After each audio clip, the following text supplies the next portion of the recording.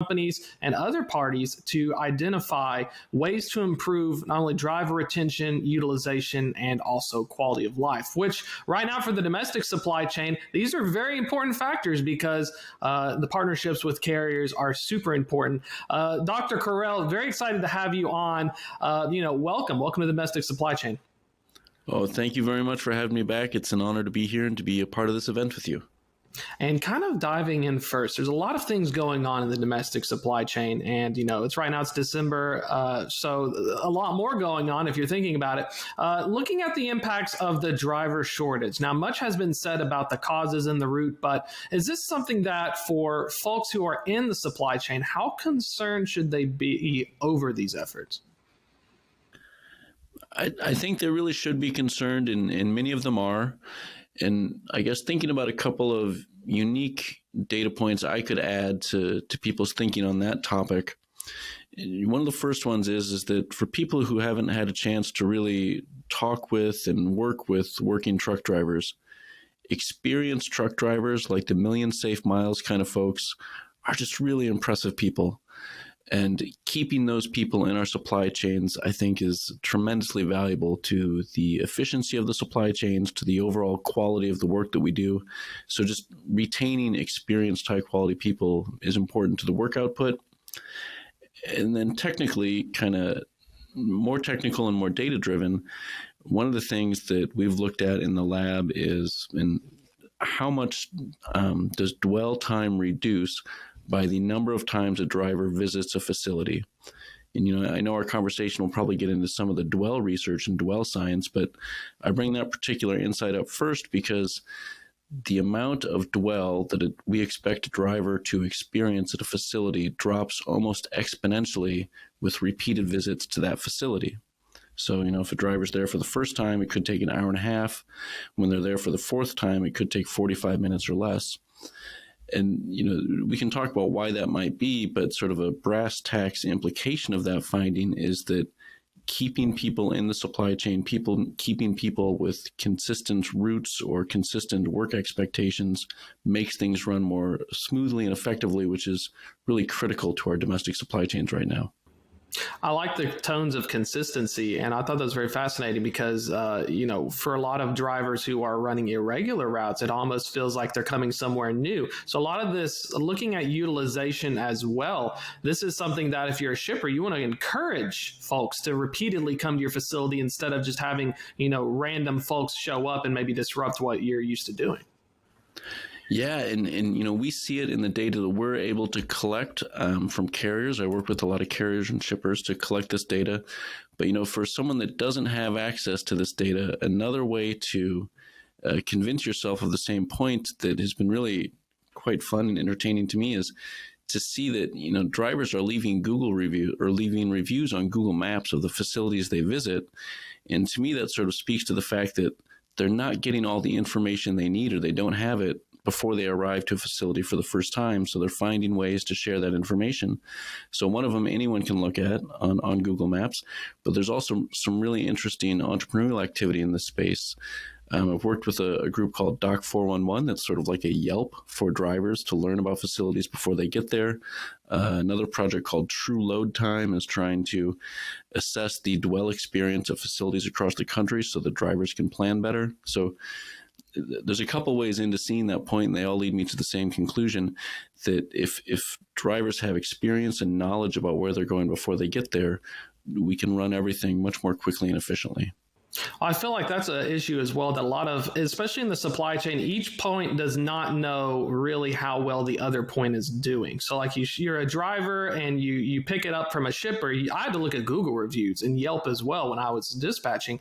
And so this is something where initiatives, if you want to become that shipper of choice, if you want to become a person who does your part to help speed things up, is that something where this visibility and the sharing of information is going to be much more important to kind of help out your partners? Absolutely. And the argument I would make, but I know for shippers, it's their own decision, but I think sharing information, good and bad. If a facility happens to have a longer dwell experience than they want, but at least if you let the driver know that, then they can plan around it and it doesn't impact them as much. We did a study a couple of years ago where we were trying to predict dwell time, and we got great prediction results. But then when we really challenged the team to look at the underlying mechanics of the predictions, the prediction was really just whatever that facility's historical dwell time is, that's what it will be in the future too. And so the joke was, people don't change and warehouses don't either. But if we could share that with drivers, no one wants the dwell to be any longer than it has to be. But at least, planners like, you in your previous role would have that information to make those plans around accurate loading time estimates, not just sort of a best presentation guess.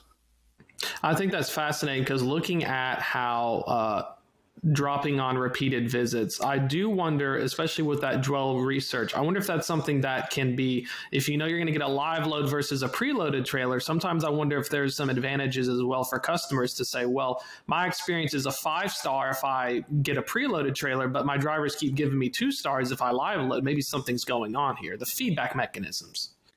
Yeah, no, absolutely. And I think the industry is evolving that way. Anytime there's a vacuum of information, smart entrepreneurial people seek to fill it. And I think those kind of feedback mechanisms are showing up on some of the third-party apps like the Uber Freight app. They're showing up in some of the other facility reviews we mentioned. I think that's something that is going to become more and more present going forward. A challenge of it, and just to be a little bit technical for a second, as I've worked on that project and even brought that project before policymakers in Washington, we've run up with this really interesting and fundamental challenge that not all of the warehouses in the United States have unique identifiers. So like if we really wanted the full-on database of dwell time or driver experience at every possible node in the American supply chain, we would have to give every node, every warehouse or factory, a unique identifier so that they could be looked up.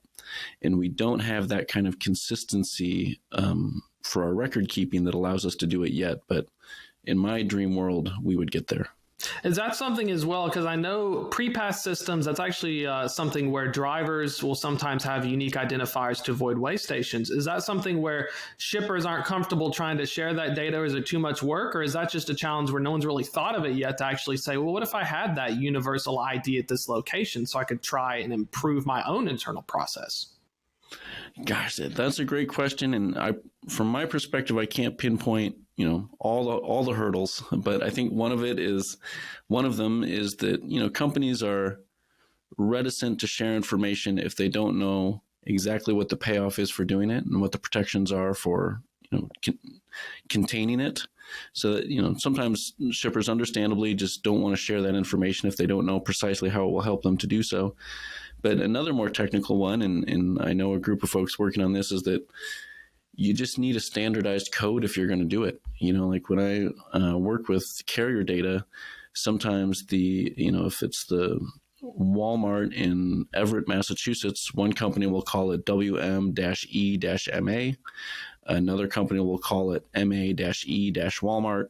There's just someone has to say, this is how we're all going to name everything. And that's a big coordination effort that it's hard to find the person with the power to do that. But there are groups working on that. There's a group called DFM Data that I think has pioneered with the ISO group some ideas around that. So that's a space I would watch moving forward.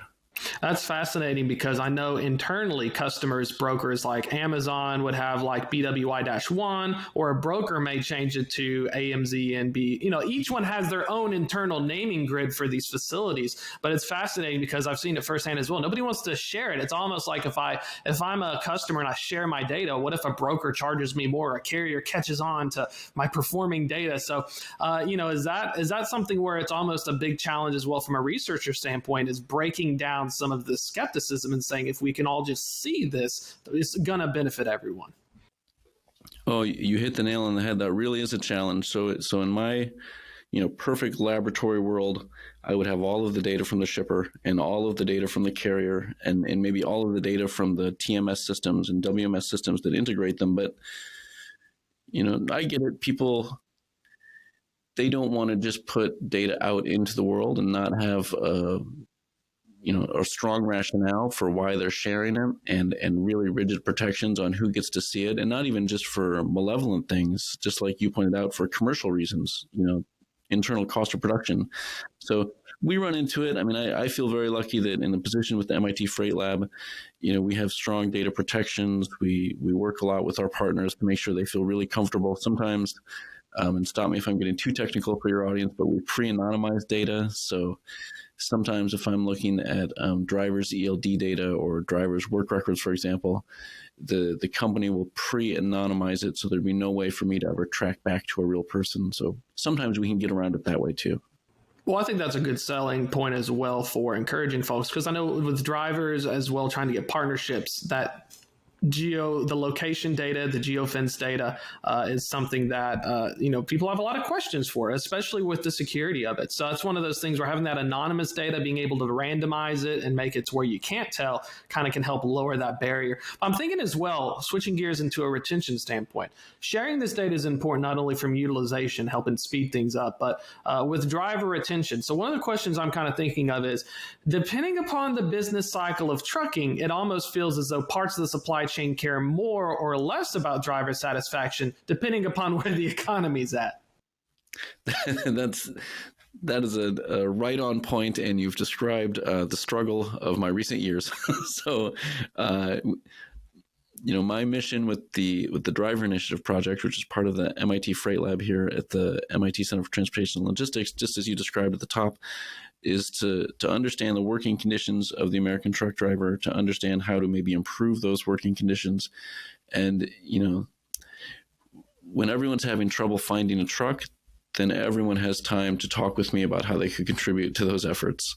In a softer market, when that's not top of mind, people prioritize other things. So I certainly see interest in these kind of efforts go up and down. On the whole, I would like to say, though, that there are, I think, the leading shippers in our industry and the leading luminaries of thought in our industry always take the longer term. And there are people who are looking past the next cycle and thinking, we've got to fix this, long term, not just short term. Would you have, so let's say I'm a transportation executive, this is the Domestic Supply Chain Summit. So if you could reach out and say to those folks who right now are probably feeling pressure because transportation costs are still high, inflation, all the buzzwords I can throw out, what would be some things that you need to be more cognizant of, especially with the drivers and carriers you're working with versus maybe what you would forget about in the past? Like, what are some behaviors we probably need to keep having that we had when it's harder to find trucks, and now when it's easy, should we keep anything and keep some mindsets going? So the first one, and some of this is influenced by the lens of my research, but dwell time reduction and dwell time transparency. Amongst their own networks, carriers know who the culprits are for excessive dwell experiences. And, I've seen it, and I know it's talked about in the carrier community. If you have that reputation, then in a tighter market, you're certainly not anyone's first choice as a customer. Another thing that we've thought about, and this is something that's come about since COVID, is I think there's forward-looking shippers have given real attention to what is their gate in, gate out experience for drivers. And, as I've walked into that world, it's sometimes remarkably unpleasant. Drivers describe feeling as though they're treated as if they're inhuman, or treated with a real lack of respect by the sort of the many people at the checkpoints that it takes to come in and out. And just as an interesting side note, I was working on that once, and I found one of those signs that is at these particular checkpoints that was sort of saying all these really frustrating and plainly disrespectful things to the driver about have your paperwork ready, don't ask questions, all this stuff. And so as I brought that up with some of my industry partners, and my point about it was, how can we treat our drivers like this? Which is still true. But my industry partner said, yeah, but the person on the other side of that desk who put that angry note up has probably been getting yelled at by truck drivers for $10 an hour for 15 years. So what that really leads me to believe is that our whole interface between the drivers and the shippers is problematic, perhaps technologically out of date, and certainly doesn't respect the dignity of the people that make the supply chain run. So I kind of went off on a tangent there, but I think what should shippers be thinking about? Think about that process. Think about how you would want your family members treated as part of the normal course of their work, and implement that for drivers, because they're telling us time and time again it's not going right for them. and there's some interesting projects there, just to be optimistic about it too. There's some really interesting work on contactless gate in, gate out kiosks, some of that led by the Consumer Brands Association that came out of COVID. Could we not have people interacting face to face for health concerns? But it turns out, actually, if it's like an airport where there's an automated kiosk, that can be both technologically satisfying to the driver to work with something high tech like that as part of their workday, and also more respectful of their time because it's just faster to work that way. So on the horizon, I would encourage shippers to think about that. And then just a couple more small ones. It's so obvious and it doesn't always get brought up, but I think it should. Just let them use the bathroom. It's a long trip. It's a basic human decency. Have a clean, available bathroom. And then a last one, since I know you've talked with some of my Freight Lab colleagues, and you talked with Angie recently, she's done really interesting work on tender consistency. Are you putting your loads out with the consistency in time that allows people to plan? I think those 4 things really add up to shipper of choice status. And I like those comments because the technology in the kiosk kind of makes me think about as well when I've had drivers call me. And it almost feels like if only there's a way you could say, hey, you're in this line. I know you're at dock 42, but you're in like 5th in line. Please hang tight. Here's our estimated time. Like those little things I think not a lot of people think about, but it can also benefit shippers in the supply chain. Do you feel sometimes that maybe the supply chain, each participant only really talks to each other when there's problems versus being more proactive in your research? Oh, that's absolutely true. And that's one of the things that we're trying to uncover next is like, what is the, so I've heard anecdotally, and so we're trying to build a data-based approach to this question, that what is the infrastructure of information flows between the shipper and the carrier? And what I've heard anecdotally confirms what you said is that, when there's a problem, there's not usually a direct line of communication between the person who observed the problem, the driver or their dispatcher, and the person on the dock who actually needs to take some sort of measures to deal with that problem. So I think you're 100% right. And hopefully if we talk in a year, I'll have some new research to really get a sense of the size and scope and solutions around that problem. Well, I think also this is a great platform and opportunity as well to highlight if you could get a wish list. I know the holidays are coming up. If we had an MIT Freight Lab wish list, what are some of the things that you'd like to tell some folks who would be potentially interested in partnering? What would you like to look into? Oh, thank you for giving me the opportunity to make my Santa's wish list. My research Santa's wish list would be around what we just described. So I've been so fortunate that the industry has been such a great partner to myself and to my Freight Lab colleagues, and we'll get data from carriers, we'll get data from brokers, we'll get data from shippers, and we can do all this analysis. But what we haven't yet been able to do is get data from those 3 parties regarding the same freight appointments. And if we had everyone's perspective on the same interactions, I think we could really start to pinpoint where the malfunctions are and root cause how we get things like 18-hour dwell experiences or more. So my wish list is to build a consortium of a progressive asset carrier, a broker, and a shipper who say, let's put all our data together on the same freight appointments and figure out what's going on. And to your point about secrecy or privacy, I suppose, which is a legitimate point from every party involved. As an academic, I always try to tell people, in no way am I going to tell you how to run your business better than you. Like, you know so much more than I will ever know about all of these operations. But sometimes from an academic side, we can be sort of a neutral third party that aggregates the data, anonymizes what needs to be anonymized, and comes at things from a different perspective that maybe opens up, new options to our partners. So that's what I hope Santa will bring me for Christmas. Well, I think it's fascinating because even my experience is sometimes it's almost an entire chain of handoffs before it reaches it, and you never know where it really fails. Was the load not tendered except 2 days in advance? Was the carrier booked another load thinking he didn't get the tender? Did the broker fail to put in the order comments? So I think that's fascinating because with our domestic supply chain, as much as we see startups trying to address issues from a commercial standpoint, there's not really the opportunity. No one's really shared as much on the academic side like they should to say, let's let some new generation of folks look into this and let's find out maybe some things that we haven't considered. So is that one of those things where we're putting it on the wish list? We're asking Freight Santa here. Hopefully it's not a few days late. I know how logistics works, but is that kind of the consortium in state where we could eventually, through good data practices, say, well, if I'm going from Ohio to the Atlanta area, from all of these respondents, this is how we could traditionally look at what this load should look like. And then here's how we're performing versus like maybe a benchmark. Yeah. Oh, that's a great point. And I like the term Freight Santa. That's excellent. So two things on that. So, and you're right, there's entrepreneurial activity in the space. I do a little bit of work with the group ISO, and they're trying to essentially be able to identify service failures within, big freight appointment data sets so that the shippers and the carriers don't have to argue. Some of that I think can be automated, and that's a space that I would really watch in the future. And on the researcher side, we'll continue to contribute to that as best we can. The other side of your point that I think is worth bringing up is that, so say we get all the data and we are able to root cause failures. Another dream of mine is, I happen to live by Boston Logan Airport, so I, watch the planes land in the evenings.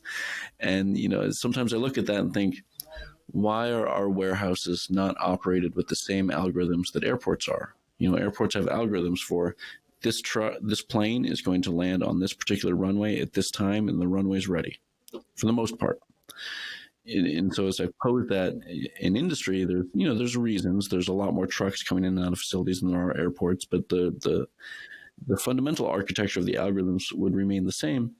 And the other challenge, I guess, thinking outside of just the data and just the algorithms and the mathematics, is that if we made an optimal scheduling algorithm, what that would mean is that sometimes I might get bumped to make room for your truck for the overall efficiency of the warehouse, of the supply chain. And if people are going to get bumped and moved around for greater efficiency, there has to be some overarching mechanism to make each party whole for when they took a hit and when they benefited from that coordination. And, as people who are attending this event know better than me, ours is a very fragmented industry. And the ability to share incentives across players is a big uphill battle compared to something like air or rail, where there's just only a few big players. In trucking, there's so many players. But something I look for in the future is the opportunity there is so high, I believe, that things like we've seen in air, like air alliances between companies, could start to exist with terrestrial transportation too, between shippers and carriers who form alliances, build these kind of data sharing agreements, and then have a mechanism for at the end of the year to make each other whole for where, one appointment got bumped for the greater sake of efficiency. I'm looking forward to the day when the driver arrives at the facility, and it reminds me, if you go into an airport, your flight's delayed or you need to go to gate 3 now. So instead go to dock 3 and we're going to reimburse you $50 because you're delayed at dock 3, but you're third in line. Here's the other trucks. One of these days, that's going to be really exciting. That's a domestic supply chain. I'm putting that on my wish list as well, actually. Oh, that's it. And we should do it, because I was thinking, thankfully, I'm not traveling these holidays. But when I do, and like you described, they do it for us. And frankly, I am not as important to the American economy as the drivers. So the drivers should be getting that kind of thing. But we're not doing it yet. And gosh, I agree with you. When we reach that day, we will really solve some problems. Final thoughts here for folks who are interested in participating, getting in touch with MIT, getting involved with the Freight Lab and helping, cutting edge research. What are some good ways to get in contact with y'all? Oh, thank you so much. So you can always find us online at freightlab.mit.edu. You can find me at dcarell at mit.edu or David H.C. Carell on socials. We're very happy to make introductions to anyone who shares our passion for these topics. And as researchers, whenever practitioners in the industry can make some time to talk to us and share with us, we welcome it. So thank you. Thank you so much, Dr. Carell. Folks, that was our keynote speaker, but hang in there as well. We have a bunch of other people as well as this domestic supply chain summit goes underway. I appreciate everybody, especially from the supply chain community as well as FreightWaves, and hope you all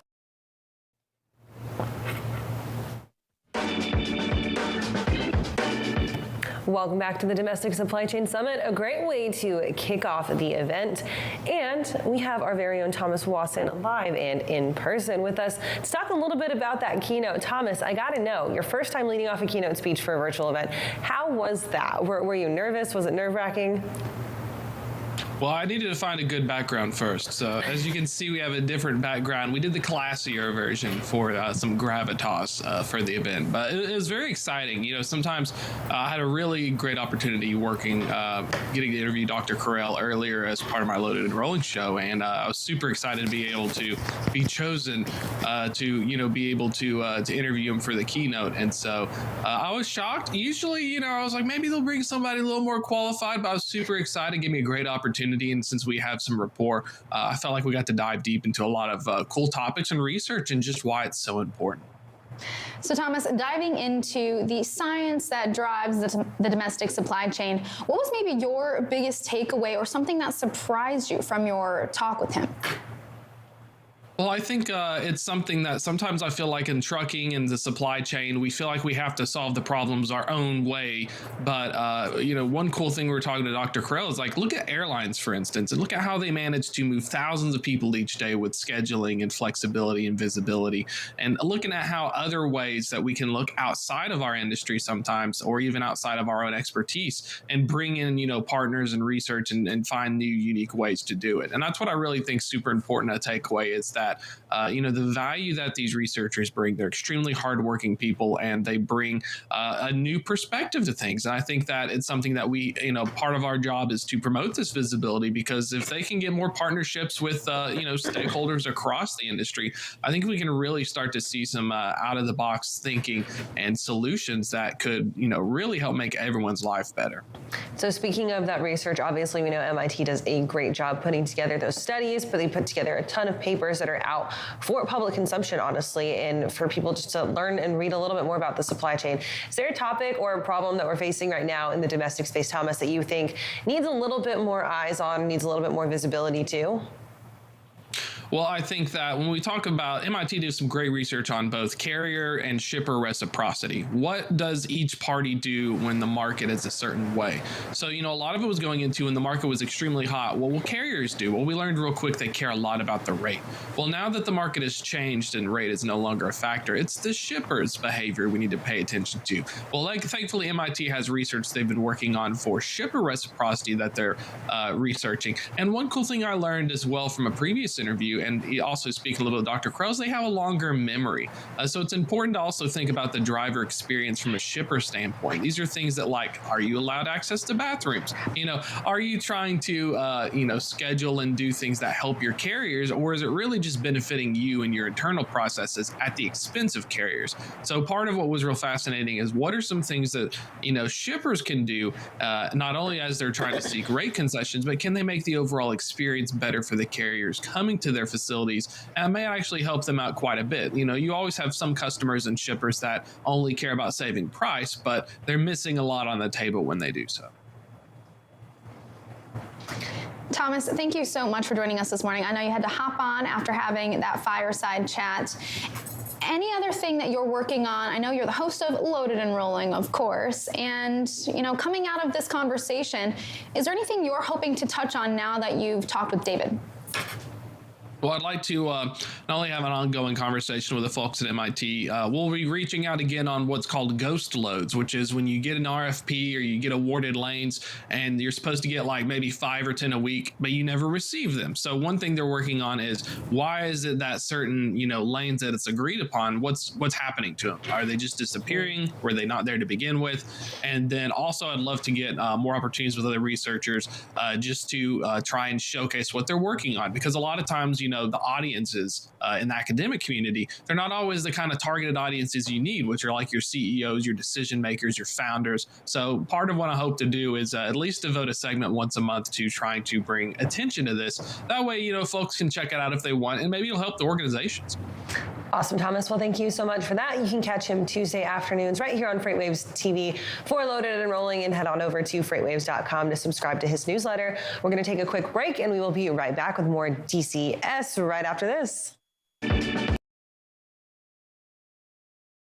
Manager or driver, you have many priorities: compliance, uptime, safety, and data management. That's why we offer a comprehensive telematics solution that integrates everything into one next-generation package. Rider Connect. Advanced GPS, full data visibility, analytics and reporting, tools that work with every vehicle or trailer in your fleet, and 24/7 support. Rider Connect. Driving your fleet into the future.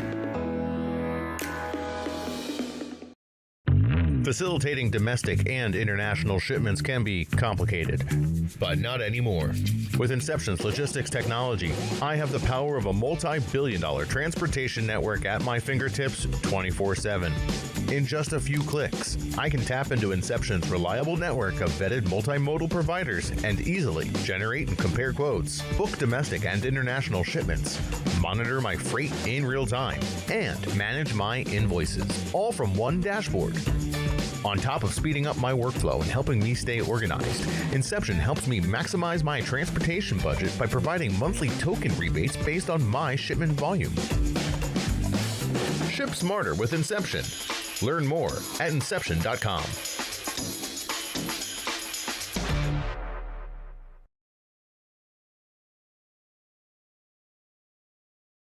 2023 Freight Tech 25 list is filled with meaningful innovators from across the industry who are helping shape what the future of supply chain will look like.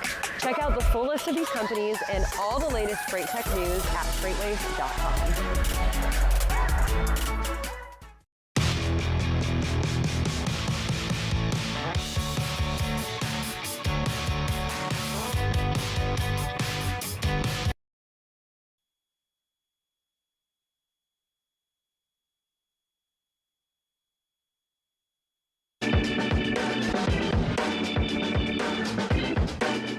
All right, everybody, welcome back to our Domestic Supply Chain Summit here at FreightWaves. A quick break there because we're just going to roll right into our next piece of content. And we've got our very own founder and CEO of FreightWaves, Craig Fuller, joining us for a special episode of Fuller Speed Ahead. Now, this is actually a really good segue into what you'll be talking about later on today on your fireside chat. Is that correct? Absolutely. So this fireside chat with Craig Fuller and Pat Martin, who is founder and general partner over at Venture 53, is going to touch a little bit on the broader supply chain landscape of venture capital right now and what it kind of looks like. I'll be diving a little bit more specifically into freight tech and VC later on in the show. But this conversation is something that, of course, is very near and dear to Craig Fuller as a serial entrepreneur himself. He loves talking venture capital, loves talking VC and freight and supply chain as well. So this one should be super interesting.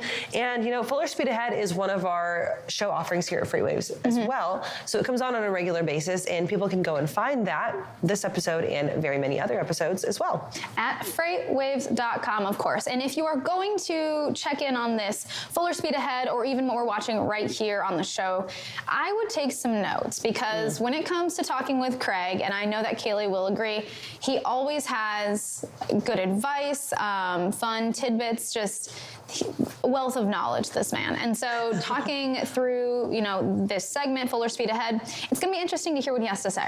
Absolutely. So, of course, as Cindy mentioned, if you missed this, you can find it up on freightwaves.com. We've got written recaps going up there thanks to all of our lovely writers. You can also find the video on demand after the event at tv.freightwaves.com. Same thing goes for all of our events, both virtual and in person. That's where they live. You can also find episodes of our regularly scheduled programming there as well. So maybe you're missing your FreightWaves Now on your Wednesday morning. Go watch yesterday's if you really want that. But if you are here, we thank you for being here. If you're not with us on live.freightwaves.com on that live events platform, get over there. Get over there and also make sure you're registered so that you can get our next gift.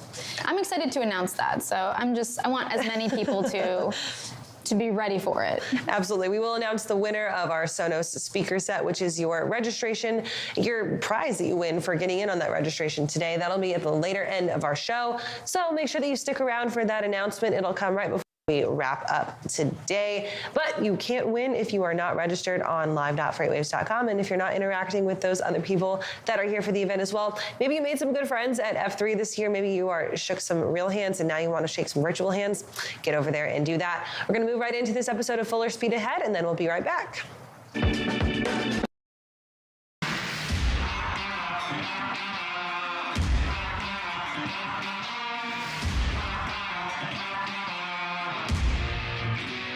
Welcome to Full Speed Ahead. I'm Craig Fuller here with Pat Martin. Pat, you've got really a big background in the trucking business, but you also have started a new venture fund. Would love to hear about that. Tell us a little bit about what is keeping you busy in all of the roles that you play in this industry. Yeah, thanks for having me, Craig. I would say that, probably 2010, I got really excited about freight tech. Wasn't even really a term then. But by 2016, I was probably doing some crazy things and investing in, of all things, startups. And in particular, software being sold to shippers, carriers, and 3PLs. And then thought, I would invest in where I felt like I could really help. That's where I'd make those investments. And, it's been really 7 years of a lot of fun. We've had a few exits, some good ones. And so I decided to, go ahead and take that jump and start a venture capital firm. And so we raised a small fund, $5.4 million to start out. Had a lot of interest in that, and it ended up fund 2 being $35 million. So all of a sudden we were in the game. Kind of what's been fun about it is a lot of the guys I've connected with over the 20-some years in this business are all the LPs. So it's a supply chain fund, pure play logistics with, the people that I believe, 38 people, most of them which are driving or shaping a lot of the trends in this industry. So just a lot of fun and, a bright future and probably 2 or 3 decades of automation going to happen to this industry. So it's exciting. So Venture 53 is the fund that we're talking specifically about, which is a freight tech oriented fund, but it's sort of spun out of your role in the trucking business at one of the large LTL carriers. Yeah. So I've spent 21 years at the same company, Estes Express Lines. I'm our corporate VP of sales and responsible for all sales at Estes across the LTL company is in the strategies of our other, subsidiaries. So, I just saw so many trends and have so many connections and have spent so much time in this industry. It was, it was exciting for me to be able to just kind of connect a bunch of dots because what these entrepreneurs really need is help. And that's where I've spent my life the last 21 years is in, talking to shippers and talking to third parties and spending time with carriers. And so it's kind of a full circle, but a lot of fun. So when you invest in companies or have historically invested in the companies, particularly the first fund when you guys first got into it, I imagine it was invested in companies that solve problems that you guys saw at Estes. Is that sort of the original concept behind the investment arm? So I would say I would see these problems and they would apply to Estes for sure, right? Like the first fund that we did, we invested in My Carrier, eDray, and Emerge. And those are companies that are solving problems. Like we use Emerge in our line haul group at Estes on the purchase transportation side. My Carrier is a partner with Estes now. eDray's not, but eDray solves a really complicated problem on the drayage side. So when you see these problems, there's no question that there's a parallel to, some of those are problems that Estes will be facing. So, I would say, yeah, for sure. You also invested in Trucker Tools, which had an exit last year. Yeah, we invested with old Prasad Galopoli over there, which was an amazing run. I mean, you think about why you do some of the things you do in life. I've had a pretty decent career along the way, but, when you exit out of something like Trucker Tools and you get those large checks, I was way more excited for Prasad than I was for myself. I mean, when I met Prasad, he had a fiance in India. He was down to his last penny trying to build this thing. And over the last few years, really took about 5 years. Now he's married. He has a beautiful child and doing great. I mean, his wife's here. It's just... He's a multi-millionaire with an exit, which, there's a lot of millionaires in freight, But it's even rare, or it's rare to find folks that have been in venture capital backed freight tech that have actually successfully exited a business. Prasad is one of those folks that actually has seen it to fruition. Oh yeah. Very, very interesting product. I mean, you think about like today, I would say supply chain's the most fragmented industry there is. We're not even really at visibility yet. So you start fast forwarding over the next 5, 10, 15, 20 years, this concept of connected supply chain becomes a reality. And it's, in my mind, completely disconnected today. I mean, P44 is doing a great job out there, building that thin layer of visibility, but there's really not good visibility to everything today, much less any real, automation or machine learning, AI being used at any scale. So it's I like to call it a modern day gold rush because, we'll look, people, the next generations well into the future will look back on the time we're in right now and say, wow, life changed more than it's ever changed in the time we're living right now. I mean, I really think it's the Industrial Revolution or whatever they call these things of the past. They're going to name this time something, age of the internet or whatever. But this is an exciting time where there's going to be so much change in our industry in the next, 1, 2, 5, 10, 15, 20 years. So, Pat, I think Steve Case calls that the third wave, and the wave that we're currently in. If you think about the evolution of the internet, the first wave was AOL, which he was a part of, sort of bringing everybody online. The second was big data, social media, Google and Facebook and Twitter all sort of came out of that generation. And now we're in the third wave, which is bringing the analog economy, the brick and mortar economy into the digital age, which supply chain is by definition a participant in the analog economy. I mean, you still have to move freight from point A to point B, and it still requires manual work, even if it's digitized. And that's really the power that's going on with supply chain. I'm interested in sort of getting your take. So you developed this fund, sort of spun out of what you saw at Estes, Venture 53, that there is some relevance to that name. Tell us a little bit about how you came up with the name. So my partner in Venture 53 is a gentleman named Dan White, who's Chief of New Revenue Streams at Coca-Cola. And he's one of the most creative marketing guys I've ever met. I mean, I think he's a genius. And so he came up with that name. And the 53 is the longest trailer that you can put on the road.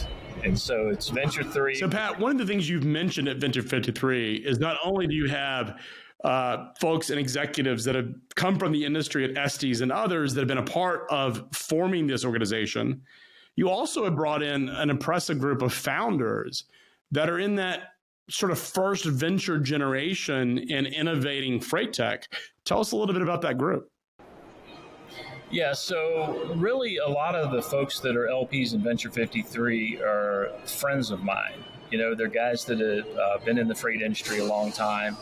And like you said, they've done the startups, they've had exits, they've done things. But they're guys like Andrew Leto, Jet McCandless, Jack Holmes, Rob Estes, some of his family members.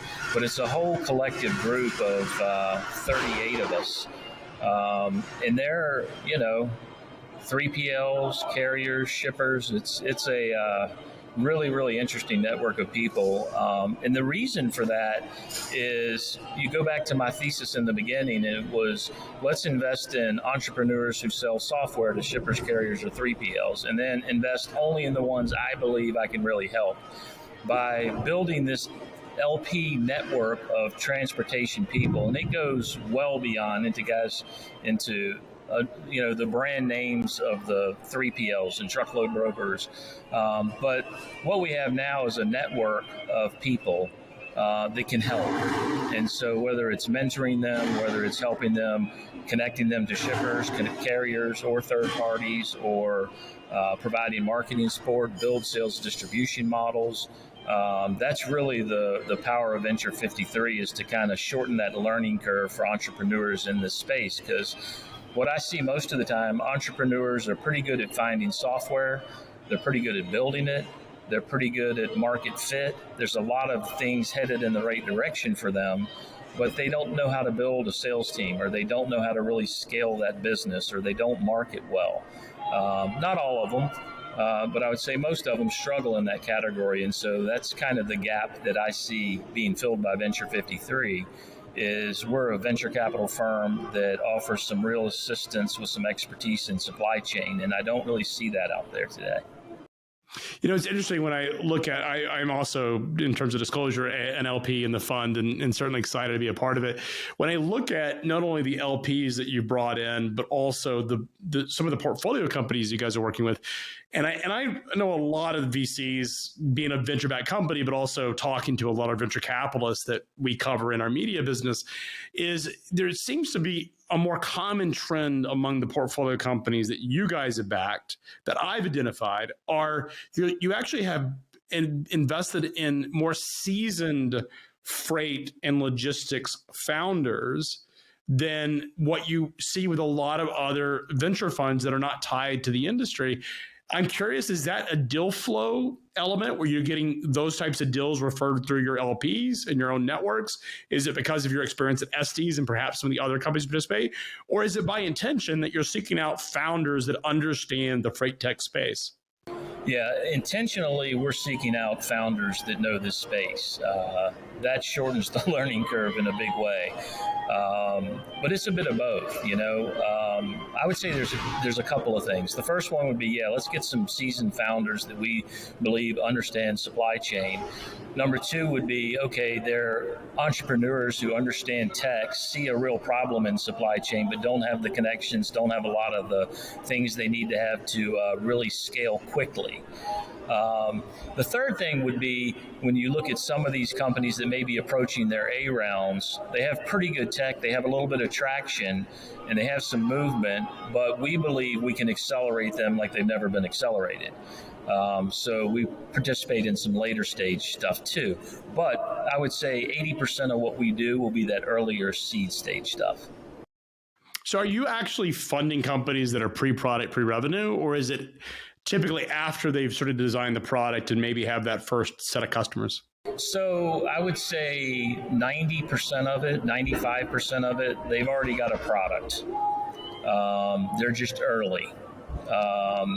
We have no one in our portfolio today that started with nothing, but we're in talks right now with a couple that we will likely invest in that really don't have product built, but they have a really good idea. And so those are some things I've been watching for not just a few months, but for a long time.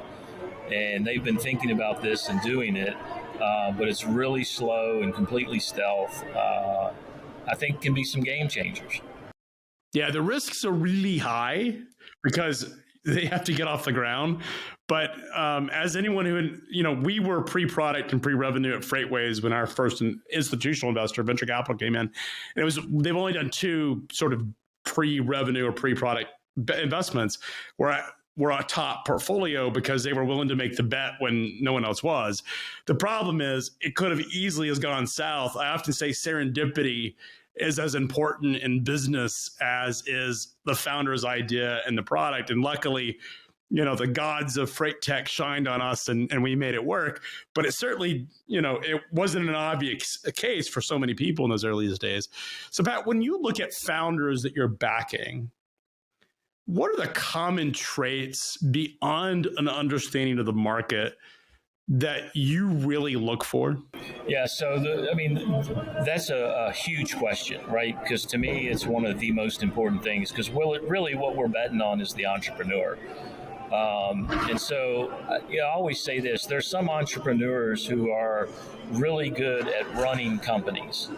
But if you look at most good entrepreneurs, someone else is really running the day-to-day operations of the company. They're smart enough to know, my forte is not doing all of this stuff. They're great visionaries. They're great at product. They're great at some things. But running a company is very different than having an idea, starting a company, and thinking you can run a company. There are very few people that I think can run companies real well that founded them.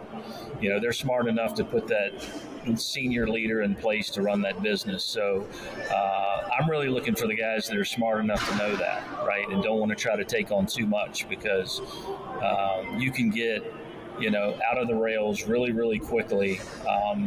The other interesting thing I would say too about the earlier stuff is the exits that we've had so far on the angel side. I would say that there's probably not a venture capitalist in the world that would have invested in those companies. Like when you look at doing due diligence and looking at what they're doing, how they're doing it, you probably would take a pass, which every venture capital firm did on those companies.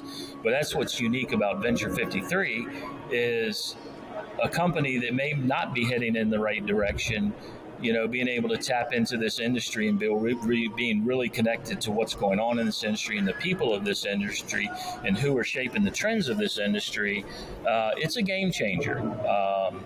Now, I'll say this, other than supply chain, we know nothing. So we can't help anybody except in supply chain. So you're staying strictly in supply chain, hence the focus, which is a massively big market and quite expansive. I am curious, though, there's been a lot of new products that have entered the market, but over time, we start to see common trends. I mean, unfortunately, one of the features of supply chain is that it's a massive market with a lot of little tuck-in niches. But over time, to an outsider, solutions start to sound very similar. You have payment companies that are dealing with payment, pre-bill, and audit. You have automation companies. You have visibility companies. Where do you think there's opportunity that you're excited about that maybe isn't currently staked out? Venture 53 is a 7-year fund. A lot of other funds are 10-year funds. So some of our competitors out there are looking longer term. We're looking a little shorter term. But longer term, there's certainly robotics, robots in the warehouses that you see now that aren't really perfected. I see that. I do see autonomous trucking one day. I don't think that's coming anytime soon. But there's a lot out there. I would say the thing that I'm most excited about would be the stuff around real artificial intelligence and machine learning and how you actually use that data and using robotics and things like that to make humans more efficient before we're starting to replace people. I think we make them more efficient first as we tend to go down that path of automation, which you and I know is going to take a long time in this industry. Oh, for sure. I mean, that's for some of the more speculative lottery ticket type investors. Like, it makes sense that Google has launched Waymo, and even some of the SPACs that are highly speculative, someone could make a bet that's 10 years out. Now, whether or not those end up making it, these are, again, pre-product, pre-revenue companies that actually require lots of capital. We talk about the risk profile. It's very substantial. Someone's going to make an enormous amount of money by getting that right. It just may not be you and I, Pat, because I'm certainly not invested in autonomous trucks. It sounds like that's some time out. But I am curious, the things that you're most excited about when you look at what you're currently invested in or would like to invest in, what are some of the trends that you really are truly bullish on? So the final mile segment is a super exciting segment to me. It's that and drayage are the two most fragmented things out there, along with truckload, right? So when you start looking at markets, who would you point to as the greatest final mile carrier there is out there? And I think if we ask 10 different people in the industry, you'd probably get 10 different answers. So I look at UPS and FedEx and how they do business today from a parcel side. I think that gets disrupted in the future. Yeah, they have big networks, but they're also big fixed cost networks. And so I'm bullish on these gig economy drivers that are out there delivering freight. Very, very big on that. So, we've got 4 different kind of final mile companies in our portfolio, more complementary than competitive. But I'm excited about that space. I'm excited about, I guess when you think about it, like from a early stage side, I'm excited about that AI and machine learning that I mentioned before. I'm really close to a couple of companies who are eventually going to come out and start raising some money that are solving some real problems. I'm interested in that. But I'm also interested in anything that makes companies' lives easier and more efficient and are easy to implement and easy to onboard, and the value proposition is really, really clear. So it spans so many different little things. It's finding those niches that solve real problems, and they can be simple or they can be very complicated, but they have to solve a problem, and they have to be a shorter selling cycle, and they have to be something that can be onboarded quickly, get value quickly. It's those kind of things that are easier decisions for people to make when they're buying software. If it's complicated, it's going to take a while. And if it's going to take a while, it's hard to scale. Yeah, Pat, just so our listeners are aware of what's happening in the background, you're not in a warehouse. You're also not in the middle of downtown Chicago getting shot. You're at an airport waiting for a flight. Yep, so I'm in Orlando. I've been out on the road for 3 days visiting terminals, doing state of the company addresses and spending time with drivers and dock workers and the clerical staff, and headed back to Richmond. Let's see, it's 1:14, so I got a 2:30 flight. So I'll be headed back to Richmond and back at it tomorrow. And I apologize for the noise. This is the most quiet place I could possibly find in this airport in Terminal C. Well, Orlando's a busy airport this time of year, so it makes sense. Well, appreciate you coming in to join us today. I do have a couple more questions before you go. What has Silicon Valley gotten wrong in the investment thesis that they've made, in your opinion? So they've been at it for really, we'll say 8 years, actively investing since 2014.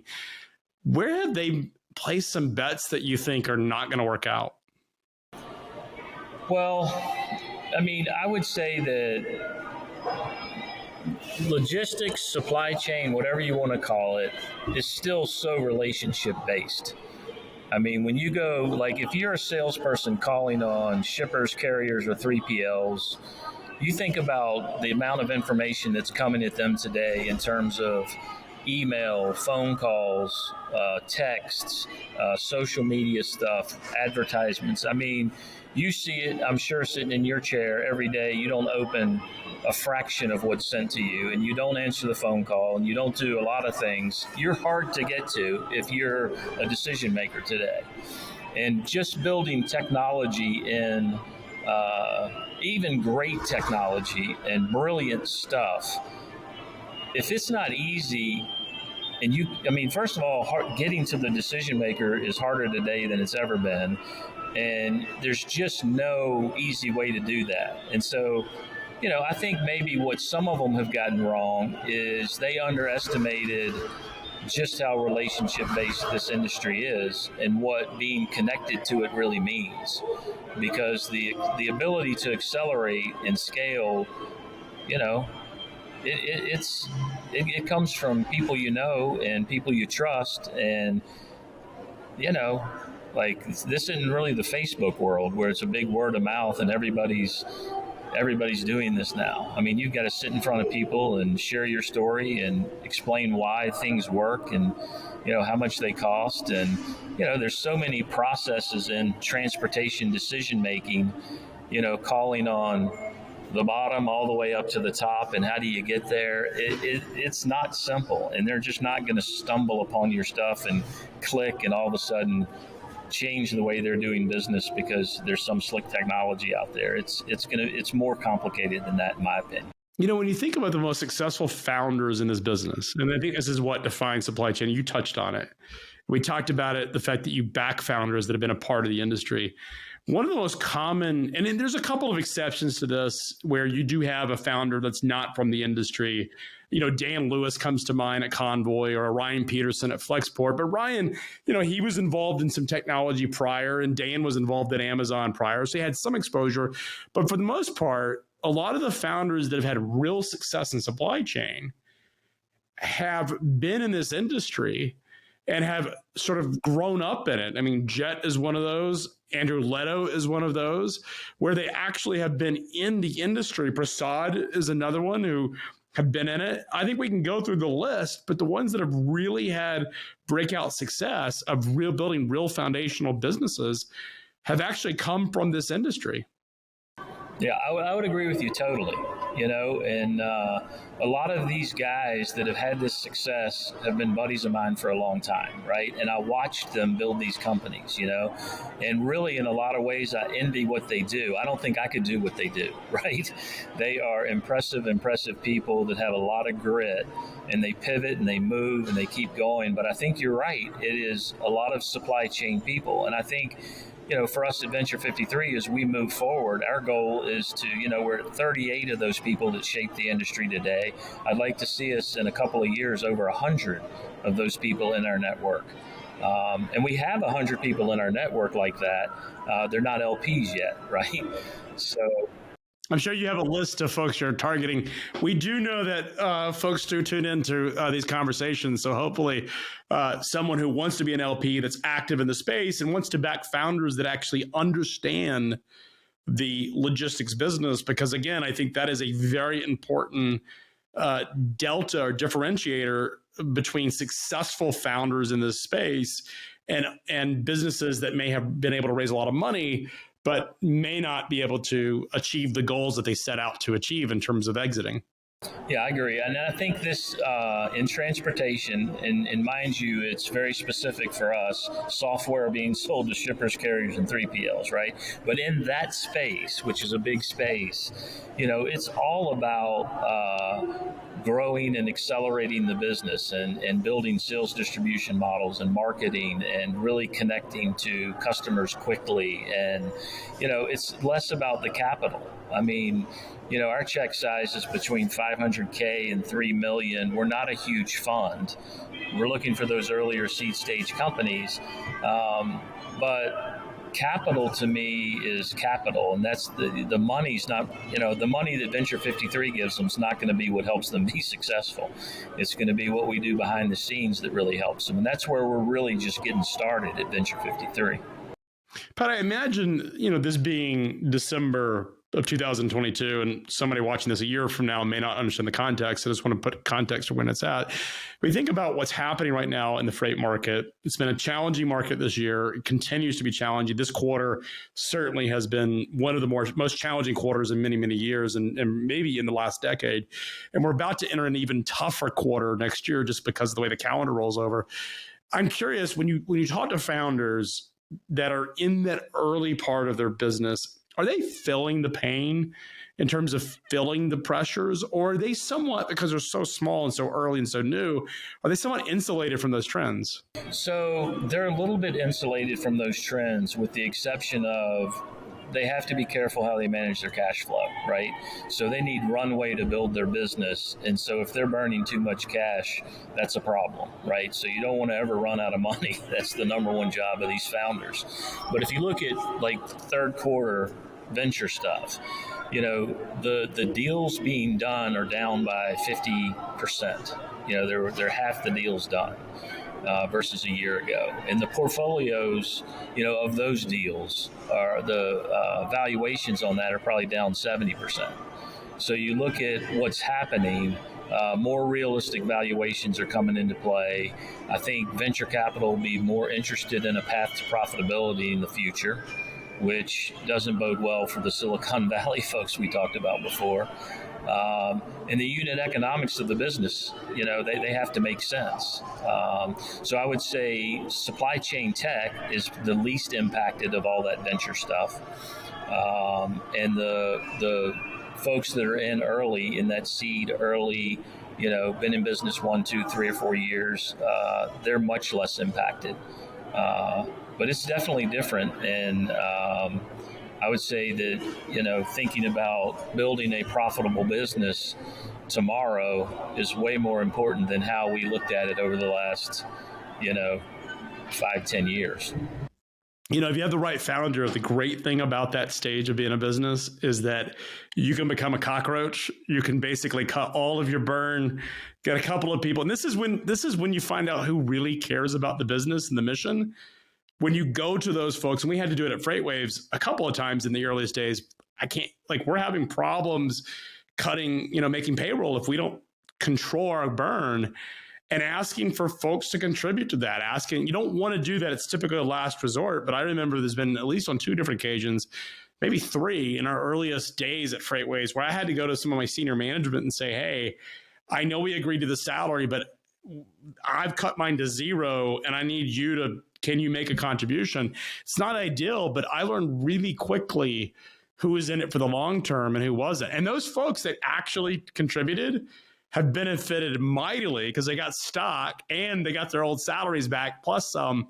And it really demonstrated, I think, a long-term commitment to the business. And I've never forgotten that. I mean, it's a formative deal, but this is an important time for founders to, if you have to do that, to really know who's on your team long-term. Because if you don't, I think you're carrying a lot of weight that you're not going to need. One of the things I always caution founders that reach out when they are having a layoff or a reduction in force or having to make tough decisions, I always remind them, and then because they want the perspective of a media person, what is this going to mean? What are people going to think? What are the rumors? They're like, look, yeah, for a couple of weeks, it's going to be a short-term blowback, but in 3 to 4 weeks, there'll be a new story, a new company to talk about, and everyone will have forgotten about that challenge. So go ahead, take the action. And it's, as a young company with not a lot to lose, might as well make those changes now.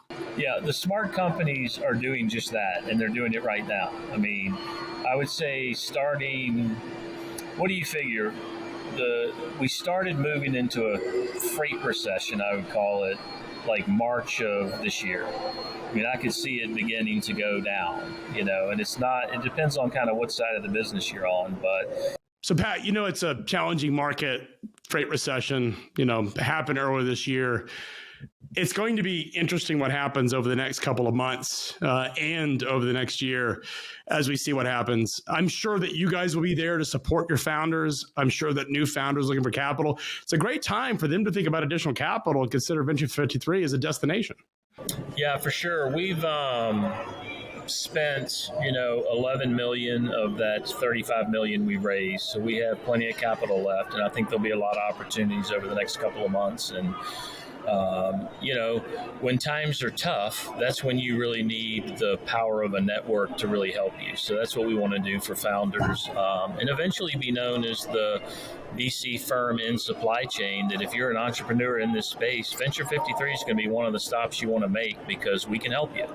And so that's what we love to do. And we look forward to doing that with a whole bunch of people. So exciting times ahead for sure. And whatever it brings us, from an economic standpoint, we'll just get through it like we always do. It's just what you got to do. Well, Pat, appreciate your time today, and best of luck catching your flight and closing out the year. And best of luck to your portfolio companies as they sort of navigate these changing tides and direction of the market. We're coming up. Future of Supply Chain is coming up in Cleveland, Ohio on June 22nd to June 23rd. If you're interested in what the future of supply chain looks like, be sure to get tickets. They are available now. We have a great lineup and great entertainment. Cleveland's an incredible city in the summer. Highly recommend that you show up. We're going to really dive into not only venture and innovation, but all the things taking place across the supply chain. So we'll see you there. And with that, we'll connect in the future.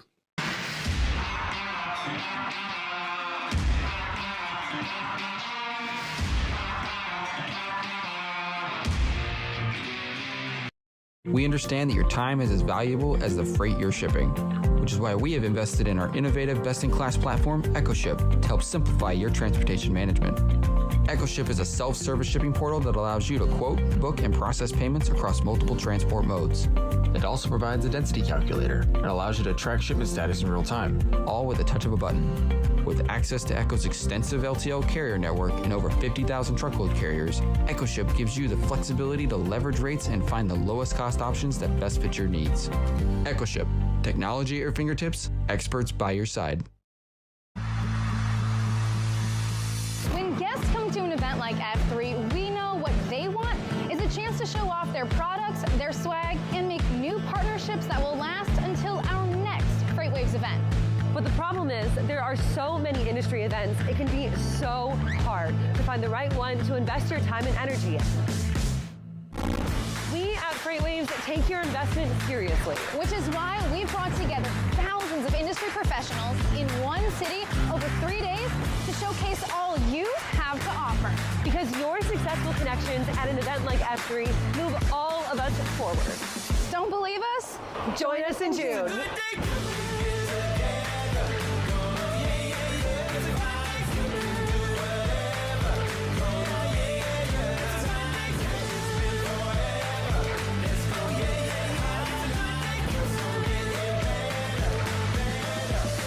It's a good day coming.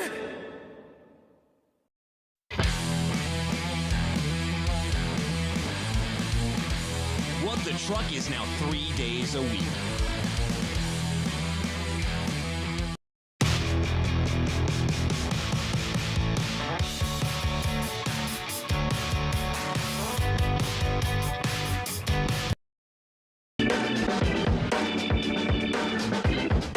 And welcome back to our Domestic Supply Chain Summit here at FreightWaves, our very last virtual event of the year. I would say that we saved the best for last, but I'm not going to lie, I'm still kind of stuck on F3. Oh, I know, me too. It was just way too much fun, way too much to do. We had such a good time up there. So, of course, if you missed any sessions from that, or if you missed any sessions from our virtual event today, you can find them all on demand. And you know what? You don't need to miss out, because going forward, we already have your 2023 scheduled and planned to the T. Our next virtual event will be coming up in just less than a month, if you can believe it. January 12th, we will have the Sales and Marketing Summit here. So get ready, get prepared, get excited, and get registered, because holla, it's free. So make sure you're jumping on to freightwaves.com. Like Kaylee mentioned, we already have our events for the next year scheduled out. So you can take the time to see exactly which ones you want to go to and make those plans. You want to get there, you want to make the plans, we want to see you, and we want to hear from you. Absolutely. So, of course, for today's event, the Domestic Supply Chain Summit, talking all things supply chain here across the United States. We're going to get into some more fireside chats in this block. But before we get there, we've got to give a big shout out once again to our sponsors of the day. These events don't go on without support and help from our partnerships. So let's thank our universal sponsors today, Geotab and Ryder, our regional sponsors, Echo Global Logistics and Inception, our content sponsors today are Leaf Logistics and Transfix, and our live stream sponsor responsible for what you guys are watching right now is Roadrunner. So a huge thank you to those guys for your support on this Domestic Supply Chain Summit, as well as for your support through all of our events this year. We did not have as good of a 2022 without the help from these guys, so thank you, and hopefully we continue to see partnerships going on into 2023. Absolutely could not have these events without these partners. So jumping into our next fireside chat, we're talking with Rob Pluta and Stephanie Volker from Geotab, of course, one of our top sponsors. They're talking about connecting fleets and today's capabilities and tomorrow's opportunities. So you definitely don't want to miss that one. Following that, we'll have a company spotlight, also from one of our sponsors here. We've got Ryder with that company spotlight. And then Rachel Premack, our editorial director, is here with her fireside chat, all about supply chain disruptions and how they've altered shopping for home goods. So this is going to be really interesting. We've got Jack Echeverria with us from Castlegate Logistics. Rachel will have that really fascinating fireside chat as well. Then we've got plenty more content coming up. So stay with us. Let's get into our next fireside chat.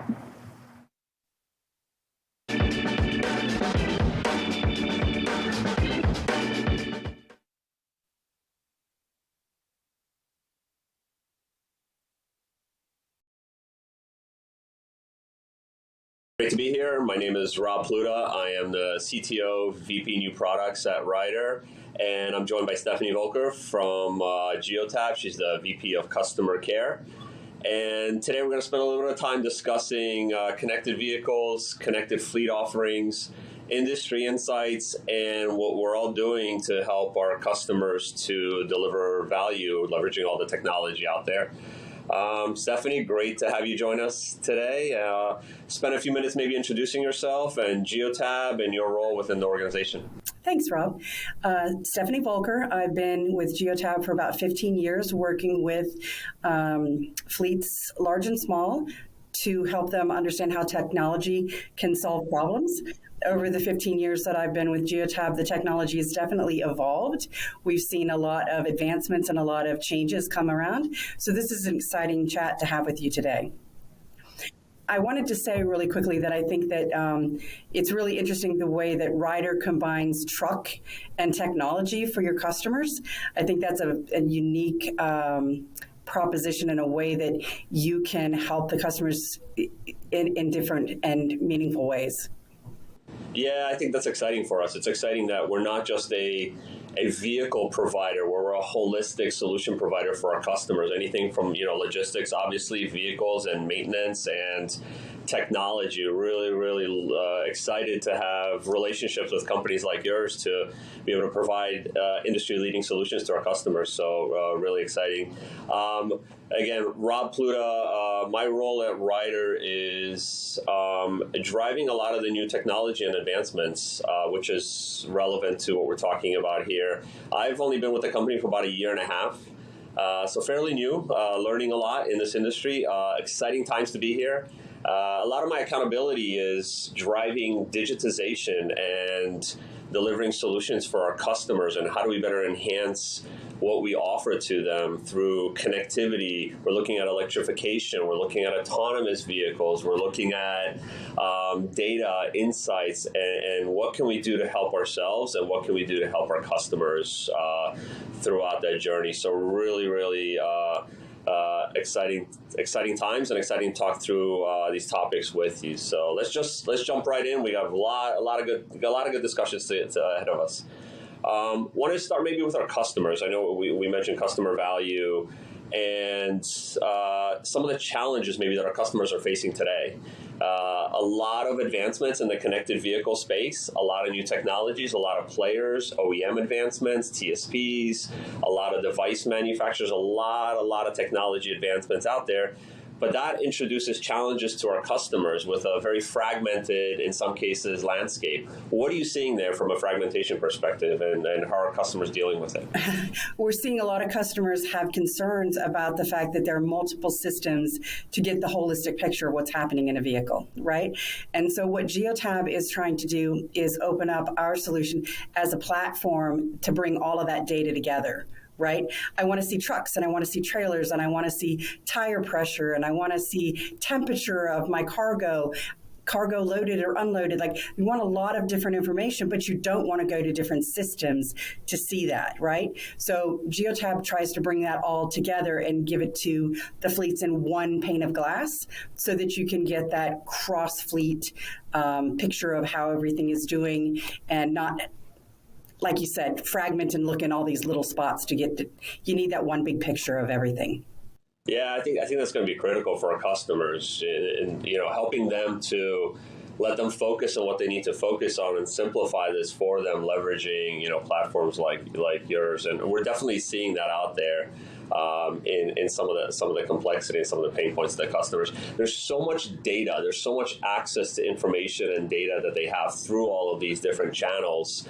What have you seen from customers being able to take that data and actually transfer it over to insights and maybe get into as far as maybe predictive analysis and getting ahead of certain things happening? How are customers doing that today? So I think that fleets need to have a data strategy, right? Even a smaller fleet that standalone with 10 or 20 vehicles, for example, they need to understand what data can do for them and be able to, start to use the tools to sift through that data and find the value. We have an example where we did electrical system ratings, where we took all of the vehicle breakdowns from a particular fleet over a long period of time and tried to isolate what was happening in the vehicles before they had an electrical system failure, right? How do you identify through machine learning that something's happening in the vehicle? And then, like you said, how do we get predictive about that so that we can go and prevent that vehicle from taking a route that day, run an electrical system PM, and see what's going on? Batteries, alternators, starters, all of those types of things can contribute to roadside breakdowns. But if I can prevent that from happening, that's a significant savings for a fleet. So you take the data that we collect from the vehicle to determine through machine learning what's happening and then get to that predictive state. That's just one example of how fleets are using the data today.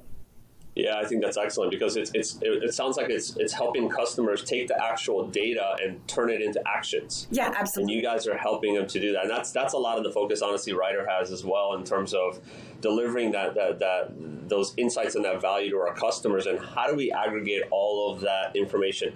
Some of our customers have really vast fleets of vehicles, really mixed assets out there, and how do we bring all of that together and really surface the important things to them and surface the actions that they really need to act on and the information that's important. So it's really interesting.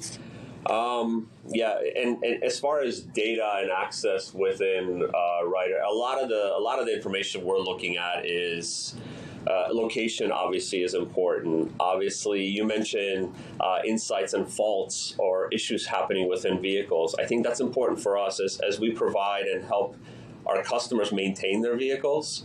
That information is critical for us and how we can get ahead of some of the things that we know are happening or about to happen, and how do we ensure vehicle uptime for our customers, which is critical, right? It's critical in their business. So leveraging some of that data and information for us is really, really important. Yep, it sure is. And I think that fleets are looking to do more with less in 2023 especially. So we're trying to find ways to get those insights and those actions surfaced so that you're not sifting through trying to find all those little nuggets of value. We try to serve them up to you in our analytics insights and things like that to help make it easier to drive the value out of the system.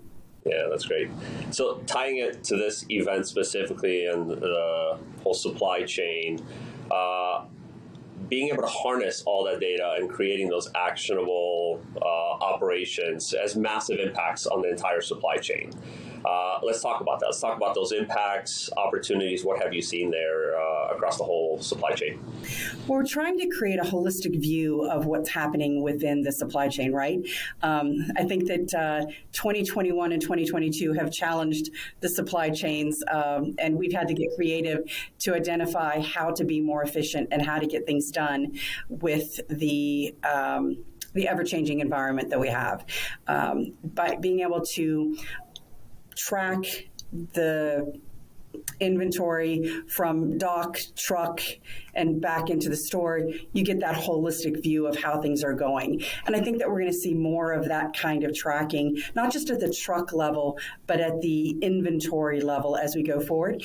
And we're going to get more of that just-in-time inventory because we're being forced into it by the current environment that we're in, the supply chain constraints and concerns that are out there. We're building smarter solutions, I guess, is the answer. Yeah, that's great. Some of the opportunities we see here at Ryder also is leveraging that data and making sure that we have visibility into that life cycle of the vehicle and really being able to identify not only those issues as mentioned earlier before they're happening, but things like rentals and things like replacements, subs for those vehicles, just to make sure that we're able to leverage the information and know more about what the customer is doing, where the shipment is going, and being able to supplement and inject the right vehicles or opportunities as needed to continue optimizing their supply chain efforts. So, over the last, I'd say, let's look back at the last year. What have you seen from wins, successes, maybe best practices that you could share from other customers that others can take back to their own organizations? I think we're seeing a lot of organizations trying to maximize the assets that they have. We're talking about some of the supply chain constraints. I don't think that vehicle replacements are as readily available as previous years. And so I think for those reasons, fleets are turning to Ryder to rent, augment their existing fleets, especially like the holiday season and peak shipping times. You just can't count on being able to acquire a new vehicle.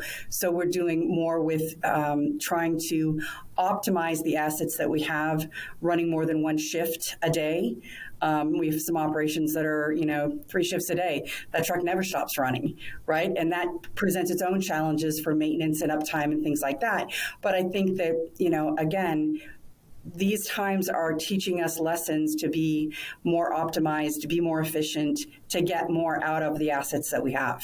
Yeah, that's great. I think to add to that, some of the maybe wins or efficiencies that we've seen also is around driving efficiency, maybe in automation with our customers, leveraging the information and the data from the vehicles, and being able to streamline, inspection processes, and really having a single place where you're doing something and all of that data communicates with all the right systems as necessary, whether it's odometer information, whether it's billing, whether it's IFTA, whether it's any of those other dependencies that our fleet operators have to deal with. It's really taking advantage of that data and make sure it ends up in the right place and having all of those integrations built out. And I think we've seen a lot of successes where people are doing that well and they're driving efficiencies within their organization that way. Yeah, I like to think of it as you want to drive the vehicle. All that other stuff has to be done to do it within compliance, but you want to streamline it such that the driver's limited level of effort so that they can focus on driving the vehicle and delivering the goods. Simple as that. That's exactly right. So talked a little bit about the fragmentation and the landscape. A lot of technologies entering the space. Is there anything specific that you're excited about that you've seen that really is up and coming? I don't know. It's not necessarily new, but I think there's a lot of interest in tires. Right now, there's just a plethora of solutions that are available. I've seen tracks that you drive over that'll give you tread depth, tire rotation to calculate tread depth as the tread changes. And there's all kinds of technology that's being experimented with right now. And I think this is really interesting because the one thing that's constant, whether you're driving an EV or an ICE vehicle, the tires. Everybody has tires, right? You got to have rubber on the road. And so however we can keep that tire properly inflated, keep the tire, from having a blowout and such, keeps the wheels rolling, right? It's all about the efficiencies, whether you're trying to improve MPG or range on an electric vehicle. Properly inflated, properly spec'd tires are critically important. And so I think you're going to see a lot more technology around that space. A lot of cool stuff going on right now. Yeah, I think, specifically to the tire pressure topic, there's opportunities around analyzing and getting insights from what's happened based on fuel mileage impact, maybe how the vehicle is being utilized, but also real-time actionable insights that a driver can get. How do we get ahead of it and prevent something happening if we see an issue happening with one of the tires, getting ahead of it and really providing some of those actionable insights back to the drivers in real time. I think that's a key opportunity there. Absolutely. One of my coworkers calls drivers an unreliable witness, right? Because we know that drivers will drive with a check engine light on. Yep. So we need to have a tire solution that not only alerts the driver in cab that there's something going on with the tire, but also alerts, the supervisors that when that truck comes back, we definitely need to take a look at things as well. It's a kind of a twofold approach. Yeah. So you mentioned EV a few minutes ago. Let's talk a little bit about sustainability. With everything our fleets are managing and, complexity and landscape and operations, a lot of companies have sustainability and environmental goals as well. So what are you seeing there in terms of companies driving those goals, and how is vehicle connectivity and data and insights playing a role in that? I think that EVs present new challenges. I don't think we know everything that we need to know about electric vehicles yet. Obviously, the whole concept of not being able to go and dump gas in it, you have to wait for a vehicle to charge up, changes how we operate our fleet, right? We have to be more prepared earlier to make sure that everything is properly charged, everything is done right. And then just speaking to the chargers, if you want to electrify a fleet, let's say a 25 unit sales fleet, just to put chargers in the lot to run 25 chargers, you're going to need to work with your electric utility in advance to make sure that you can source the energy that you're going to need to sustain those vehicles. And these things take, sometimes years of planning to get ready for. We think, oh, we can just go buy an EV, but it's going to change our operations pretty significantly. And we need to make sure that we've got the right chargers, we've got the right access, we've got the right space, all of those things. So it's going to present new challenges. I think it's exciting, but it's definitely going to be different.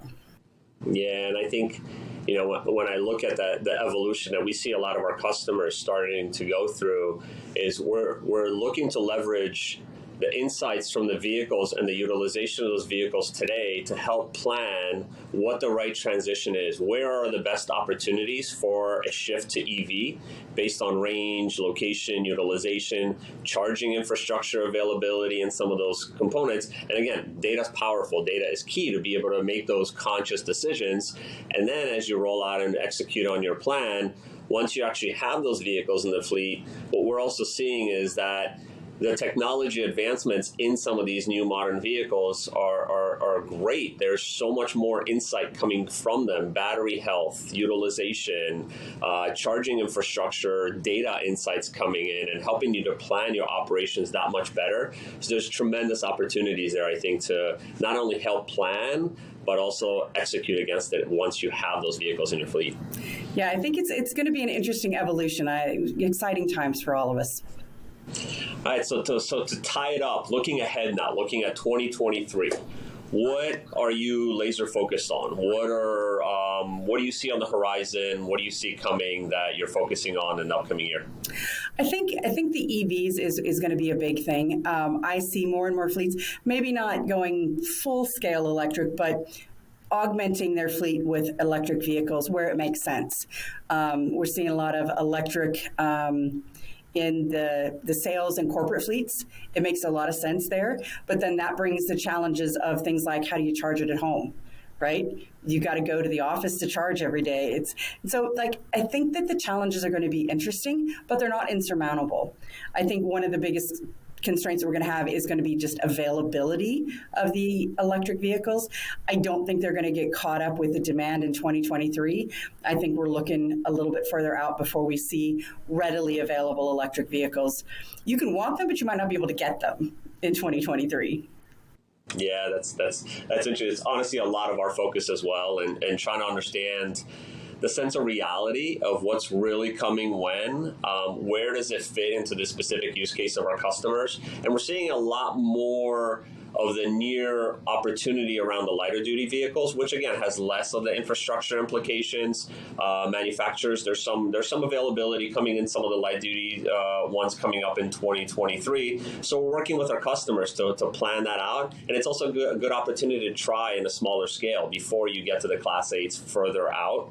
But for the smaller vehicles, I think right now with range and payload and cost, it seems to be a little bit more in line. So we're very excited about some of those opportunities. But again, leveraging all of the information and insights from current operations to help have those discussions with our customers and help them plan out the right shift, I think is critical. And all of that takes data.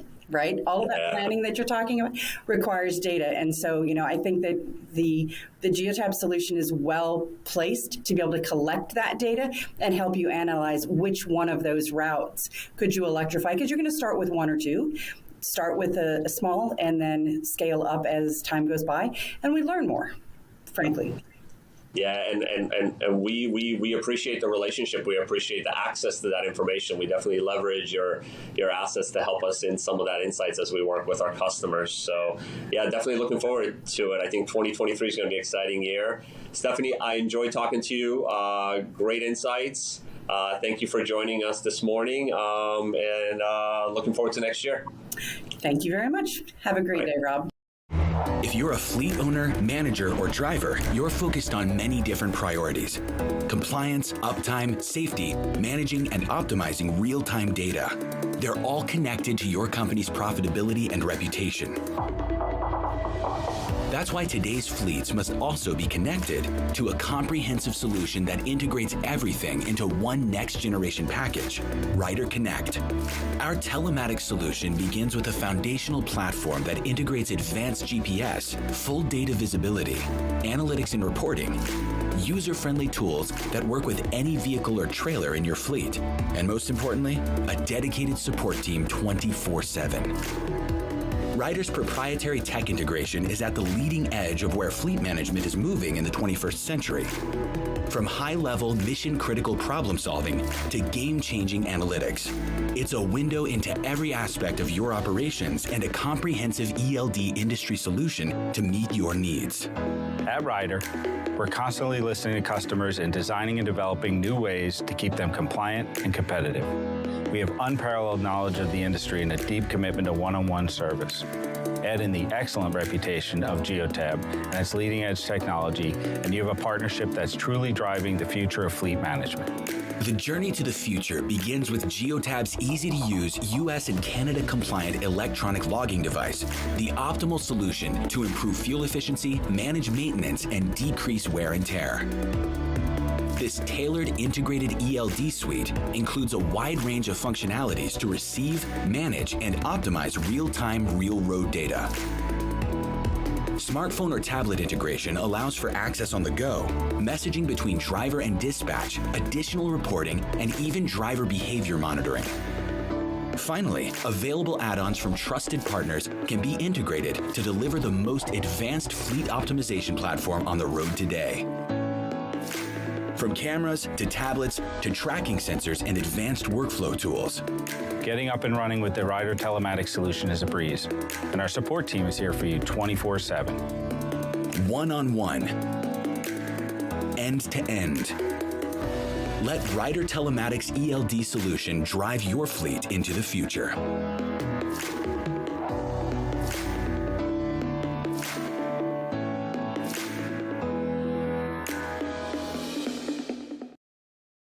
All right. Hello, everyone. We've got Jack from Wayfair joining us. We're going to be talking about domestic supply chains, the ocean side of things, and where things are headed in terms of consumer demand and retail inventory volumes and what's going on in the ocean market in general. So, Jack, thank you for joining us.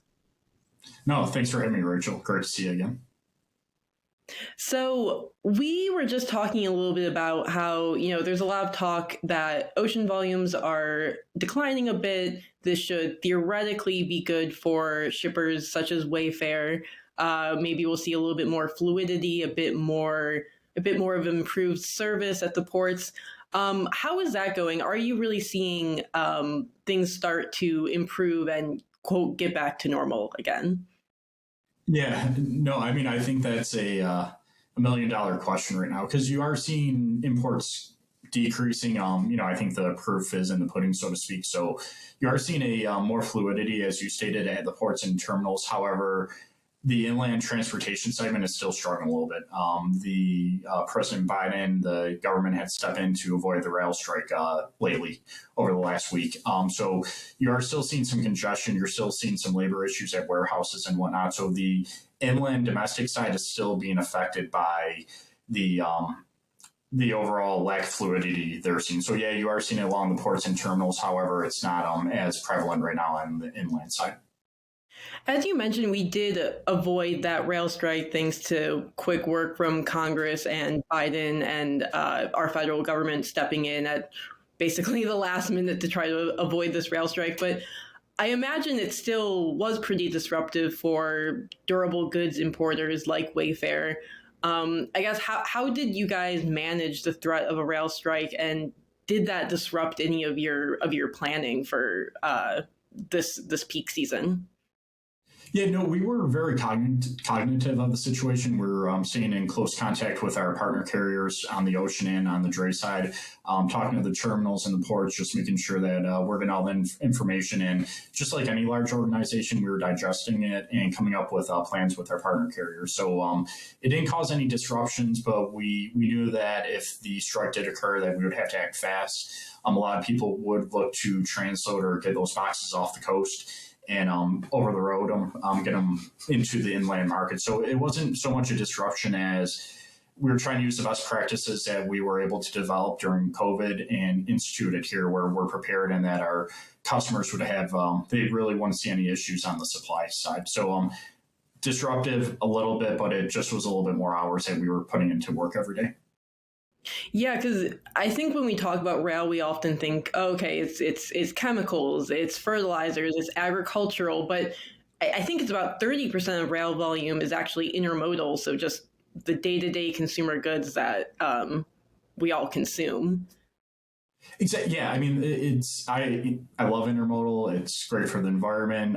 It's a lower cost for what we do. As long as we're planning quarterly, we're working with our suppliers, understanding customer demand. We're able to utilize a less expensive transportation mode along with just the benefits of the environment. But yeah, like you said, I don't think people understand how many goods are moved on the rails domestically in North America. So let's zoom in a little bit. You've talked that the fluidity is not quite what it was perhaps pre-COVID on the port side. Can you give it like an example of where we're seeing still some supply chain, chaos or disruption or basically issues or entanglements? Yeah, no, I mean, I think what you're seeing right now, you're seeing a lot of suppliers maybe struggling still with inventory levels that were out of season. So they did try to bring them in early. They couldn't get them over the summer per se, and they have to wait for that inventory cycle to continue. So that's where you're seeing some suppliers where maybe we are able to get the containers out of the terminals. Chassis are more within the network. They're available, so to speak. But once they get to certain suppliers, depending on what they're selling, you're still seeing that box sitting there past 3 days of per diem. You're tying up equipment that people need to create revenue. So that's kind of where we're still seeing some issues. It's hit and miss. Has it gotten better? 100%. We've seen our warehouses be able to do the throughput much better. So, Wayfair's doing better, but you are seeing it in the market pretty prevalently. So it's a lot of, let's say, containers stuck at rail yards, things just kind of stuck and not quite being able to move through the system normally. Yeah, the rail is probably where we're seeing a lot of the issues, just more inland. So, but yeah, it's getting it out. The day of notification +1 is very difficult, especially when you're tying up equipment. So the costs continue to rise and people are coming up with solutions. But if you don't have that equipment and the box continues to sit at the terminal, you're just going to accrue costs and it's going to be difficult to come up with a solution. Yeah. I feel like, we hear kind of, maybe on CNBC or other big business outlets saying, okay, we see spot rates decline, we see ocean rates decline. Now, maybe we'll see these deflationary pressures. But I feel like one side of things they're not really discussing is, well, a lot of those goods were moved over really high during really high periods of elevated spot rates. The other thing is just what you mentioned now with the idea that you might have inventory sitting there in warehouses or in rail yards waiting to get moved, accruing more costs. So this sort of deflationary pressure, at least in my perspective, hasn't quite come down yet. No, I think that's right. People just see kind of what's going on in the spot market, and I believe it did drop faster than anyone would have expected. So we're very fortunate that we put in a lot of effort and time with partnerships with the steamships. So we're trying to work through it, understand where the bottom of the market's going to be. We do feel that we may not know where the bottom of the market is until after Chinese New Year. I think also fourth quarter is going to be very interesting for a lot of retailers on what's going on with the consumer demand. So as you stated, though, a lot of people were moving these goods prior to the spot market dropping so significantly. So people are still a little bit in shock when they are seeing the cost of what the steamship was. I need to merge per diem, kind of when there was no fluidity. You're still feeling the effects on your bottom line as invoices are coming in. So Chinese New Year, I think that's when we really expect us, the market, I should say, not us. We should expect to understand kind of, did we hit rock bottom on the ocean rates and kind of what the 2023 year will look like. So a lot of shippers and carriers are really pointing to Chinese New Year as, that the period after Chinese New Year as when we'll know where consumer demand is headed, Why is that such a crucial time period to look at for people in the broader economy who are maybe casually following the freight market?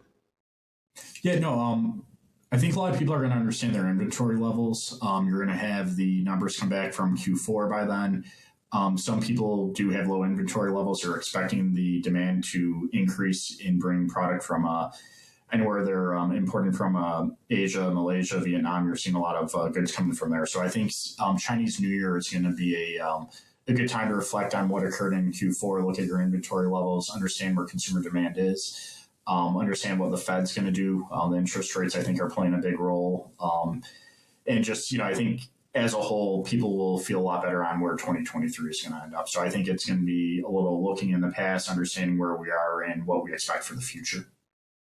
And can you describe the kind of there seems to be at least two different sides to this. Some people think that 2023 will be a recessionary time, that consumer demand will fall. Others think that we will see actually demand pick back up again, and retailers who maybe have really high inventory can clear some of that out. Can you describe the two different camps, I guess, in this way of thinking? Yeah, no, I think it's coming down to what is your product and how did you handle COVID. A lot of people had issues bringing inventory in when COVID initially started. People were starting to pull goods forward to make sure that it was getting in before peak season. So I think the two different camps it's coming down to what was your experience with COVID on your supply chain? What did you do to mitigate any issues? And we're able to sell out of the inventory. So, I mean, we have been fortunate that we're seeing a lot more fluidity through our warehouses. I think we're going to have a very strong Q4, in my opinion, right now. Overall, I think we're in a camp that we were able to adapt fast. We're able to put in a lot of new initiatives on how to handle the unknown, so to speak, and working, a lot. The magic sauce was just really working with our suppliers and working with our vendors to service our suppliers. So, but some people obviously don't have those relationships. They didn't really find a lot of value in it. So I think they are struggling. So I think based on how you handled it, how mature your organization is, that's kind of how the cookie's going to crumble on what camp you're going to fall in. Yeah, that makes sense. And kind of going back to the idea of the summit around the domestic supply chain, when we've talked in the past, you've mentioned how you and Wayfair really focus more on those East Coast ports.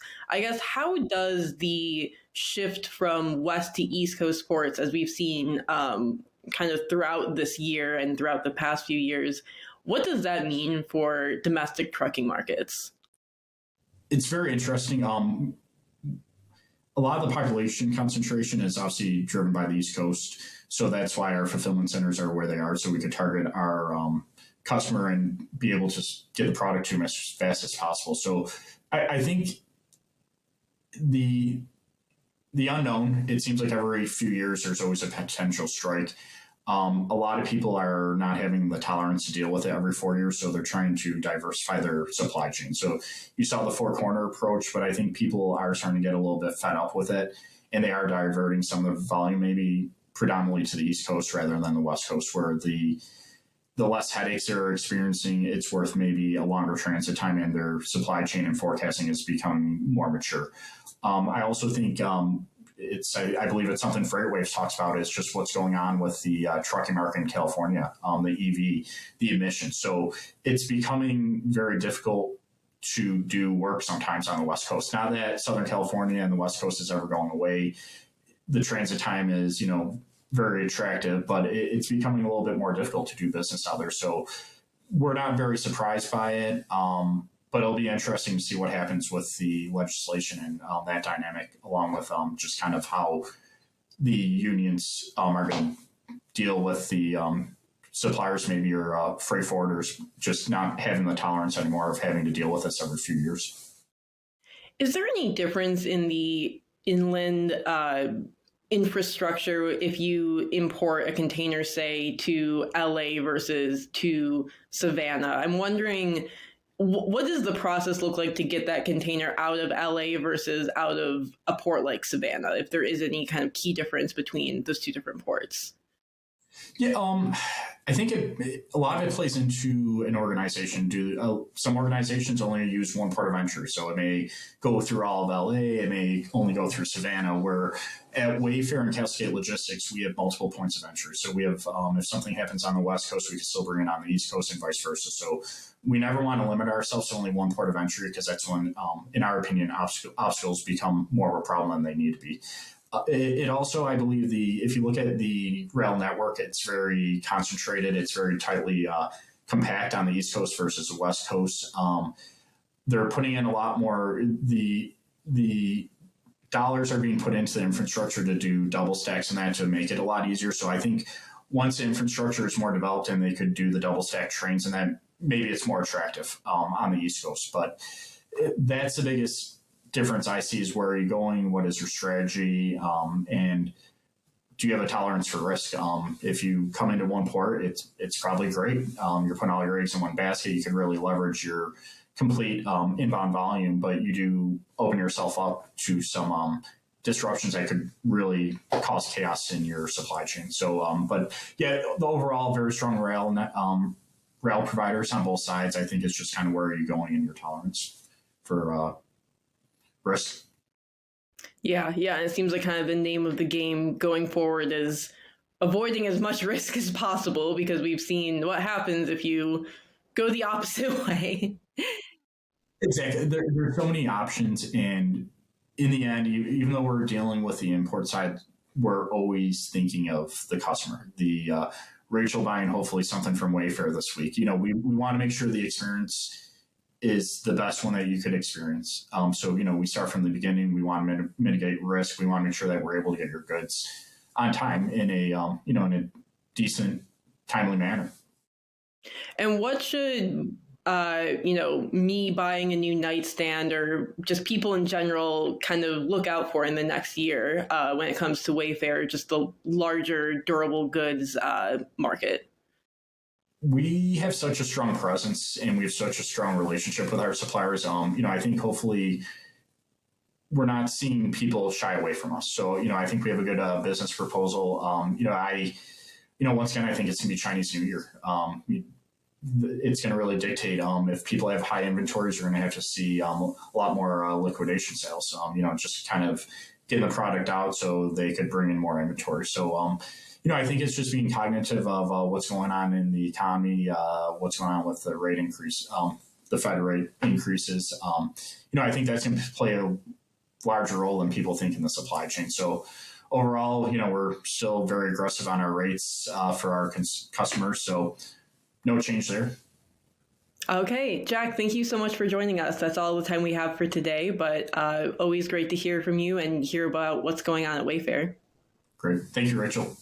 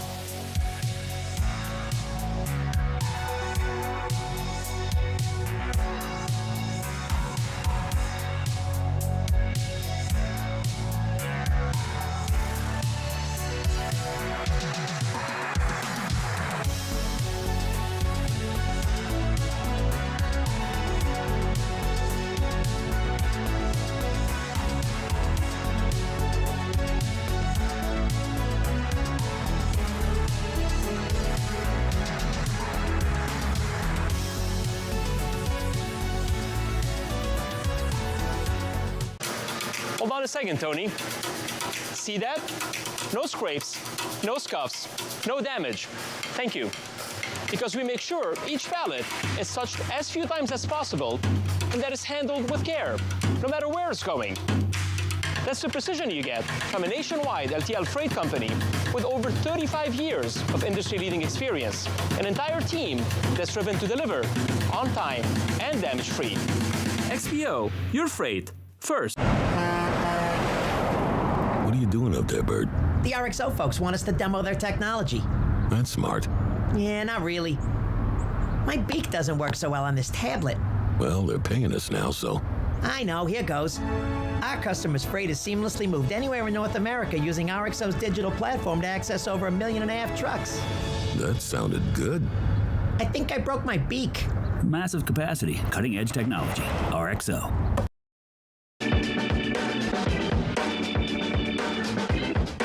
All right, welcome back to our FreightWaves Domestic Supply Chain Summit. A good block of fireside chats there from Rachel Premack as well as from Rob Pluta from Ryder.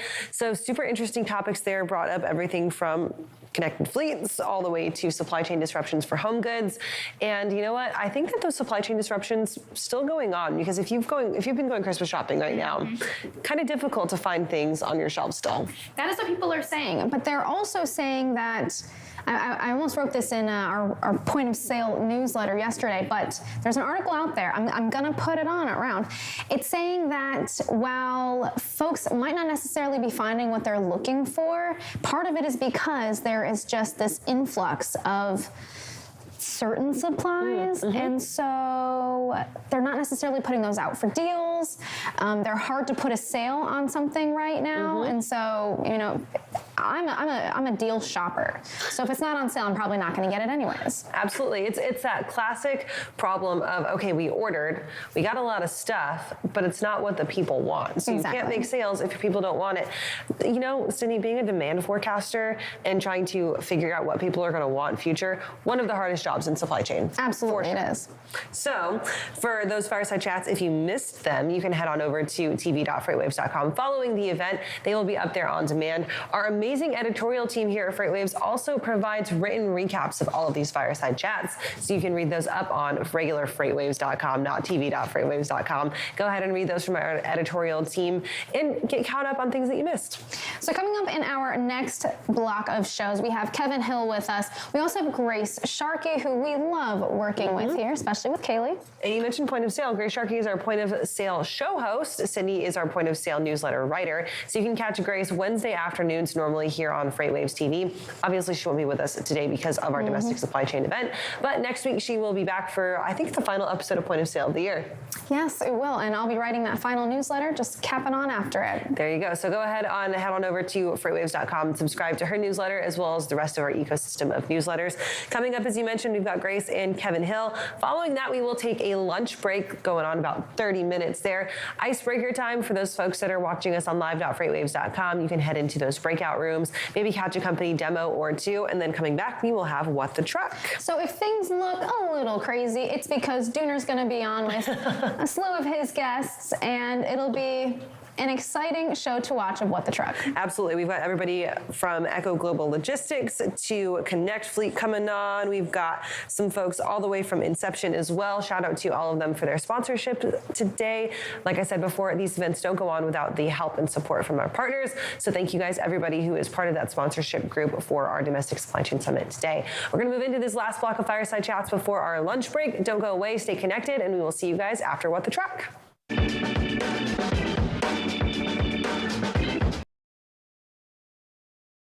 Welcome, everyone, to the Domestic Supply Chain Summit. I'm excited to be with you all today, and even more excited because it's been a crazy year for the retail supply chain.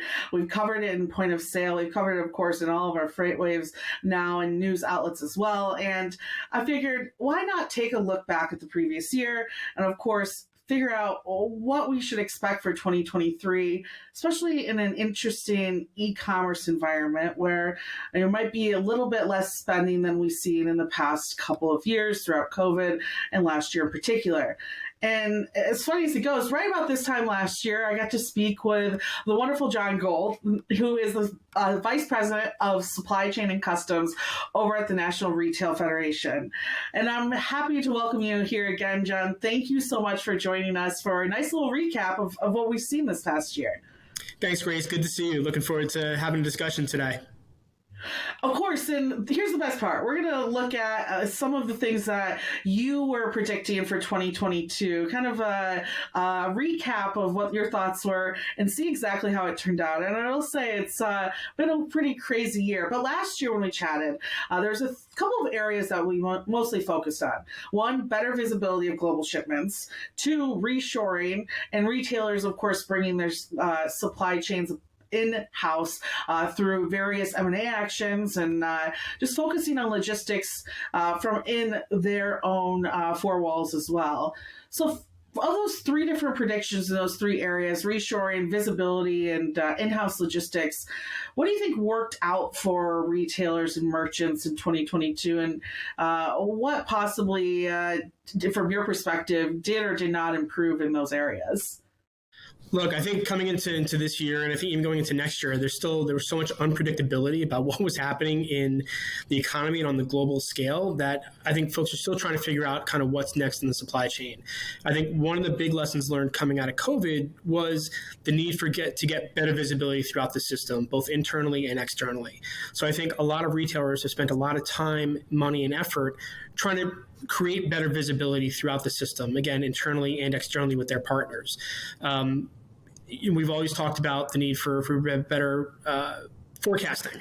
That certainly has been a challenge throughout this year. As you've seen, consumer spending ramped up significantly throughout the pandemic. You saw $1 trillion swing in consumer spending from, from services to goods.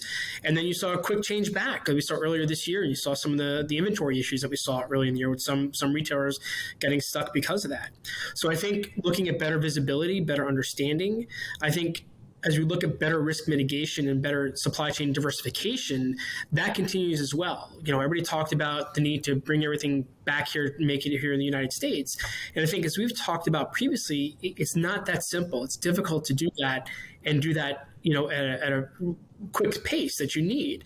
I think there's going to be a continued focus, as there has been, on things like the U.S.-China trade relationship and just U.S.-China relations in general. And what does that mean for retailers and sourcing in the region? That started under the previous administration with the trade war and it's continued through COVID and everything else now, and the ongoing challenges that we face on a variety of issues.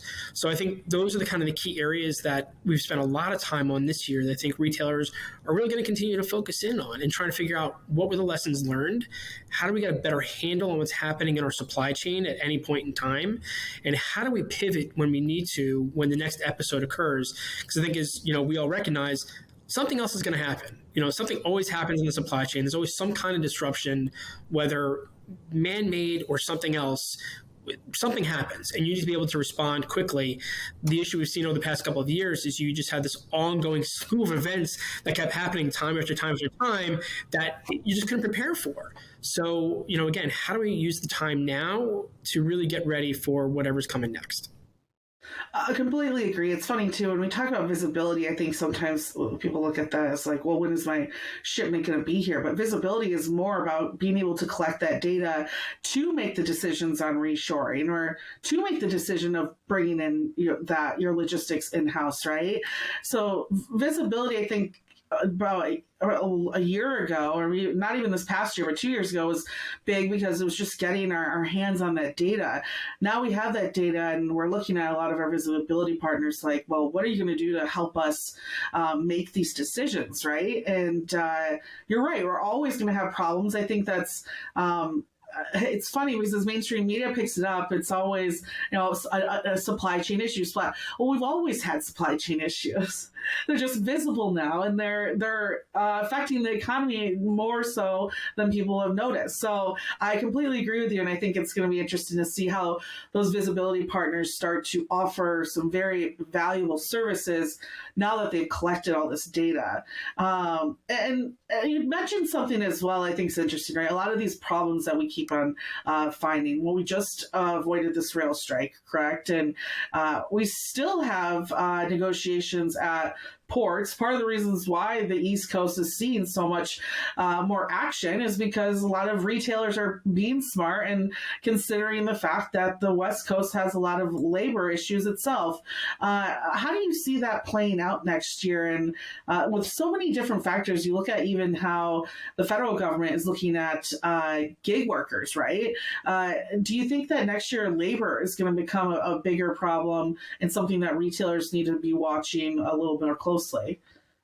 It's certainly going to be a challenge, and I think, look, you highlighted the fact that so many retailers took action early on to shift cargo. I mean, you've seen recent headlines saying there's no congestion in LA Long Beach. Well, why is that? It's because of the risk mitigation factors that a lot of retailers and others took to shift cargo early on to the East Coast and Gulf Coast. And you've seen record numbers at those ports for the volumes that have come in, causing congestion at those ports. We're working through those issues. And there's a lot of talk about, import volumes are down now. They're down now because that's the normal cycle. I mean, because everybody brought their holiday merchandise in earlier than they normally would to avoid ongoing issues. We knew about the labor negotiations at the West Coast and the fact that they have been working without a contract since July 1, and folks want to make sure that they're able to get their cargo. And we've gone through this. I mean, I've been working this 20 years. And, I've seen the past where we've had situations, we've had disruptions that have occurred, and folks wanted to avoid that. Unclear when that's going to shift back to the West Coast, again, until we get a long-term contract in place and there's folks feel comfortable that we're not going to see disruptions. But as you noted, you've also got some of the business environment issues as well, whether it's the, AB5 issues on independent contractors, you've got new sustainability requirements, the clean truck requirements on warehousing. I mean, that all plays into the decisions that retailers are making as far as where their supply chains are going to run through. So I think that is all very important, and folks are paying very close attention to how that happens, not just in California, that again has the AB5 issue that's going to impact not just the gig workers, but independent drayage drivers, the truck drivers. But we've got that on the federal level too, with the DOL's independent contractor rule. So there are some potentially significant challenges coming down the pike for the labor workforce as a whole when we can't, we're still having trouble finding people to work. So this is going to, potentially disqualify folks or force folks out of the work environment as well. Yeah, it was a big topic that we covered at F3. It's bigger. Really, I think F3 opened my eyes to more so of the labor issues that we're going to be that we need to prepare for in order to avoid a lot of these hiccups we're seeing in the supply chain. And I appreciate your input on that as well. Of all the points too that we pointed out from 2022, of those areas, what do you think is the most important for retailers, merchants to prioritize over others going into 2023? What areas in terms of visibility, maybe even considering bringing their own logistics in-house, or maybe some M&A action to better make a more resilient supply chain? What have you been telling retailers in regards to what to keep their eye focused on? Yeah, and I think resiliency really is kind of the key point that everybody is really focusing in on, understanding all the ongoing challenges that we face and the ongoing uncertainty. I mean, look, we still have COVID issues in China. You still have lockdowns that are occurring that are impacting the workforce there. But there's so many other issues that are impacting the retail supply chain beyond that. I mean, you look at now enforcement on things like forced labor and ensuring you have a clean supply chain all the way back to where the raw materials come from, and trying to get that visibility, which has not been easy to do when you don't have that control, beyond tier 3 of your suppliers. To go back to where the cotton is grown is extremely difficult. So I think, the big part for not just for retailers, but for everybody in the supply chain is kind of that know your supply chain. Understand every segment along the way and try and get that visibility. I know it's extremely difficult. There's a lot of talk about different technologies that can do that. I don't think there's a silver bullet out there that can address all these different issues, but testing out certain things to look and get that visibility, I think, is incredibly important. And finding the right partners that are willing to work with you on those issues as well, and understanding that is incredibly important. And again, that helps provide better resiliency in the system whenever the next episode happens, that you can pivot when you need to and make that change in your plans to make sure you're getting the merchandise on time and you can get it to your customer in a timely manner. Well, of course, one wonderful piece of retail is the e-commerce, right? And we've seen that explosion throughout COVID, where we couldn't go to our favorite stores, and so we were all driven to online sales.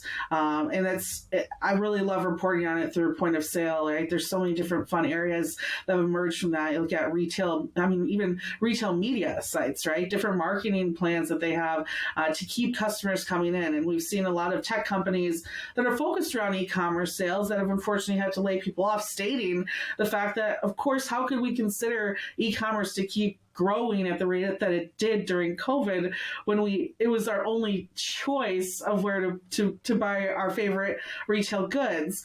What kind of predictions could you make for 2023 in regards to e-commerce market, and more importantly, its growth for those retailers who have, especially small merchants, right, who relied on companies like Etsy, eBay, Amazon to grow their own businesses, right? What advice would you give them going into this new year of making sure that they're continuing to grow their business in a economic environment where people aren't looking to spend, and maybe not even online, as much as they have in the past? Yeah, I think, you kind of hit the nail on the head. During the pandemic, when everybody was forced to kind of stay home and businesses were shut down, obviously you saw that huge jump up in online spending for a variety of reasons. Once things started to open up again, though, you saw that e-commerce spend drop back down to about where it's been, over the past couple of years, roughly 20% of full retail sales. And I think that's what we're expecting to happen over the next year or so. But as you noted, there are a lot of headwinds against the consumer right now. Consumers continue to be concerned about inflation and the impact that's going to have. Hopefully, as many predict, we'll have a soft landing and won't be impacted too much by inflation, but it's an ongoing concern. So I think the way we're looking at e-commerce, I think the question is, how do you count an e-commerce sale these days?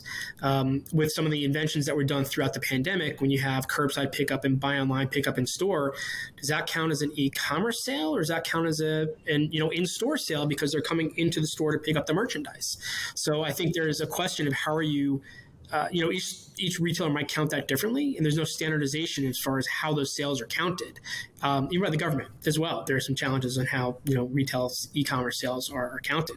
So I think that's probably one of the things that we're continuing to look at is that definition of what is an e-com sale and how does that go forwards. But I think e-com is an important part of the retail culture. I think the growth as we've seen throughout the pandemic and the ease that we've seen for folks to shop certainly has, you've seen that growth continue. And I think many folks look at e-com and multi-channel as an important part of retail these days. Folks want to be able to shop however or whenever they want to, whether that's going to a store, doing it on a computer, on their phone, or whatever. So it is an important part of the mix. And I think it proved for a lot of smaller retailers the importance of that too, especially throughout the pandemic, that it is important for them to be able to get to the consumer and get to the markets. It's one thing to be able to sell. It's the other thing, part of it is to deliver.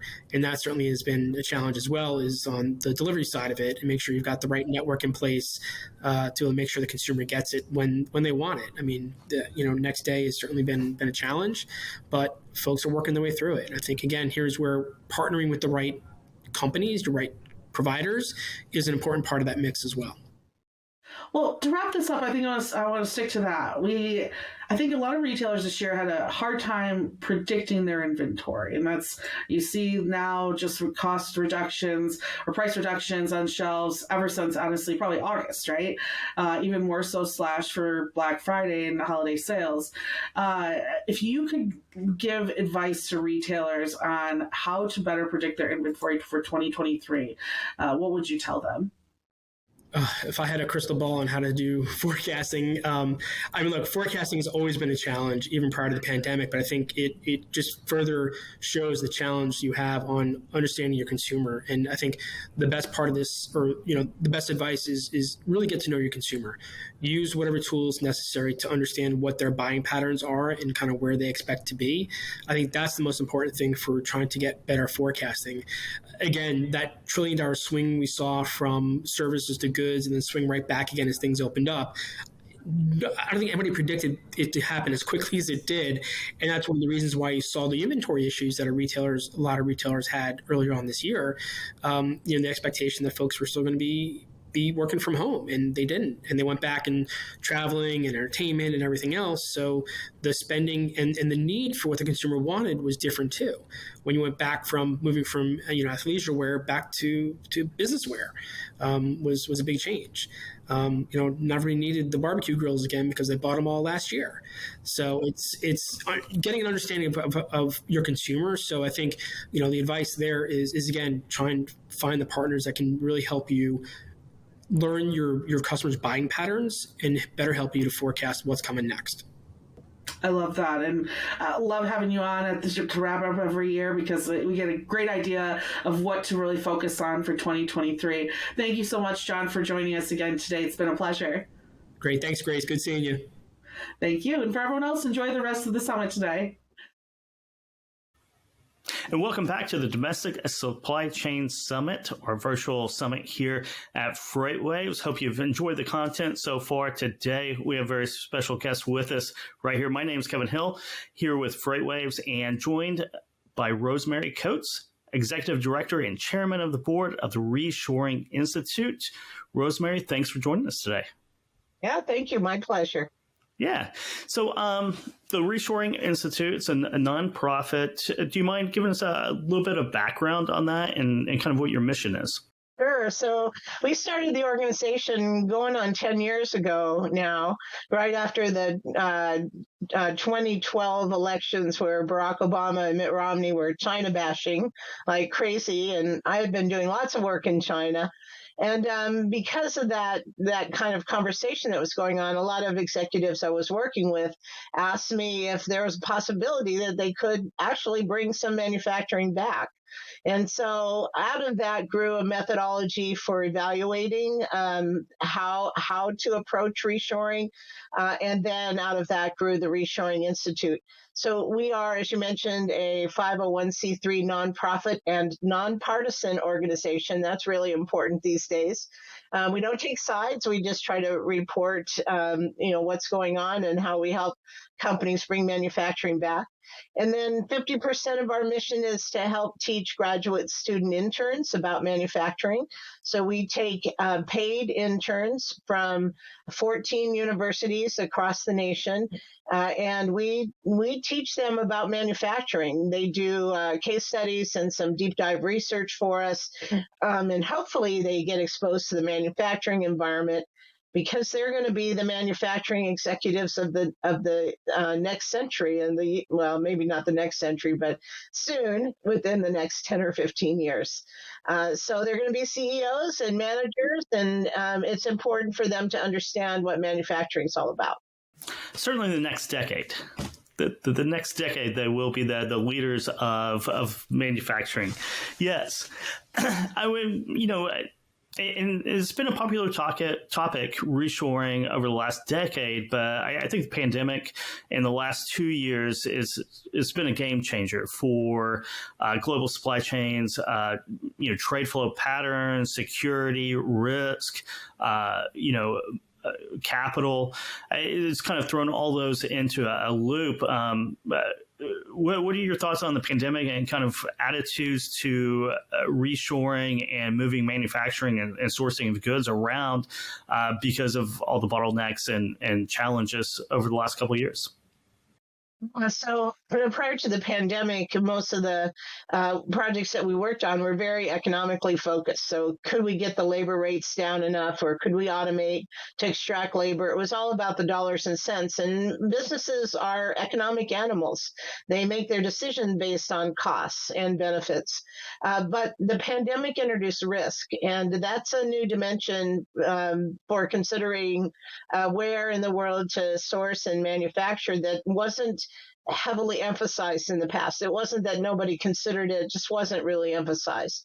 These days, because of the pandemic and the horrible things that companies underwent during the pandemic in terms of not being able to get parts and shortages and issues and logistics and on and on and on, Now companies are looking at that decision to reshore as not only an economic decision, but also one that includes minimizing the risk and exposure to those kind of issues in supply chain. So yeah, I mean, reshoring is going gangbusters these days. So a lot of activity, a lot of interest all around bringing manufacturing back. There are. Let's talk about. We saw the risk over the last couple of years, and we were talking right before we hit record on this session about labor rates. And I was looking for some current information on labor rates last week, and really couldn't find it.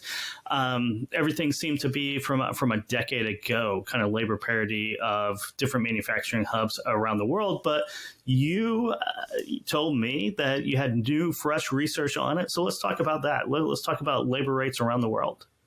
Yeah, so we started this research actually a couple of years ago and then put it aside for a while. But after the pandemic, it became very obvious that companies were looking for alternative places to manufacture. So we did a deep dive research project looking at 12 countries where companies were either coming from or there was a lot of activity in where they were going to manufacture.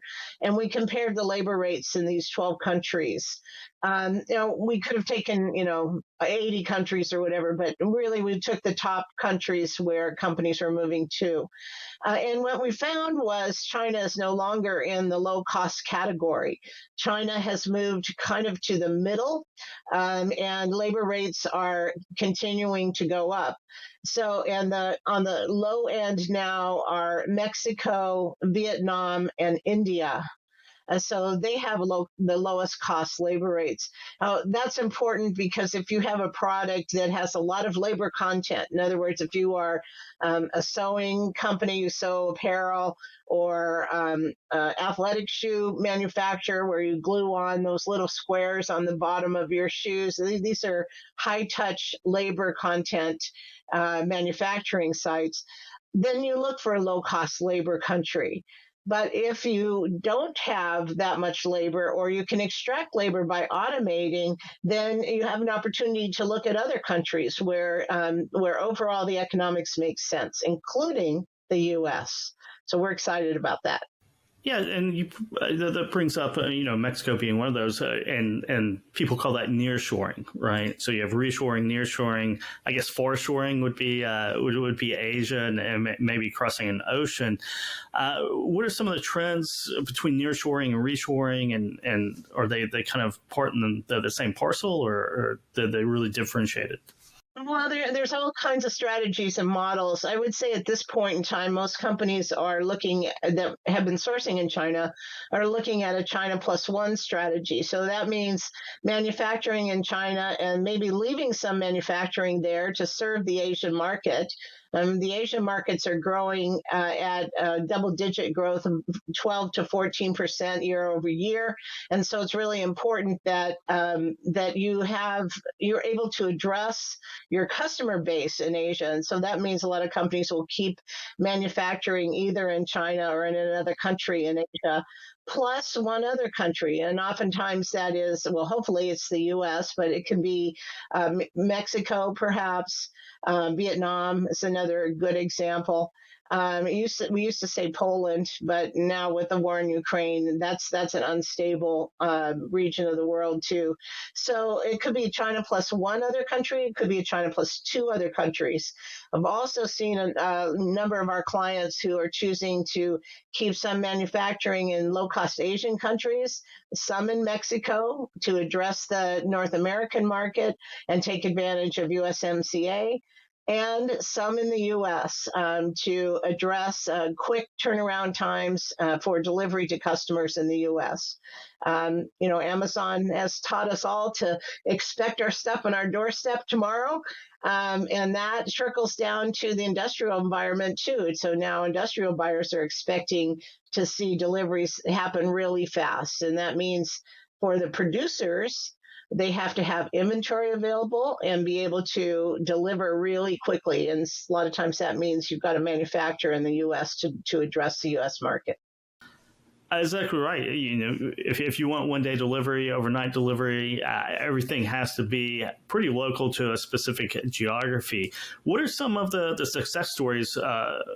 American manufacturers bringing manufacturing back, reshoring that back in the United States. Do you have a couple good case studies on that? Yeah, we have lots of case studies. So we publish all of this on our websites, reshoringinstitute.org. We have a research tab that shows the case studies. But let me just draw on a couple of them. One of them is Big Ass Fans. You may have heard of them. I hadn't heard of them. I thought it was an odd name, but they're very famous. They make industrial fans for manufacturing environments mostly and warehouses. They reshored one of their product lines because they had quality issues in China, and this happened a couple of years ago, so it's not as recent. Another one is WaterLogic, a really interesting company. They make the water filtration systems like you have in your break rooms where you fill up your water bottle, and they make that equipment. And they're a European company, headquartered in the UK, very popular throughout Europe. They were manufacturing in a very modern, fantastic factory in China. And their growth market was the U.S. So they were trying to figure out how to establish manufacturing in the U.S. through acquisition and through their own manufacturing plant. So we worked with them for a year and ended up selecting the Dallas-Fort Worth area near the airport because they had so many international travelers. But we put together an approach where they could import. We do a lot of the import-export work as well. I happen to be a licensed customs broker, so I get involved in a lot of the import stuff. But we put together a way that they could import some foreign parts and do the final assembly in the U.S. with one eye on redeveloping their supply base in the U.S. so they could completely manufacture with parts from the U.S. in the U.S. So we worked with them for over a year. That was quite a success story and such an interesting product. They filter water at the point of dispensing, which is advanced technologies, and the water is much cleaner. Another one that comes to mind is GE. During Jack Welch's time as a CEO, they pretty much shipped all of their manufacturing of appliances to Asia, mostly in China. And when Jeff Immelt took over, he challenged the engineers to produce a product in the U.S. that could be sold in the U.S. So they chose water heaters and developed a heat-on-demand water heater called the GeoSpring and started manufacturing that in the U.S. And eventually, they re-engineered all their systems, took labor out wherever they could. They automated. They really did a wonderful job of producing this new product and reopened Appliance Park in Louisville. And eventually they added some more product lines and put 4,000 people back to work in the Louisville area. I mean, just a tremendous success story. So those are just a few. There's lots of them. Yeah, go ahead. Yeah, that's true. That is a tremendous success story. When you think about technology and enabling, new tech investments or advancements in the supply chain, and having the ability to bring back, how's tech playing a role in reshoring here in America? Technology plays a role in every single step in manufacturing and distribution. There's no question, and it's growing. So from artificial intelligence that hooks machines together through sensors. So, for example, on the shop floor in a manufacturing environment, you've got machines that go at different rates. So one machine might be stamping out something at 1,000 per hour, and the next machine bends that metal, but they're only capable of 200 an hour. So you've got an imbalance right off the bat, and that causes big lumps of inventory between machines and so forth. in using artificial intelligence and the use of sensors, you can reorganize that so the machines are sequenced to move production or move inventory right along through the line. And that's one use of technology in manufacturing that's relatively new over the past few years. But there's certainly in logistics, electric vehicles, automatic driving, all sorts of things that will improve productivity and safety.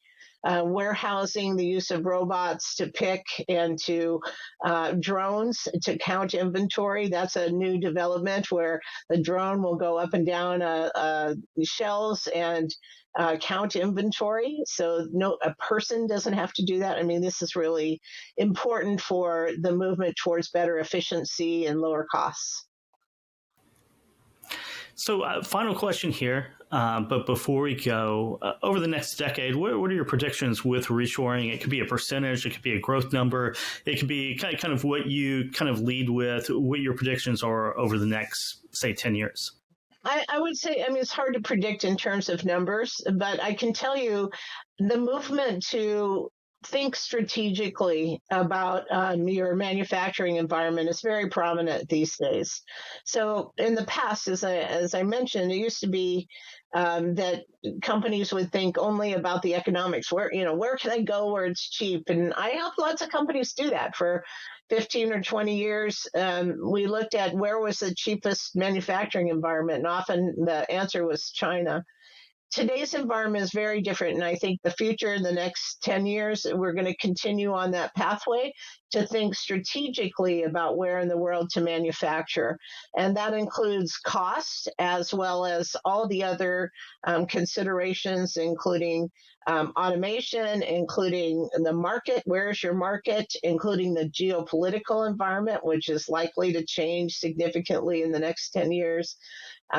It's a little crazy right now, and I'm not sure it's going to get any better anytime soon. And so all these things contribute to that strategic thinking. And ultimately, I think companies are going to choose to bring at least some of their manufacturing back to the U.S. Yeah, you're exactly right. Though the world is changing, we don't know exactly how, but it definitely is, from geopolitical to economic to everything.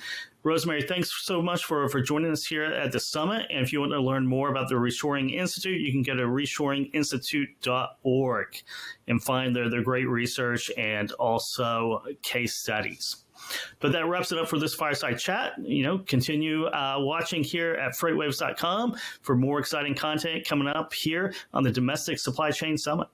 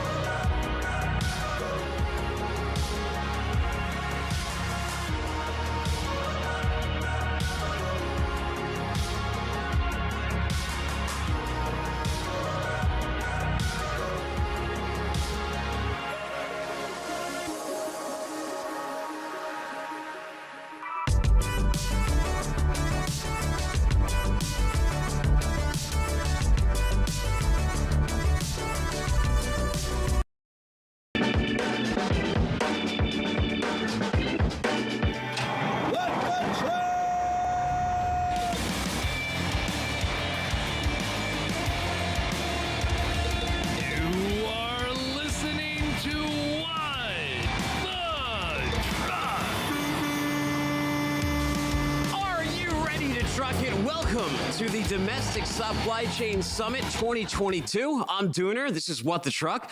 We're a podcast and TV show that happens 3 times a week. Although this year, you have the honor of being here for our second to last one. We got a very What the Truck Christmas on Friday, and then we're out of here. Hope you got your blood sugar out. Hope you're ready for a second part of the day here. We had a great start to it, but before we get into things, a couple shout outs here. First, Universal sponsors, Geotab and Ryder. Thank you for helping us put this on. In the regionals, we got Echo Global Logistics and Inception. For the content you're seeing here, Leaf Logistics and Transfix, and the live stream that you're all watching from the comfort of your homes. Any of you doing on some nice new TVs? Anyone do anything on Black Friday, Cyber Monday? I got one delivered today. And Final Mile, as good as it is, I got to tell you, tracking still sucks, right? My tracking said it was going to show up yesterday. I'm sitting there with a half hour left in the delivery window, and guess what happens? Guy calls me up. Oh, yeah. He tries to gaslight me. He goes, I got your TV delivery for tomorrow. Tomorrow? Your tracking shows today. Anyways, it got there, all right? First world problems. You can win a prize today. If you register, you can win a Sonos portable smart speaker set. Really cool. I was looking at these. Actually, I was looking at the Sonos Arc. I'm like doing this new home theater thing. And I was thinking of putting that in there. I went with the Samsung, but my parents have a pair of these in the kitchen, and they are absolutely fantastic. So definitely make sure you register if you're watching this live stream. How do you do that? Easy enough. Go to live.freightwaves.com, put your name and all that info in here. Kaylee and Sydney will raffle that off at the end of the show. I think you got maybe like 2 hours to get in there. So get ahead and do that. Before we jump into the guests, we got a lot to go into, but I know you're all trying to get your Christmas shopping done. PSA, today is the last day to send FedEx Ground. I think I found the perfect gift for all of us in logistics. Roll the tape.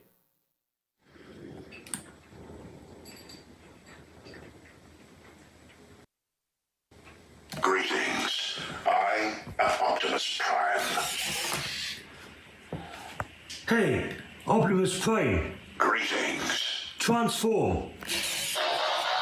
Are you kidding me? Imagine bringing us a show and tell in 1985. PS23, those kids in kindergarten, they would have been like Dooner. Hey, Optimus Prime. Greetings. Megatron. Megatron must be stopped. I love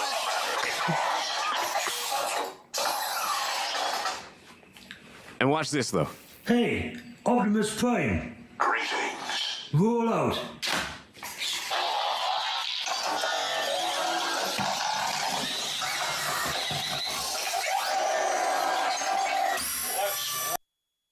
Incredible. It's only $1,000 on Hasbro Plus too. So I don't know. I'm looking at you like Robin Hood, or if you were trying to pay with it in Dogecoin, you're probably not going to be able to do that. But if you have some pets, look out, because this may happen.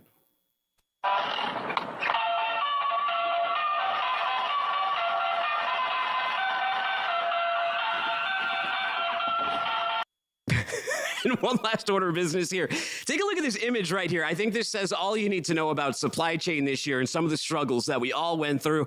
This is a headline from March 7th of this year. Costco has chartered 7 ships for the next 3 years to increase supply chain flexibility. This is a headline from yesterday. Costco downsized container ship chartering at huge cost. U.S. retailer taking $93 million charge to reduce exposure after building up 7-vessel fleet.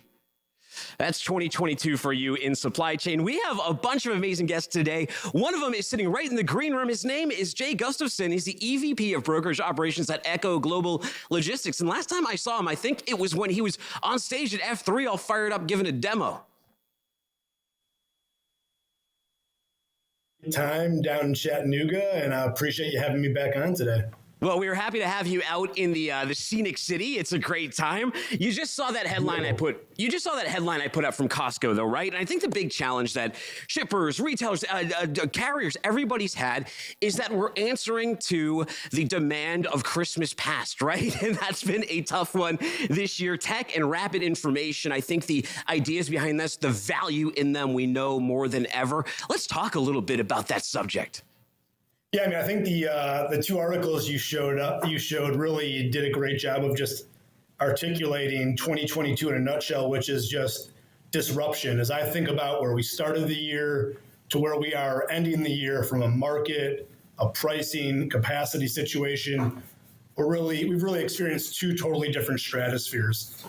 And as shippers throughout North America that we interact with at Echo think about the future and think about that next event that may push rates up or down, it really feels to me like they're taking more proactive measures in their procurement strategy to attempt to minimize disruption in the future. This chaos that we've been dealing with the last 24 months, 30 months, it's really not a sustainable way to operate a supply chain. Well, sure. And Jay, this is freight. So all everyone ever yells about is rates and pricing, right? And in a very dynamic environment, I used to be in sales and I used to be in operations. I've seen both sides. It is really tough to meet on both sides and keep everyone happy. How is some of the dynamic pricing integrations and the APIs that you guys have been working on, how have they been working out in 2022? I think they've been really helpful to our shippers in 2022 because they help give that community a real-time pulse of what's happening with the market. And in the past years where conditions were chaotic and you were really leveraging your contractual capacity, it was a little bit different of a reality this last 6 months. And so we've seen both our API pricing and our pricing that's available through Echo Ship give our shippers that real-time sense of what's actually happening in the market to help them determine what's the right sourcing strategy with their freight. Do they keep running it through their contractual providers, or do they potentially look at new ways of driving down cost while maintaining high levels of service? And that's the one thing I would add to the comment that you made around what shippers are focused on. Yeah. In the past, it's really been around capacity and price. We're really seeing the topic of service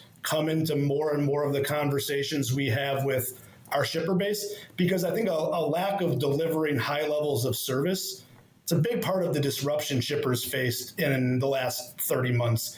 And so we're seeing our shipper base really approach their sourcing strategy through the lens of not just that dynamic real-time pricing or who can give me contractual rates, but who's going to service my freight regardless of market conditions. A little bit more holistic of an approach, I would say, is what we're seeing. Yeah, what do you think is the most meaningful of those changes that you've seen and how shippers are approaching contract pricing? I remember during the pandemic, as we eased into it or as we were thrust into it, that topic of like mini bids was really popular at the end of 2020 and a lot of 2021. What are we seeing in the strategies in 2022 and how have they evolved? I would say we're certainly seeing the momentum around the mini bids continue. As I think everyone knows, despite the relative calm the last 6 months, everyone's waiting for that next storm to kind of come on in. And so shippers are hedging from both a price and service standpoint through more mini bids. But what we're also seeing shippers do is approach their strategic capacity providers, I'll call it offline, not necessarily through a bid event, and see where there's opportunities to renew incumbent lanes that a provider's been delivering at a high level of service on, or having discussions around reoccurring freight, and if there's a drop trailer or dedicated fleet solution that a 3PL like Echo could potentially bring to the table. And so I think we're seeing not just more momentum around the mini bids, but we're also seeing shippers carve out portions of their freight, go to strategic providers, and try to lock up more sustainable capacity solutions that will help them minimize disruption when the market flips again. So, Jay, before I let you go, I have one last question. It's one that always comes up, and it is the intersection of technology and relationships, right? Yep. We love the transparency that tech gives. We love the bids, but we all know, like yesterday, I had a TV arrive late, and I need customer service. I need to be able to contact somebody, and that's on the most micro of level. When we talk about macro, you need service. You need people to talk to. Where do the relationships still fit in when we're talking about not just price, but service? I really think, and I don't want to just say, Echo really believes that combination of technology and relationships is the winning approach to growing with our shipper base and providing high levels of service. There's certain tasks, there's certain areas of the operation that the technology solves all aspects. There's other areas, though, where a more strategic, solutions-based approach is needed. That kind of sourcing strategy I mentioned, where you maybe carve out a portion of your business, try to find reoccurring capacity. That's not happening through technology alone. And so we really believe that combination of, API, real-time pricing, but these strategic sourcing solutions help shippers go deep with a partner and minimize disruption in the future. Jay, thank you so much. Thank you to the Echo team for joining us on this show and lending your thought leadership to us. This is going to be an even bigger and ever-increasing topic into next year. In the meantime, though, people like what they heard. They want to talk to Jay. Where do I send them? You can send them to Jay Gustafson at echo.com, or they can come over to our website and ask to learn more information. Thank you so much for coming on the show today. We appreciate it. And hope to see you up there hope to see you doing a demo up there again. You look good up there. I'll be up there this spring, so we'll talk again then. All right. I'll see you in Cleveland. Take it easy. All right, now, hey, Maggie Hamlin, if I'm not mistaken, she's an accounts and operations lead at Leaf Logistics, but I believe she's also based in my old stomping grounds in the Boston area. Is that true, Maggie? Yes, that's correct. Where are you? I am in the South End. Oh, not bad. All right. I used to live out in Dorchester, in the North End, and in Southie for a little bit. So and then in Hanover when I had kids, I had to move out that way before coming to Chattanooga. I love the area. Yeah, I grew up here, so I absolutely love it. Well, one of the things we're going to talk to today, like I have Boston in my portfolio as well as Chattanooga, we're going to talk to a portfolio approach to freight increases, services, and savings. Set the table on that one. What does that mean? Absolutely. So ultimately what Leaf believes in is that 90% of your freight should be planned and coordinated and scheduled ahead of time, thinking about things from a cross-shipper point of view. And so ultimately we believe there are the right types of carriers or brokers that should be assigned to the right type of freight profile and adapted week over week rather than 6 or 12 months routing guide approach every single time. So, Maggie, when I used to work at a brokerage doing international air shipments, every single shipment was always hot. Everything. I didn't have a non-hot pile. So, in a world where everything is hot, nothing is hot. How do we differentiate what's an emergency? I think that's almost what you're talking about here too, right? Giving it to the right teams, because not everything is really critical response. Absolutely. I mean, ultimately, you can use data to figure out what loads can be planned and scheduled or coordinated and what loads need to be that firefighting. This is a special snowflake load that is an issue every single time. And so by using advanced analytics, we're able to help show shippers, this is where you can plan, and this is what should be coordinated weeks, months, even a year in advance with the right type of carrier on the other side of that.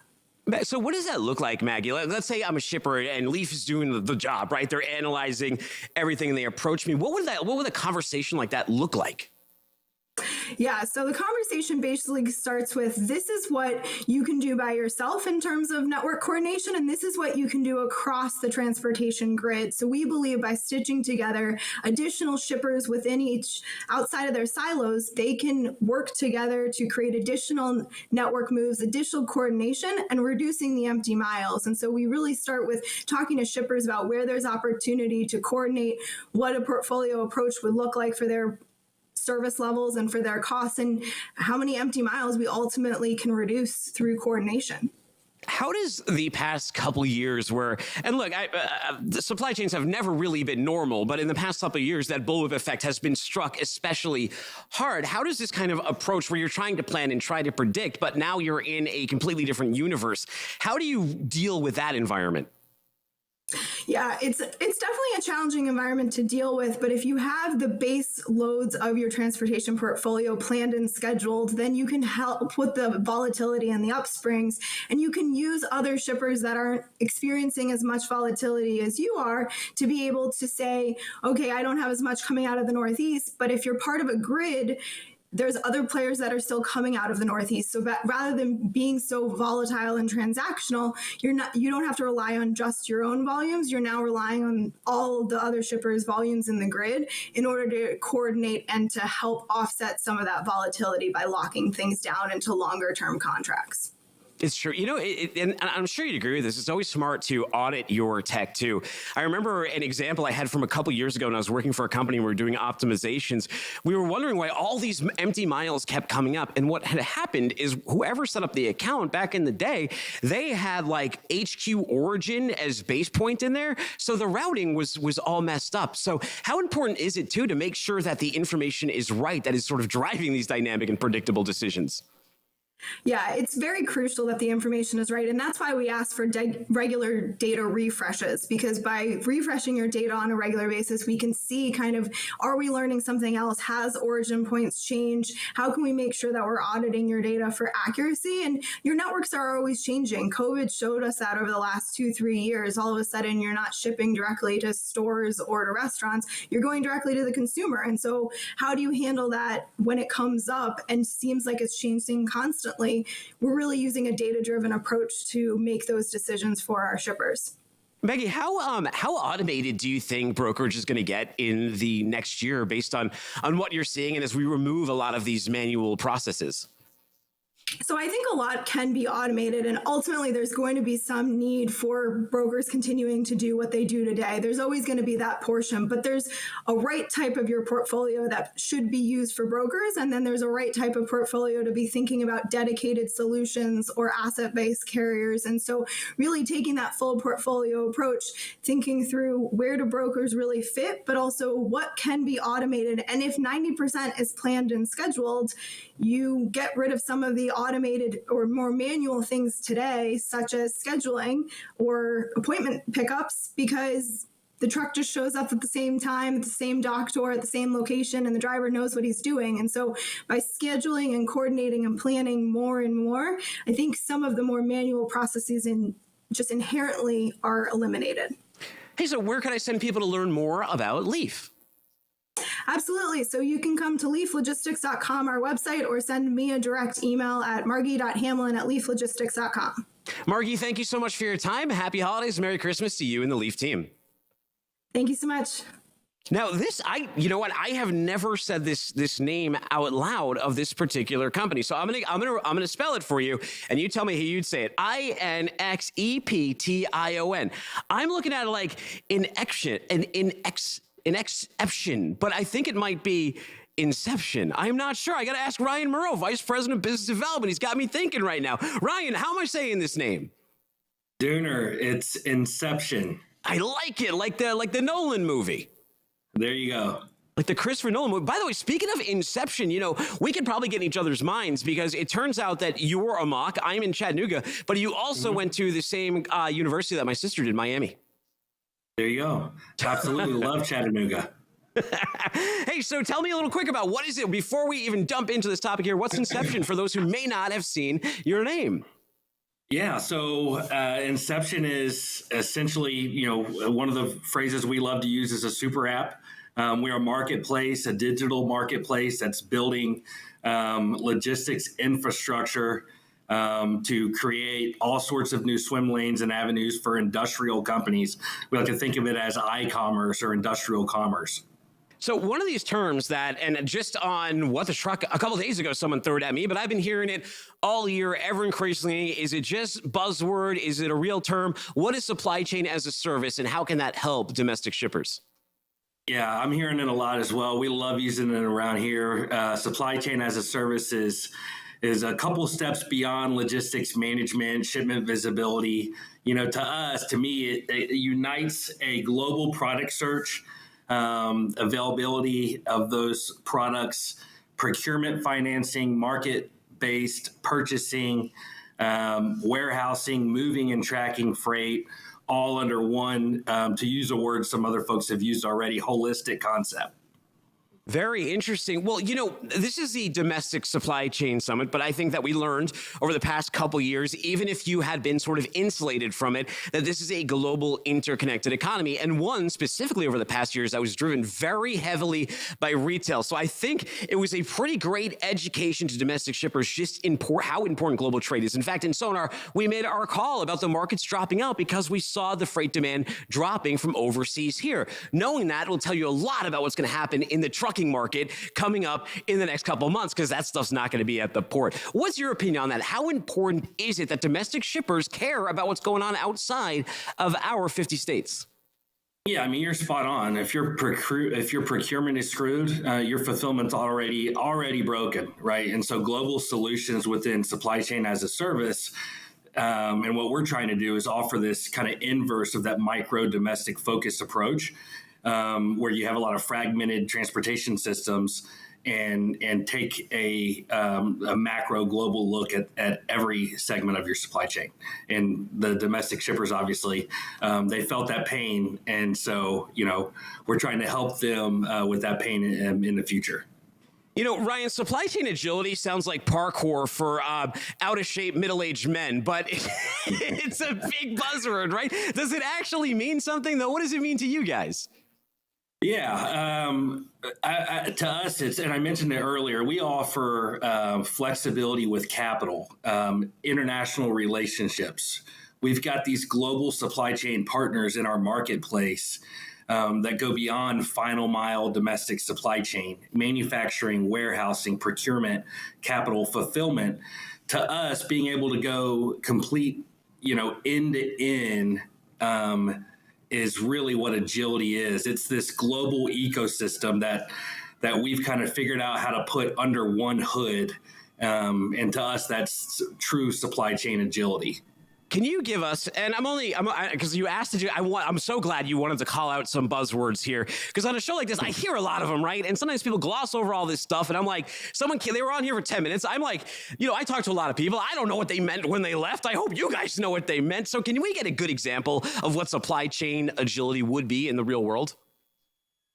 Yeah, I think for us, and I'll talk about one commerce partner in specific that's been well documented recently. We appreciate FreightWaves covering it. It's a company called Meyerberger. It's an international global supply chain, solar panel company.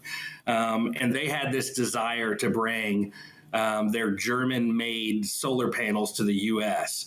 And so when we think of agility inside the global supply chain. It's kind of what we've been able to do with them, and that's manage with a strategic team, with relationships and personnel support, end-to-end management of their entire Germany transport, local Germany transport, ocean export, U.S. customs clearance, and then domestic fulfillment and transport here. So we're not only helping them with the logistics, but we're actually strategically partnering with this company to build U.S. demand. And then ultimately what that would do over time is create, again, within our network, new supply lines for those products that are already here in the United States. And that's kind of the full circle agility of our marketplace and then supply chain infrastructure model.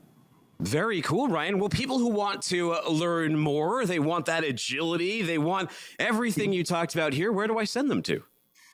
Yeah, inception.com with an X, or they can email me at ryan.morrow@inception.com. Well, hey, thank you guys for coming on. Merry Christmas. Happy holidays to you and the team over at Inception. And it was great to meet you guys. I hope to see you again on What the Truck in the new year. Mm-hmm. Yeah, same to you. Happy holidays. Take it easy. All right, let's end this particular show, not this event, but this particular show with our buddies over at Ryder. Look who's sitting on my desk right here. This is like the concierge butler. Now, I'm not sure if Ryder's massive company, and I'm not sure if Charles Mon does. He's a group director of their Connect fleet. Charles, do you deal with this concierge butler at all? That's a new one to me. I am only 2 months into Ryder, and I'm still trying to learn all of the, all the nuances of the different groups. But interesting. Where's your background from?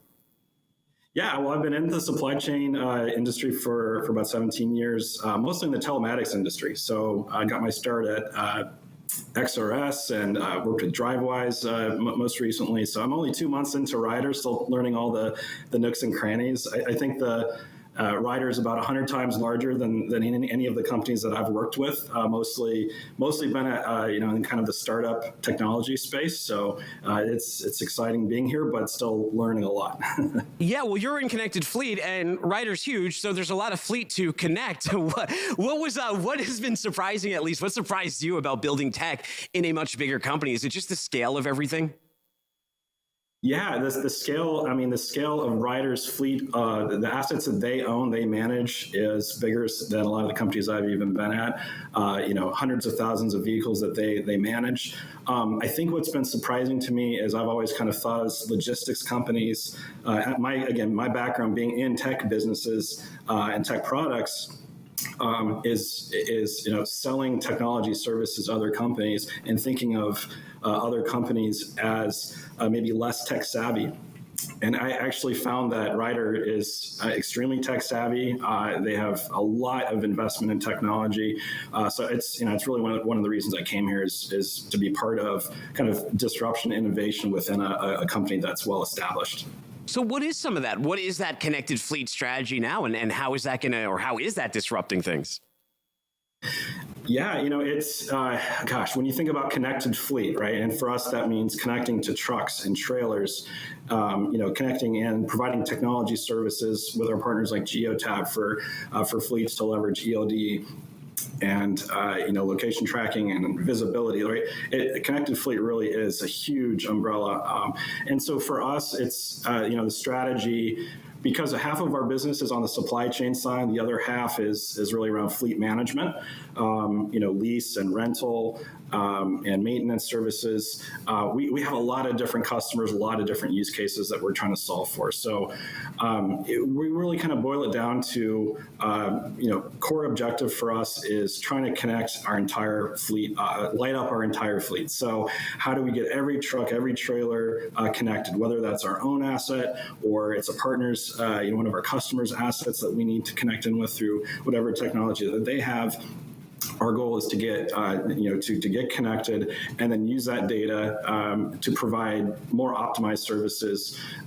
So it really starts with trying to optimize things like how a breakdown happens. So when a truck, breaks down, how do you make sure that a service vehicle is there and know whether we have to tow it or repair it? But more, beyond that is providing other kind of disruptive services that go above and beyond just kind of our core fleet management services today. It's interesting. If you were to say Ryder to your average person on the street, they're not going to go, "Oh, Ryder, that amazing tech company," right? But the focus on Ryder is obviously still on logistics, but you're moving very rapidly into a tech-focused company. What is that transition like? Do you butt any heads with the old logistics Rams? It's definitely a challenge trying to, I think, as a big company, trying to figure out how do you innovate, how do you, we've got legacy systems that are powering, a lot of daily processes that have to keep on going. And I think what Ryder's done really well is they've kind of taken a build, buy, partner strategy and trying to identify ways where they need to invest more in internal teams, focus on technologies to help kind of build up internal systems that are proprietary, where we want to have a competitive advantage. And so there's been really a growth of investment in product teams within Ryder. There's a Ryder Ventures group where we're going out and investing in buying technology companies that have really proven themselves in the market in just disruptive ways. And then also leveraging partnerships with companies like Geotab, who we partner with on the telematics side, who have significant resources in best practices that they can bring to the table. And so so it's a little bit of all three of those things.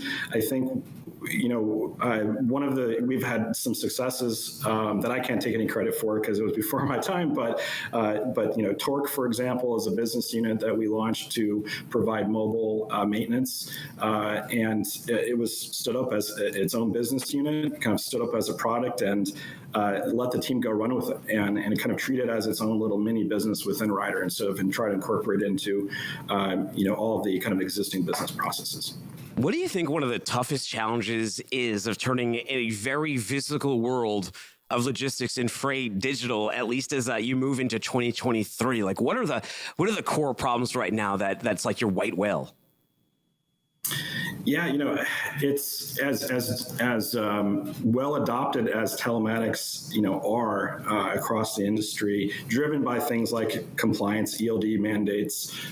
Certainly the drive for visibility, from a supply chain perspective, is getting putting more and more reasons for fleets to be connected. But from where I sit in my seat, I think it's still a challenge trying to convince customers to share data and use it in the right way and use it in a trusted way. And so it's a technology problem in some regards. We got to figure out how we connect with different fleets for different business use cases, but we have to also establish trust with them. And if we're going to ask for data, they need to have value in return, and they need to make sure that the value proposition for that data exchange is worth it. I think Ryder's a trusted name, been around for nearly 100 years. We've got that trust. We have amazing people in our company who drive amazing services to help fleets manage their operations, and so building off of that legacy and trying to adopt all this plethora of technology that's out there and make it easy for carriers, I think are some of the core challenges that we're seeing. Charles, speaking of people and speaking of challenges, it's been a challenging one in logistics. We've all seen on LinkedIn and the press releases and news articles, a lot of people have lost jobs recently. A lot of people in tech have lost jobs recently. So you have a great perspective. You've been with Ryder for, as you mentioned, just about 2 months now. Tell us a little bit about why you chose that role and why people who are out there right now, they're either at their job, they love it, or maybe they're a part of some of these tech layoffs. Why would Ryder be a great place to go next, especially with a tech focus? Yeah, so I think the intersection of product and logistics is just, it's amazing because there are so many challenges in supply chain, so many problems to solve. It's so diverse. You get to, I think, being a product manager, and you get to kind of sit in the middle of customers, you get to talk to drivers, you get to talk to fleet managers, you get to talk to, business owners. On the flip side, you have a, team of developers and designers and marketers who help bring these product ideas to market and make sure they're successful.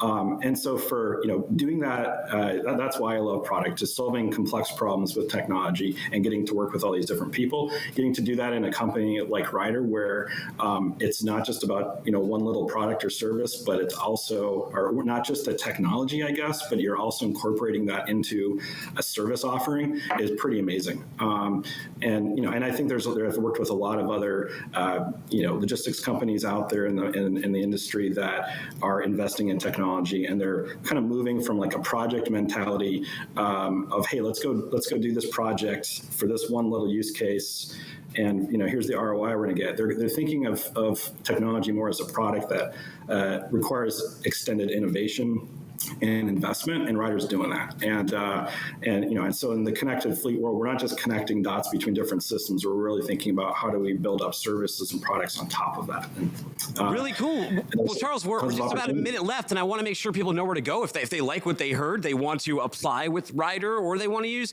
the connected fleet services. Where should I send them to? Yeah, Ryder.com has a lot of great resources out there, so point them there. Feel free to contact me directly as well. It's Charles_Mohn, MOHN, @Ryder.com. Thank you so much for coming on the show. We appreciate your time today, and thank you for everybody for tuning in. We'll be back on Friday, What the Truck will, with a very What the Truck Christmas. That's noon Eastern time, live on tv.freightwaves.com. As you see here, so many of you in the industry have sent these amazing ornaments that adorn our tree. We got a lot of messages from a lot of the offices out there we're going to have on a very What the Truck Christmas, and we're going to cover some of my favorite people in logistics. We've got some products for some last-minute pushes at the end of the year. We got the guys who do OK Boomer, Trophy Smack. Who else we got on there? Let's keep some surprises. Instead, stay tuned. Crafting a RFP that carriers want to bid on. It's Mary O'Connell. You know who else? David Stone. Everyone's a Lobo. Woof, woof, woof. Follow me on Twitter @Timothy Dooner. Subscribe to What the Truck and stay tuned.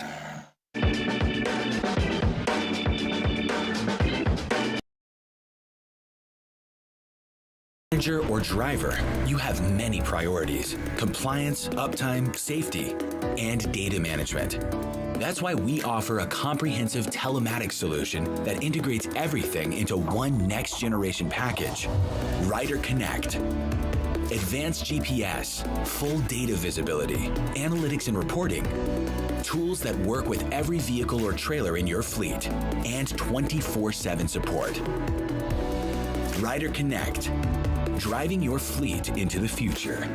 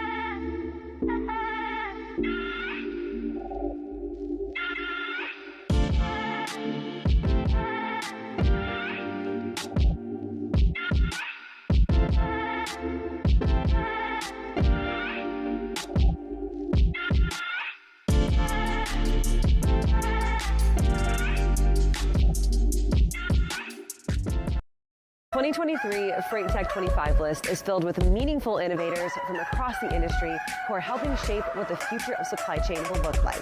Check out the full list of these companies and all the latest Freight Tech news at freightwaves.com.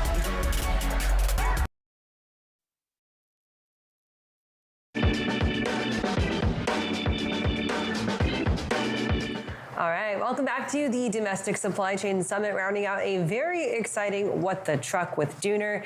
It's never boring when he's on set. It isn't, especially if you just see his set. He's got all of these Christmas decorations, a Christmas tree full of ornaments. Why don't we have something like that? You know, Cindy, I don't really know, but we will be getting ready to get in the Christmas spirit with a very special episode of Freight Waves Now coming up next Thursday. So Thursday, December 22nd will be our final episode of the year. We're going to have maybe some chestnuts roasting by a fire in the video wall behind us. We're going to talk all about this year. We're going to have some special messages from folks here at Freight Waves and exciting people around the industry. So make sure that you stay tuned. Rumor has it, I might get Anthony Smith in a Christmas sweater. Oh, okay. He has to dress up as an elf. I'm putting it on him. For him, the whole team of Freight Waves, if anyone's going to dress like an elf, I think we have to make Anthony Smith do it. He's a good little elf. A great little elf. So make sure that you stay tuned in for that. Of course, it happens live every morning. Freight Waves Now does from 9 to 11. But we are so excited that you are joining us here today for the Domestic Supply Chain Summit. Dooner said it best. We've got exciting segments coming up in just a few minutes. We're going to meet with Mary O'Connell. She's going to talk about crafting RFPs that carriers actually want to bid on. Super important if you're a broker. We also are going to have John Kingston with us. He's always great to talk to. He's on the show at least twice, 3 times a week even on our morning show, Freight Waves Now. 100%. He covers things from fuel to the diesel markets to independent contractor labor, which is the subject of this fireside chat. And then following that, our air cargo editor, Eric Kulish, will be on as well, talking about just the domestic air cargo market, which has had some tumultuous times thanks to the COVID-19 pandemic. It's been quite a year or two for them. That's true. We're still starting to see those recoveries in the air cargo market, but I think the big topic is e-commerce slowdown and consumer demand. Is that going to be kind of the nail in the coffin for all these cargo retailers or cargo carriers? You know, I just want to go back to the beluga whale story with the Airbus, the giant Airbus. Hey, for that you just got to watch Business Air TV because we talk about the Airbus belugas all the time. But thank you guys so much again for staying tuned in for this Domestic Supply Chain Summit. Cindy, we've got to give a big thank you to our sponsors one more time. Absolutely, we do. Universal sponsor for today, we've got Geotab and Ryder. You just heard the folks from Ryder on What the Truck. Regional sponsors, we've got Echo Global Logistics and Inception. We also have our content sponsors. That's Leaf Logistics and Transfix. Thank you both so much. And then we have our live stream sponsor, Road Runner. So we would not be here. We wouldn't be sitting at this desk. We wouldn't have such a great lineup of speakers if it weren't for these sponsors right here. Absolutely. So give them a big round of applause. And thank you again for being here to support us at Freight Waves, not only with this event, but with all of our events throughout the year this year. We've got lots more content coming up, so stay tuned. Mary O'Connell's on the way, John Kingston and Eric Kulish. Let's check it out.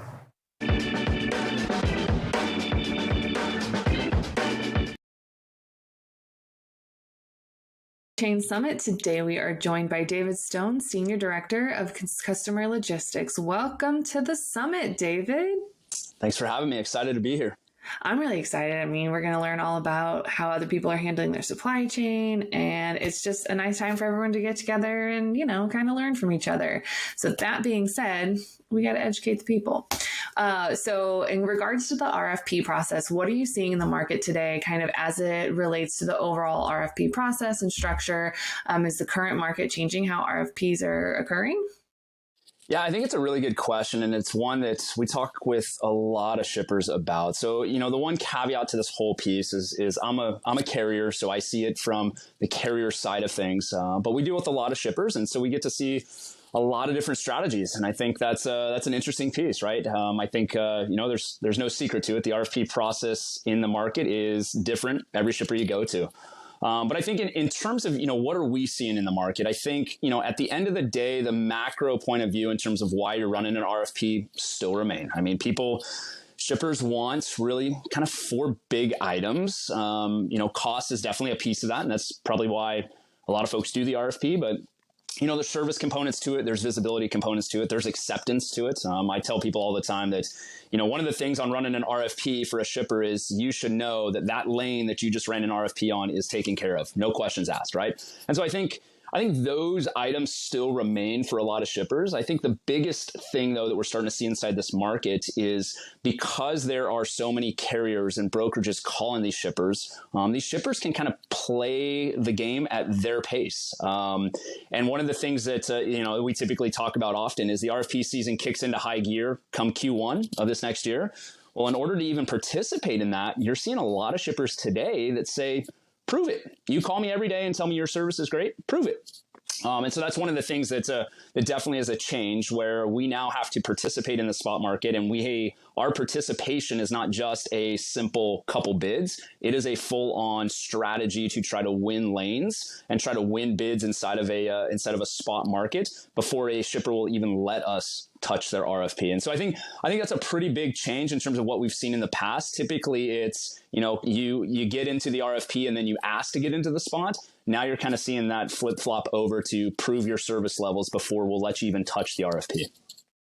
It's kind of like how the workforce has transitioned into, or certain aspects of the workforce has transitioned into, we're going to start you as a contractor, and if we like you, we'll hire you on full time. Whereas this is, we'll try you out. It's like a trial period because, you don't want to just jump into a partnership with a shipper or a carrier that's not a good partner, that's not a good fit for you. So it's nice, but also it's very different that it's now, no, you'll start in the spot market and then move to contracted rates because, that's not typically like that. So it's just a nice, I don't know if it's nice, but it's different.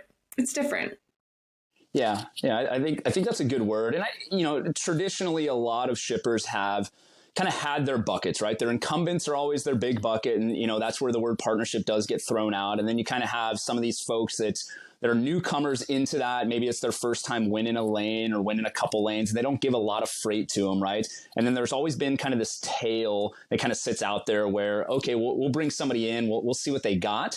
But because the market, and typically that we'll see what they got lasts for a year and they go, oh my gosh, I don't like these guys. Like they never show up. They never hit their prime tender acceptance. Their service is awful. And so they wait this entire year. And I think shippers have wised up and they say, we don't need to do that anymore. We can play the game with that tail today in the market. We can test them today. We'll find out very quickly if their service is what they say it is. And then guess what? When we do the RFP, we got the best of the best. And so now it is a matter of driving kind of those other three components, right? Hey, when you guys were in the spot market, your visibility was this. We need it to be this. Or, hey, your cost was here. Here's where we kind of need to get to from a cost piece. And then the partnership happens, right? So I think shippers are wisening up that there are so many carriers and brokerages out there that they can really pick and choose what they want, especially because the volume is down across the board, that it is really a shipper's game today. And I think it's, it's fun to be in that environment because all of us call with the same message, right? Hey, my service is through the roof.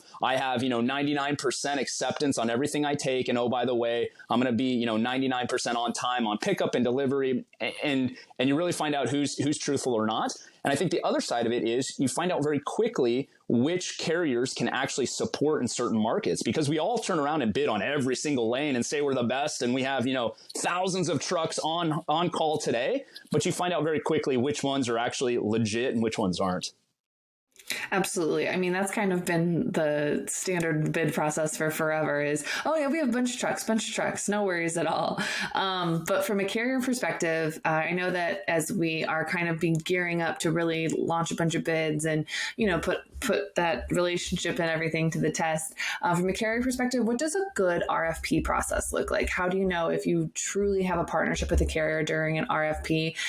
Is it something as simple as like data sets and pictures of freight? Like, what are things that you look for that when you're a carrier, you get this bid packet and you're like, whew, A+, 10 out of 10, I'm bidding on this. We're going to give them our best pricing. Yeah, I think you hit on the big point on that, which is the data has to be accurate. I mean, data wins in every sense of the word. And I think the ones that carriers get frustrated on are the ones where the forecasting isn't correct, or the data set isn't complete, or there's a ton of questions related to what the data set is, right? You get into the bid package and you have some questions, and the more questions you ask, all of a sudden there's more information that starts to come out. And now all of a sudden it's not necessarily what you thought it was. And I think that the classic one that we're seeing a lot of right now is just based on cargo insurance, right? So you get in and you think it's traditional 100,000 worth of cargo insurance is required, and all of a sudden the shipper comes back and says it's not actually 100, it's 200 or it's 250. Well, that changes the game, and that changes the bid process on that piece, right? So I think that those are the questions that typically come up and frustrate the carrier. So data has to be accurate. I think that's the biggest way to kind of know if you're putting out the right information. And I think the secondary piece to that is feedback has to be accurate as well. And the feedback has to be something that is pushed out in a meaningful manner, right? Because the traditional RFP process is you go in through round one, everybody's rates are high. Carrier comes back and says, nope, you need to lower your rates. Or the shipper comes back and says, you need to lower the rates. You lower the rates, some percentage, you send it back. But the partnership really doesn't exist in that piece. Everybody's just fighting to the bottom, right? It's a race to the bottom. And you hope that you're the last one standing, knowing that the shipper probably isn't going to award the lowest cost provider. And so it's this constant battle between this piece. And the way in which I talk about it with my shippers is, hey, like, we want to be an extension of the supply chain for you. Our job is to support you and kind of what you're doing. You want that trust, that peace of mind. But the only way that happens is provide me with accurate information in terms of what you're forecasting next year. If it's a decrease in lanes, great. At least we know that so that we can actually go out and find the right carriers to do that job. I think that's the biggest thing. I think the second thing to that, go ahead. Oh, I was just going to say, I mean, from the 3PL side, like, you also have people who are scared to talk to their shippers to get all that information. They're just like, oh, we'll just assume it. Like, no, assuming information, you're working for your shipper. Like, you should not be scared to ask your shippers questions about their own freight profile. Like, just have all of the information that you need, or have as much information as you can give your carriers. Because if you give carriers only half the picture, you're not going to get pricing back that's worthwhile. Yeah. And I think that's a classic piece, right? So like there's two sides to that, because in a traditional brokerage model, oftentimes, the quote unquote win is, hey, I got an RFP opportunity. Well, if it's just an RFP opportunity, it doesn't really solve for what you want to go off and do, which is to build that relationship with that shipper. And then the other side of it is, if you are scared to talk to your shipper, then the relationship really doesn't exist on that piece. And so really, what are you bidding on? You're bidding on lowest cost. Well, lowest cost doesn't win at all times, which is why I think shippers are wising up too, because they know that awarding the lowest cost is in fact resulting in bad service levels or bad visibility or bad acceptance, right? So I think those are the ways in which you build out this bid package that allows the carrier and the shipper to build that relationship, but it really has to be that two-way street between both parties. And it has to be upfront, right? Whether it's round one or round two, it can't just be at round three when you're having these conversations. Oh, absolutely. I feel like the most people are like so scared to be upfront and honest with each other. And it's like, no, don't be scared. Just let it go. Like, let it just be upfront and honest with people. It's going to get you farther in the long run. I feel like there's a Frozen reference to that. Maybe we could play the Frozen song over the top of that. Let it go. But from a carrier perspective, when you participate in RFPs, we've touched on it a little bit. How do you think like a good technology RFP platform or like other technological improvements could help or hurt the process? Because I know right now most of it is, here's a PDF with a bunch of like bid guidelines and here's a Excel sheet. Have fun. Yeah, I mean, it goes to the old adage, right? Technology is only as good as the user behind it, right? So, I can have a platform that is perfect in every way, has the greatest visuals, has everything that I need. But if there's no conversation that occurs in terms of what those things mean that are inside of that information, then it doesn't really help me. So it goes back to, let's talk with the shipper. Let's talk with the carrier. Hey, when I read this, this is what I think it means. Is this what you're implying it means? Does this apply for the entire bid package, or is there something else associated with it? So I think it always boils back to, the technology can help, but it can only help if you're willing to have conversations about the information that's inside of that. And then I think the secondary component to that, right, is really the technology should allow for efficiency, right? So I should be able to put my bid in. I should be able to find feedback. I should be able to have conversations related to if I'm coming down on certain lanes or certain rates in any regard.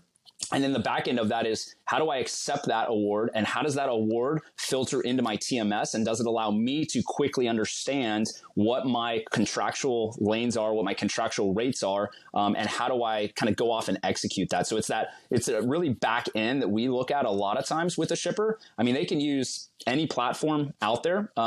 Really, it matters on the feedback mechanism and on the actual execution of the information that comes out of that RFP. That's going to be crucial for us in terms of whether we quote unquote like a platform or not.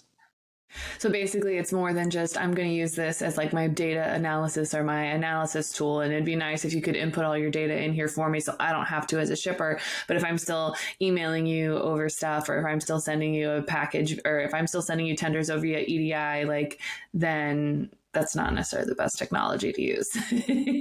No, not at all, right? Because typically what happens in this environment, right, is they have a really nice platform, and it's a really nice kind of bid process.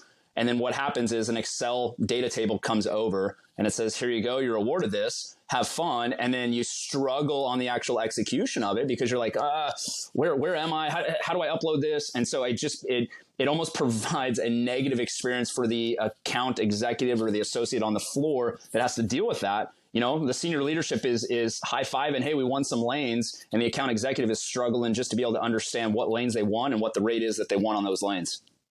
Exactly. You kind of need something clear cut. That's not just like, I have to now manually type in 100 loads. That's not what I signed up for. I would not have bid on this. So we're nearing towards the end, but I want a hot freight opinion from you. So there's been a lot of talk of mini bids, like quarterly bids, over the year-long traditional bid. Do you think that year-long bids are dead? Do you think there's a world where mini bids and long-term bids exist together? What's your hot freight opinion on that? Here we go. No, I think we're actually living in that world right now, because I think you're seeing a lot of shippers that really, I mean, kind of the stuff that we talked about where they have 1,000 of carriers and brokers calling them every single day for their freight. And so they can kind of do what they want to do in this environment. I think there's still a lot of reservation in terms of what's going to happen next year. No one knows. Everybody's guessing. I mean, everybody that says they know, they don't. So we're all guessing in terms of what's going to happen. The federal government and the macroeconomics behind this, all of those things do matter. I think there's probably a lag time in terms of when they make decisions to when we see it, right? So there's probably call it a 6-month gap. So that puts us into middle of next year when we potentially see the true impact of that. And I think shippers recognize that too. So I think, at the end of the day, a shipper still wants those 4 major items every single time, right? They want their freight picked up. They want to know where it's at. They want a low cost. They want that service piece, right? All of those things that we've talked about still matter. But at the end of the day, if they have an opportunity to potentially lower their cost, they're going to take that. And so I think what you're seeing in the market today is still the RFP process of, call it a year-long kickoff, happens right now, and it goes for all of next year. But you're seeing shippers now turn around and say, hey, if we have overflow freight that is not inside of this RFP, if we all of a sudden get more volume than we thought, are you guys willing to do a quarterly bid on that volume? Just that volume. And I think you're seeing shippers, come through with that. Now, there's good and bad with that, because what a broker or a carrier will do is they'll bid on that quarterly rate or that quarterly bid. They'll have a different rate than is inside of the actual RFP. And now the shipper turns around and says, whoa, what are you guys doing? Like, why are you guys doing this? So I think there's kind of this, this cat and mouse game that's occurring between shipper and carriers and brokers right now in terms of that. But I do think the kind of 18 to 24 month long RFPs, I think a lot of those are going by the wayside. And truthfully, I think carriers are more acceptant to play in the spot market, even with the big shippers that typically will demand that and require that. I think they're more willing to play in that spot market and take their chances today, knowing that a lot of that RFP freight is probably going to show up on the spot market anyway, than to turn around and sign up for 18 to 24 just based on some of the macroeconomic pieces that are happening in the market today. Oh, 100%. I think that it's kind of been trending that way even before everything happened, before the pandemic. And I think it's just going to continue that way. I feel like everyone's in a perpetual state of hurry up and wait to see what happens in 2023. Yep, that's exactly right. Well, hey, you know what? We all became super good forecasters, though, because I'll tell you exactly what's going to happen in 2023. Just ask me. But I think that's one of the things that's, classic carrier broker type mentality. Like I know the world and I know how it's going to work. But we're all still guessing and waiting and seeing what happens next year. I love it. I love it. You guys heard it here first. Hurry up and wait for 2023. Right. Thank you so much, David, for joining us today for the Domestic Supply Chain Summit. Stick around. You're not going to want to miss everything else that we have scheduled today. Perfect. Thanks, guys. Welcome back to the Domestic Supply Chain Summit. I'm John Kingston, FreightWaves editor at large.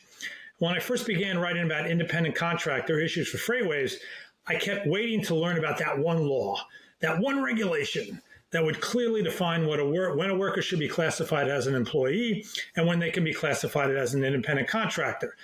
And it didn't take me too long to realize that there was no such law, there was no such regulation, and that instead you had a precedent here and a precedent there that all seem to say different things. And ultimately, you're going to need a lot of lawyers to sort through everything. That has become particularly evident in a process that has now been going on for almost 2 years. It involves the definition of an independent contractor at the Department of Labor. The Trump administration put its own rule forward in its waning days, really just about 2 weeks before Joe Biden was sworn in as president. That rule was seen as favorable to the ability to define a worker as an independent contractor. The Biden administration yanked the rule, was then told by a court that it didn't do it the right way, and the Trump rule went back into effect. Now the Biden administration has proposed its own rule, and that's been controversial too. So here to sort it all out for us is James Mahoney. Jim has been at his own firm in Arizona since 2009, focusing on the field of trucking and transportation, with clients ranging from brokers, forwarders, carriers, and everything else in between. Prior to that, he was an attorney with Swift. He's got good New York genes. He went to undergraduate at Fordham and law school at NYU. So Jim, welcome to the Domestic Supply Chain Summit. Thanks, John. It's nice to be with you. So I became interested in having you here on the summit when I saw your letter to your comment to the Department of Labor on the proposed rule. So why don't you start by giving your interpretation of the rule? And it might be good if you could talk a little bit about the economic realities test, because that's at the heart of both the Trump rule and the Biden rule, but with very different interpretations. Well, John, I think the economic reality rule actually will be a point of contention going into when the law is enacted. It's very difficult to determine when a driver for a motor carrier as an independent contractor, we call them owner-operators, obviously, what makes them strive towards economic realities. Every independent contractor wants to make money. Every independent contractor goes into driving as an owner-operator because he wants to make money. He wants to be his own boss. He wants to be an entrepreneur. As I mentioned in my comment to the DOL, most trucking executives today started out as independent contractors with one truck and either themselves or maybe a cousin as a driver. But most of them started out on their own with the objective of trying to become a business. And so that hasn't really changed. In economic reality, we have a number of independent contractors, particularly those who drove at the ports of LA and Long Beach, which now have, with California's AB5 law, has essentially done away with independent contractors at the port. Everyone's an employee. There's been a shakeout by a number of class action lawsuits against motor carriers over that. And all of that was initiated by the Teamsters. And don't get me wrong, I'm not opposed to unionization. I was a Teamster myself for 7 years, having gone through law school in the shop steward's office, taking naps there and studying, etc. I did enjoy being paid extra for the 15-minute walk to the bus, to the parking lot, and all that. But yet, there remains a number of individuals who want to be entrepreneurs. They don't want to be independent contractors. Now, under the Trump regulation, there were basically, two factors: whether the worker driver had an opportunity for profit or loss. That's the definition of being an entrepreneur, and the degree of control over that person. Right, and let me just interrupt here and point out that those are two of the, is it 5 or 6 points in the economic realities test, correct? In the new one, yes. In the proposed rule. Right, but what the Trump rule did was it made those two that you just mentioned, control and the opportunity for profit, to be more important than the others. And under the Biden interpretation, they're all equally weighted, correct? That's absolutely correct, John.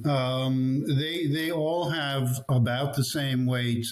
However, there's an opportunity for profit or loss if you're an independent contractor, and everybody knows that. They have to be a businessman, take care of books, keep track of fuel, etc. There must, in the new law, there must be a new regulation or rule. There must be an investment by the worker, and that when I hear the word investment, it used to mean who owns the truck and who is paying for the truck. And for the most part, independent contractors either own their own unit, power unit, or they're under lease with an entity that leases trucks to them. And so that's not necessarily defined in the new rule. And so, when a plumber comes to your house to fix the sink, he brings his own tools. So what does an independent contractor bring other than a power unit? Does he bring his expertise, his knowledge, his knowledge of routes? All those things add up to a certain amount of investment. Right, and moving away from the trucking issue, like one interpretation of the investment rule was if you're a courier, let's say, and you're using your own car, to deliver whatever. The idea, the Department of Labor in its proposed rule seemed to suggest that, well, you probably have a car anyway, therefore you can't use that car and be seen as an investment in your business. That's one interpretation. Well, that's true in the motor carrier industry as well, because very many independent contractors have a power unit that they use on their own personal time. That may be their personal conveyance. Going back to your example of a courier, the courier is using the vehicle to make money. So he's going to be conscious of where he fuels. He's going to be conscious of the routes he takes. He's going to be conscious of whether he pays a toll or not. And so all that goes into the expertise that one would think that develops a courier's entrepreneurship. All right. Now, so let's talk about how restrictive this law is. To read some of the comments, you would think that this is going to be the end of the independent contractor model. I mean, whenever I read apocalyptic stuff like that, I tend to be, I won't say dismissive, but a tad skeptical. Is this really quite that bad? A lot of people beforehand figured the ABC test that's in place in California under AB 5 would be part of the Department of Labor's rule. It was not. So is it really all that restrictive? I would say not. I would say it's headed more towards litigation over the terms. And I think those terms in the 6 factors need to be fleshed out more by ALJs, administrative law judges, or courts, or various administrators in departments of labor within each and every state. And each and every state is going to come up with a different interpretation based upon those ALJ decisions. And the purpose of having the litigation is to have the lawyer be able to sway that decision so that control in motor carrier land means the FMCSA regulations that must be adhered to by every driver, whether they're a company driver or an independent contractor. And so half of my battle in dealing with this is educating the decision maker as to what the federal controls mean. It means that the FMCSA wants motor carriers to be safe. They want to protect the public, which are admirable, topics.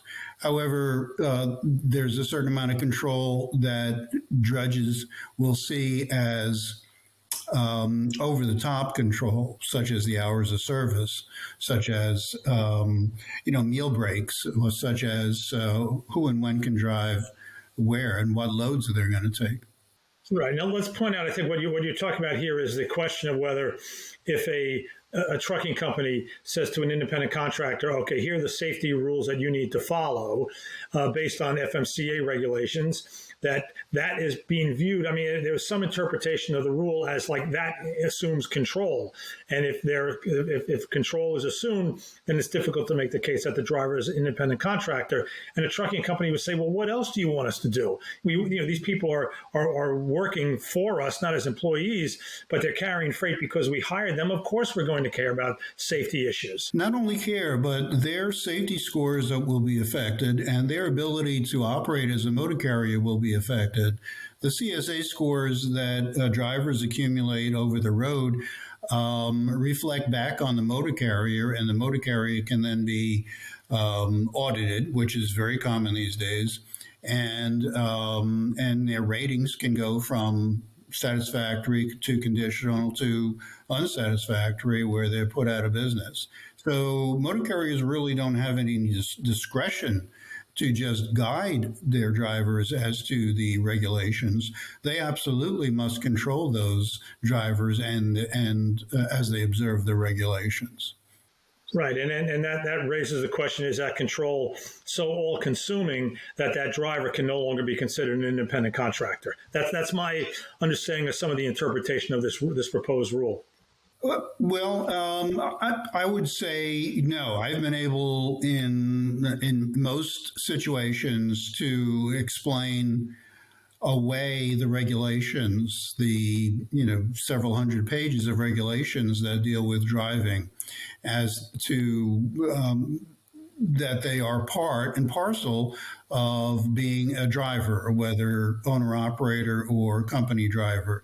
And generally, judges, whether they're workers' comp judges, uninsurance employment judges, wage and hour judges, whatever the case may be, they tend to understand it. Whether they go along with that is, another issue, because they always say, well, it's a mixed question of fact and law.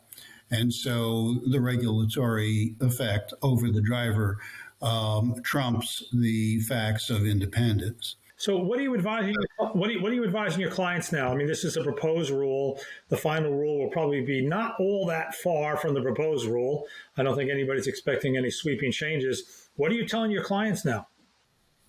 Well, as an attorney, I feel I'm ethically bound, as most attorneys would, to say you must abide by the rules or regulations.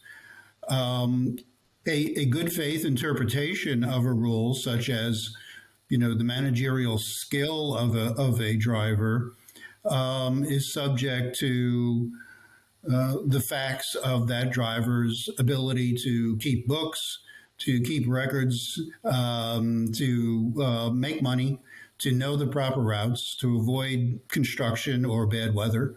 And so their ability to make money, their ability to be entrepreneurs. So I think I can effectively counsel clients that these are the guidelines, but yet you need to operate with certain skills that if you're successful at being an owner-operator, then you have that. You have those skills. I say, and now you mentioned administrative law judges. The reality here is that there can be a rule and it's 150 plus pages, but the interpretation on because every case is unique, right? That the interpretation of that going forward is basically going to be, you need precedent. So you need some people to get sued. You need some people to be targets of actions by the Wage and Hour Division to then create that body of law that will make it easier to follow. You don't have that now, do you? No, you don't, but you will shortly because there will be class actions brought under this. There will be vigorous attempts by various state agencies which administer these rules on the basis of being funded by the federal government. They will be administering the rules. So you need to understand that drivers who are independent contractors who want to be employees will make, perhaps if they're injured, make a comp claim, at which point then you must defend the independence of that driver as part of the motor carrier's defense. So you would expect that soon after this rule is implemented, which is, I guess, expected maybe the first quarter, no later than the second quarter, that there would be litigation that would come soon after that? Yes, I do. I believe even California's AB 5 is not yet seen too many decisions, but they will in the relatively near future. And if there are class actions, then they'll be taken up to the appellate level and further. So we may end up with having 50 different types of rule decisions on this particular six-factor test. And let's point out something that, let's say it gets implemented, the rule gets implemented in the first or second quarter. If a Republican wins the White House in November 2024, it is reasonable to assume that this rule will go away to be replaced by something that's maybe verbatim the Trump rule that's in place now, or maybe something else. Oh, that's true. That's all dependent on politics.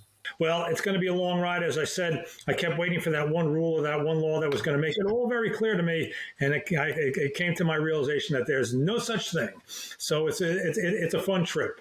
Actually, if I could just say that while California is anti-independent contractors, my home state of Arizona, my adopted state of Arizona, is indeed very favorable to independent contractors and has enacted a couple of laws that enable drivers who want to be entrepreneurs to actually state that in a contract and submit that to courts and to insurance companies so that they're not charged for workers' comp insurance or found to be employees. Right, and you did mention that in your comment to the Department of Labor. I did. Maybe they'll take a hint. Okay. We want to thank James Mahoney for joining us here today at the Domestic Supply Chain Summit, talking about the proposed Department of Labor rule on independent contractors that would be implemented and governed by the Wage and Hour Division. Jim, thanks, and please come again. Well, John, it was a pleasure. Thank you so much. So I'm your host, John Kingston, and please stick around for more Domestic Supply Chain Summit content here on FreightWaves Live. Welcome to this session of the Domestic Supply Chain Summit. I'm Eric Coolish, Air Cargo and Supply Chain Editor at FreightWaves. I'm joined by Brennan O'Dowd, CEO of 7L Freight, a Freightos Group company. This company, which Freightos acquired late last year, specializes in pricing and booking technology for freight forwarders. Brennan, welcome to FreightWaves Virtual Chat. Hey, thanks for having me, Eric. So 7L Freight, what's with the name? Yeah, so when we originally founded the company, we were just kind of doodling some logos, and originally it was two arrowheads to show the exchange of information. So you have the 7 and the L. And then since we've gotten this question a lot, so people always ask us what the 7L stands for. And so now we've kind of adopted the tongue-in-cheek answer of that it's for that we provide software to all 7 continents within the logistics sector. So works out. Still looking for that first Antarctic customer, though. So Freightos, I'm familiar with Freightos. It's a booking platform for importers and exporters to book international cargo with forwarders. And then there's WebCargo, which is a multi-party platform for forwarders to reserve space with airlines and ocean carriers. Then Freightos, buys 7L Freight, which primarily provides real-time rate management and pricing for trucking. So how does 7L Freight fit in the Freightos ecosystem and help customers? What is the value that you bring? Yeah, so we're pretty similar to WebCargo in the fact that we traditionally work with freight forwarders, right? So we manage their rates, help them get access to their carriers, be able to make decisions with a lot of information right at their fingertips. And so how that works into the Freightos larger ecosphere is that a lot of our tools have those abilities to add margin on top, so our freight forwarders can actually put their buy rates out for the customers that are within the Freightos ecosphere. Right. But how does it meld, or do people just book trucking, or do they book ocean and air and trucking together as a an all-in move, or how do you benefit or from residing within Freightos? Sure. So I think the key differentiator for us is going to be our trucking component. Obviously, what Cargo is doing the air freight side of things, and they do ocean. We had a lot of overlap on those services, but we also have integrations with about 140 or so different LTL carriers. So you're able to book your rates with your LTL carriers. And coming into 2023, we're looking to expand that to first and final mile carriers, and also like expedite type carriers as well. So that adds that next segment to the type of rates that you could traditionally see in Freightos and WebCargo. Right, and then do you, so first and final mile, do you provide surcharges and dimensional rate factors as well? And is there a benefit for digitalization or a platform like this, even for a company to better connect its departments internally? In other words, not only to connect to outside, booking, but also to just within a company to have a better sense of rates and rate management? Yeah, so I mean, you're going to have multiple components of where customers can find value within using our platforms, right? So we see obviously the most logical role is going to be the operator who's going to be routing the freight and making it use, but then it also ties into the back office processes so they can do their audits to make sure that they're being charged what they're supposed to be charged. So when you're using a service like ours, we're aggregating all of your different carriers and all of your different rates into a centralized platform instead of having to go to various locations to get that information. So it just kind of really streamlines how much effort has to be put out to obtain an accurate quote, and then make sure that you're being billed the correct amount as well. So I think in the first part, you mentioned the additional surcharges or even accessorials. So we have all that sort of stuff. We're maintaining that proactively for our freight forwarders. So where we have integrations with carriers, we're going to integrate directly with the carriers, but there's still a huge swath of data that's going to be manually maintained. So we're updating those on whatever schedule that the carriers are updating. And so then again, you're getting that complete information. It makes it really simple for the forwarders to get a quote. They just put in their pieces, dims, and weight, where it's going from, where it's coming from, where it's going to, and then we're going to do all the calculations for them, including oversized fees, things of that nature, where those can kind of be like pitfalls or aha moments for like the freight forwarders, where they don't think about, we saw a shift from 12 feet down to 8 feet for oversized fees during the pandemic and things like that, where it's hard to communicate those changes across an entire organization. And it's just make sure that they're quoting correctly through the whole process. Will there be any new product offerings that we should be on the lookout for? And will 7L go international, offering truck reservations in other countries? Yeah, so we're already offering some rates internationally, both in Canada and Mexico as well.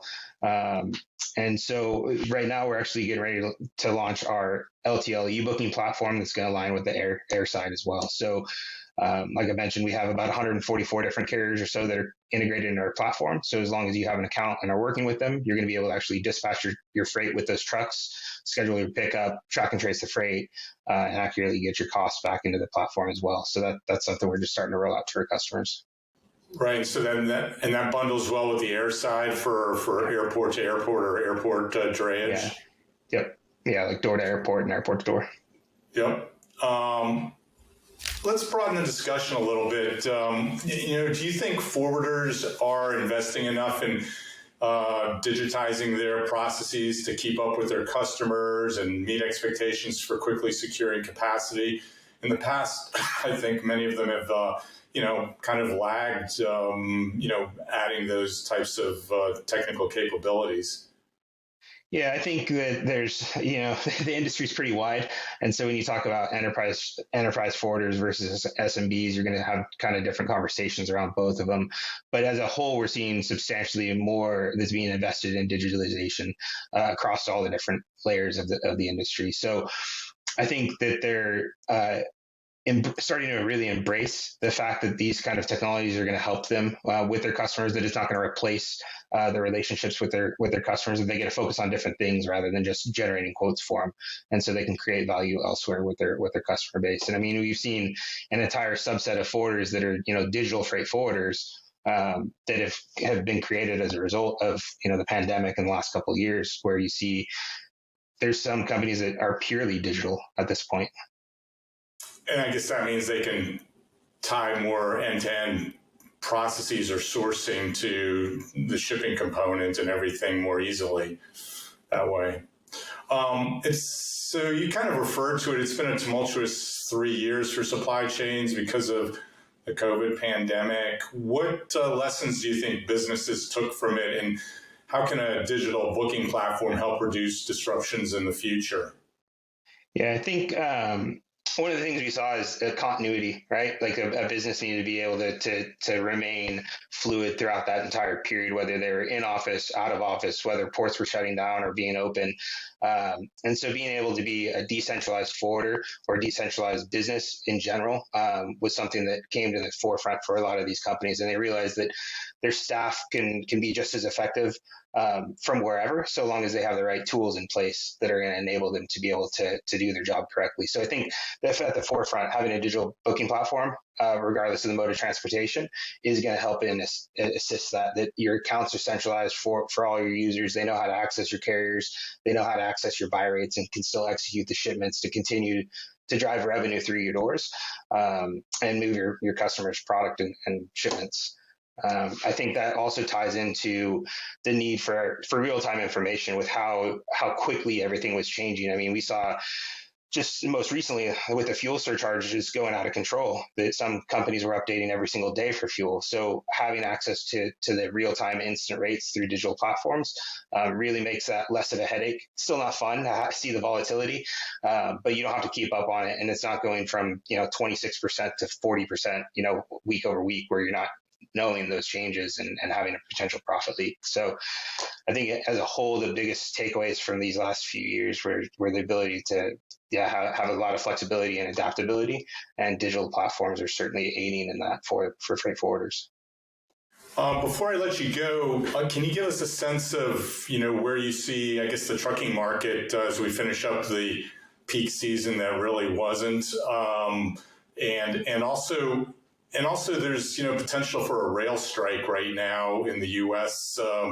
And, how do you see that impacting the trucking? Is there enough trucking capacity to take a lot of that intermodal overflow if that happens?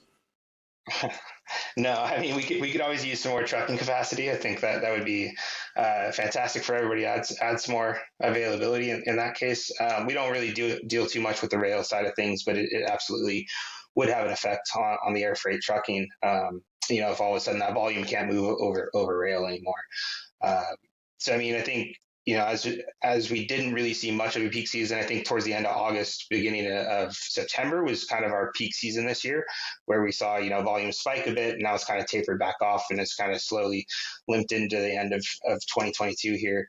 That, we're going to see more of that same kind of, almost return to COVID levels, like where pre-COVID we were seeing that, like more of the traditional structure. And on the air freight side, we're seeing that, PAX volumes keep going up, which adds more capacity into the market. And as a result of lower volumes today, it's depressing prices. The air freight rate costs have come down again compared to where they had been. So. Great. Well, that's all the time we have left. I think I'll leave it here. Brennan, thank you for being our guest today. Really appreciate it. Yeah, likewise. Thanks for having me. We understand that your time is as valuable as the freight you're shipping, which is why we have invested in our innovative best-in-class platform, EchoShip, to help simplify your transportation management. EchoShip is a self-service shipping portal that allows you to quote, book, and process payments across multiple transport modes. It also provides a density calculator and allows you to track shipment status in real time, all with a touch of a button. With access to Echo's extensive LTL carrier network and over 50,000 truckload carriers, EchoShip gives you the flexibility to leverage rates and find the lowest cost options that best fit your needs. EchoShip, technology at your fingertips, experts by your side.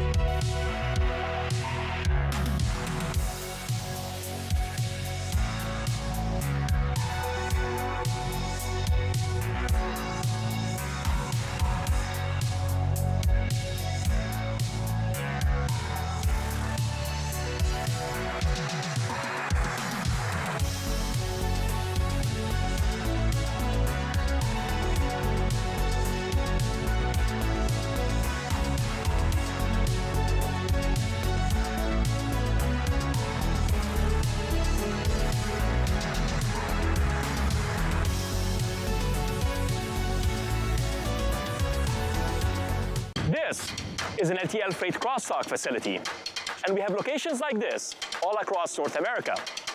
East Coast, West Coast, even our neighbors to the north and south. At XPO, our network helps us deliver 18 billion pounds of freight every year to 99% of US zip codes and beyond. And now, it's getting even bigger because we're adding 900 new doors to our terminals. XPO, your freight.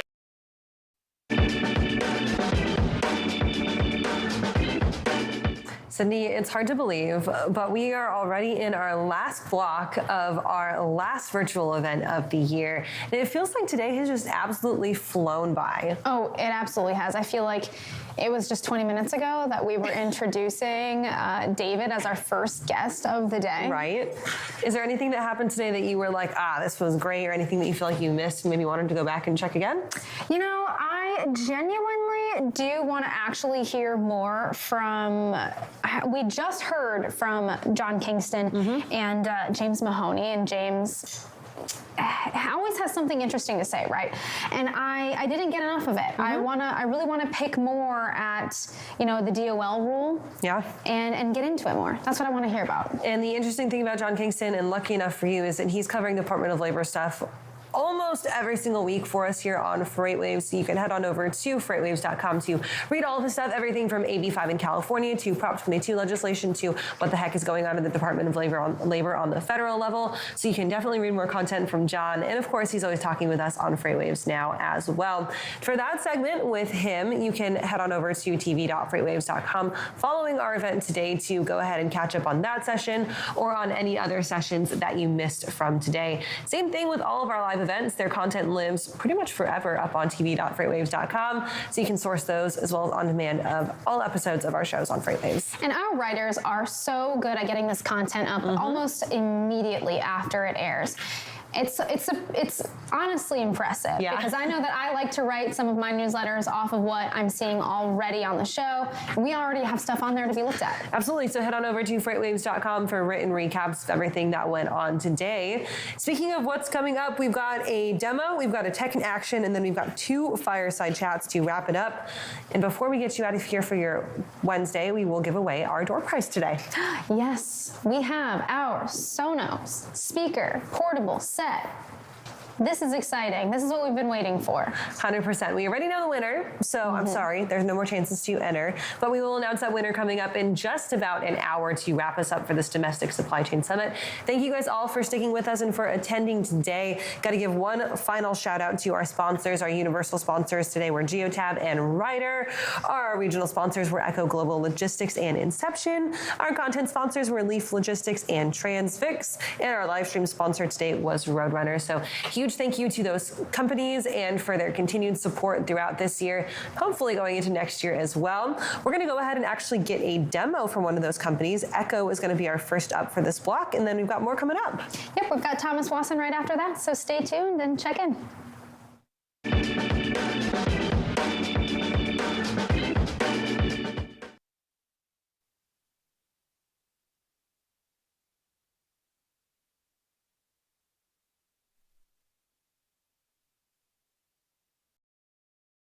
Good afternoon, FreightWaves. My name is Jay Gustafson, EVP of Brokerage Operations at Echo Global Logistics.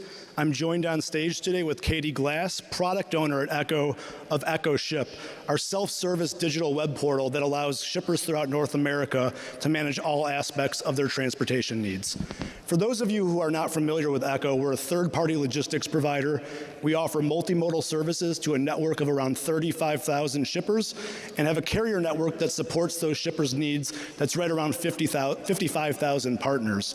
And so today, what we're going to demonstrate in Echo Ship is how this self-service technology connects those shippers directly to our multimodal carrier base. And so to start out the process, Katie's going to log into Echo Ship, and she's going to navigate to our LTL quoting page. And so from this page, our shippers are able to enter in basic shipment characteristics to generate LTL pricing. As you can see here, we've got some saved warehouses entered from Chicago, Illinois, down to Chattanooga. So clients can either leverage saved warehouse functionality, enter in new zip codes to generate shipment options. Additionally, we allow our shippers to enter in any accessorial types. These accessorials help us curate our carrier network to bring options to them that are best fit for their needs. But to generate LTL quote within this platform, we try to make it super easy. All you really need to enter is shipment quantity, weight, and freight class. And so in this example today, Katie's going to enter an order of 3 pallets from Chicago to Chattanooga. We'll say those pallets weigh 800 pounds apiece. And we're going to select Get Quote to generate some carrier options. And what you'll see here is we instantly generate and present our clients with 29 different LTL carrier options that can meet the shipment needs for this specific order. We sort those options from low cost to high cost so they can quickly navigate and figure out what price point is right for them. But I think as everyone in this room knows, price isn't the only factor that drives sourcing procurement decisions. And so we've got a set of easy-to-use filters over here on the left that allow our clients to further curate this network down to the transit time that best fits their needs. And so for this example, we'll select 2 days as the desired transit time. You can see that quickly takes us down from 29 results to 23 results. Another way to curate transit time is to select guaranteed delivery. This will now bring up the 11 carriers that can make delivery on the date presented in Echo Ship, sorted from low cost to high cost. Outside of transit time, the other decision factor that we often see clients leverage to drive their sourcing decisions is carrier types. Everyone's got their favorite carrier for different lanes that they move. And so you can see here a set of options that we present our clients. One that I want to highlight today is a company called Roadtex. Roadtex is actually an acquisition that Echo did in June of 2022. They offer integrated supply chain solutions, including warehousing, cross-docking, consolidation, dry, and refrigerated LTL. So this is an example of how we're leveraging Echo Ship to bring some pretty unique capacity to the users of this platform. And so to complete the LTL booking process, all you need to do is select Book Now. We're going to leverage Roadtex in this situation, and you navigate to our order entry screen.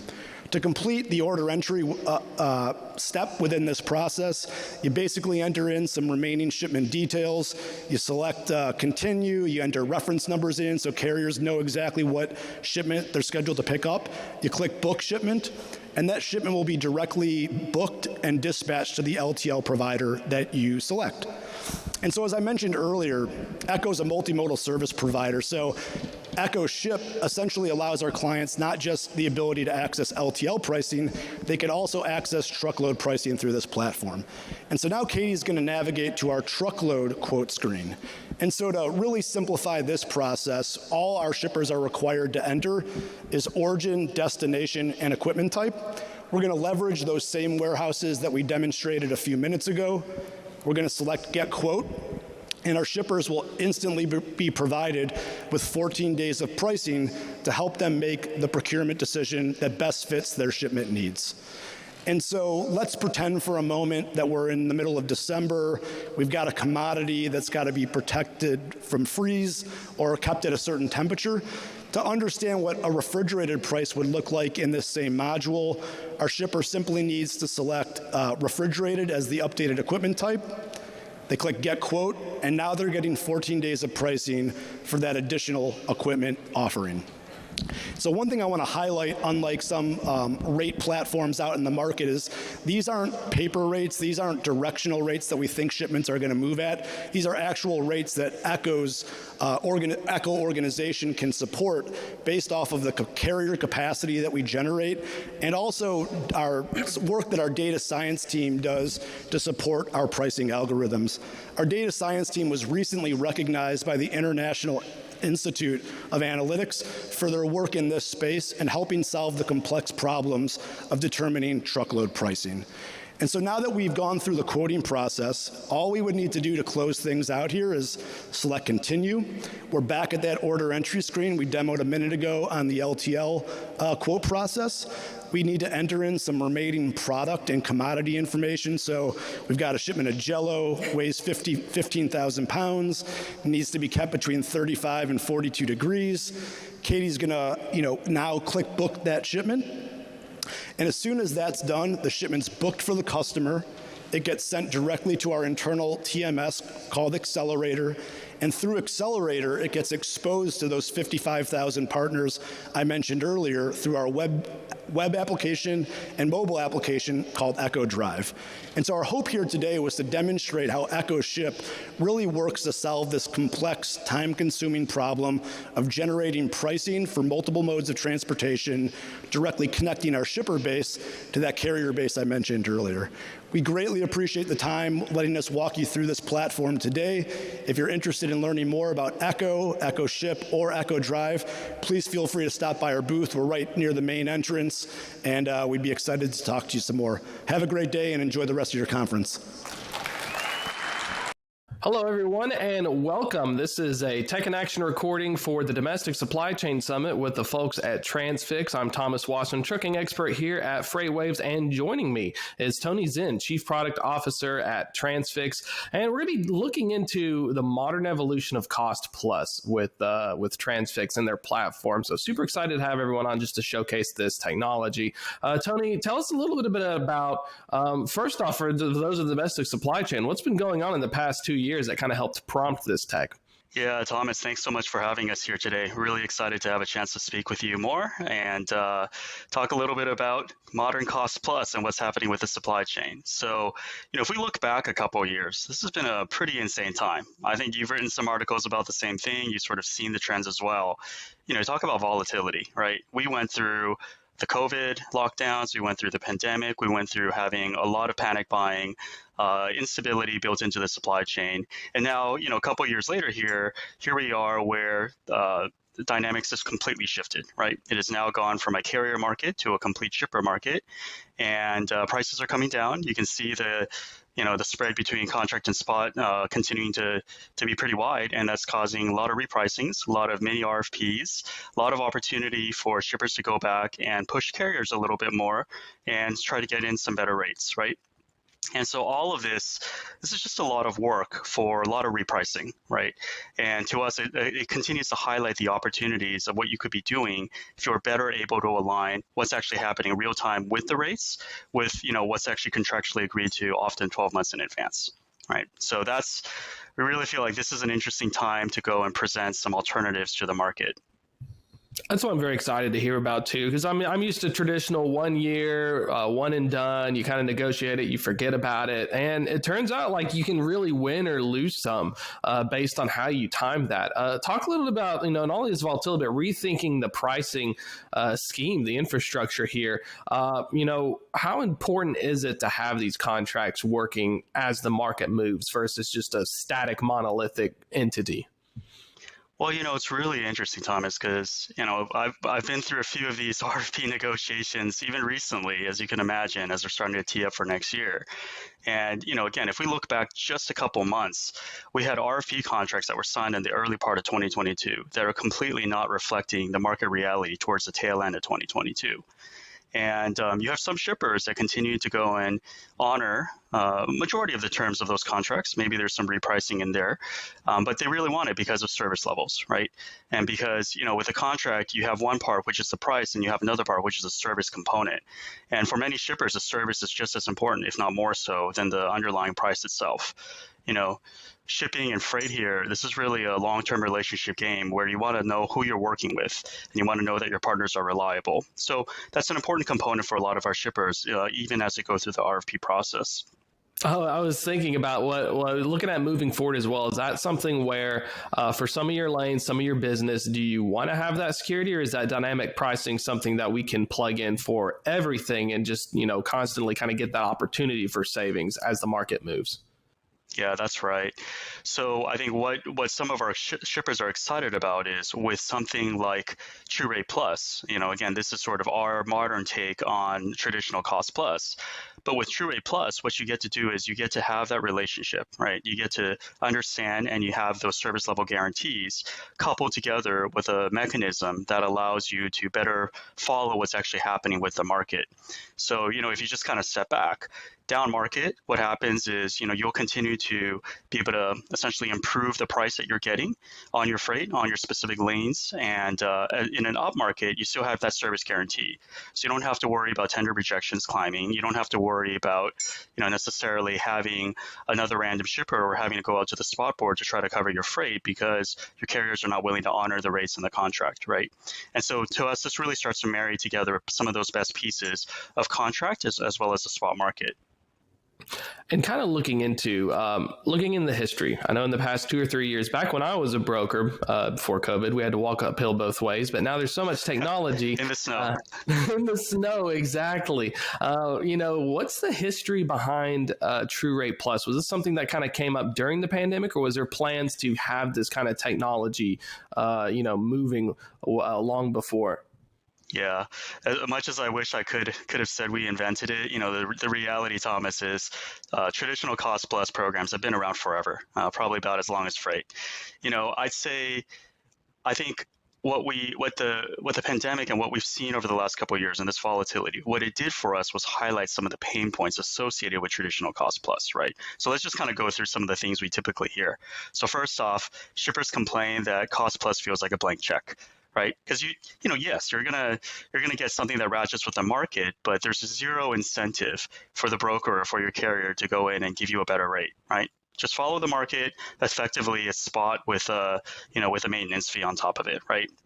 It's not really something that really addresses the issues. So you have incentive alignment. That's not really something that gets solved with traditional Cost Plus. Plus, you do have lack of transparency, right? You have this opacity into what's actually happening. And so what we did was when we looked at some of the pain points in the market, we decided we wanted to go and address it with a more modern take, essentially with a more software and data science backed way of going and addressing some of the traditional issues we've seen with Cost Plus.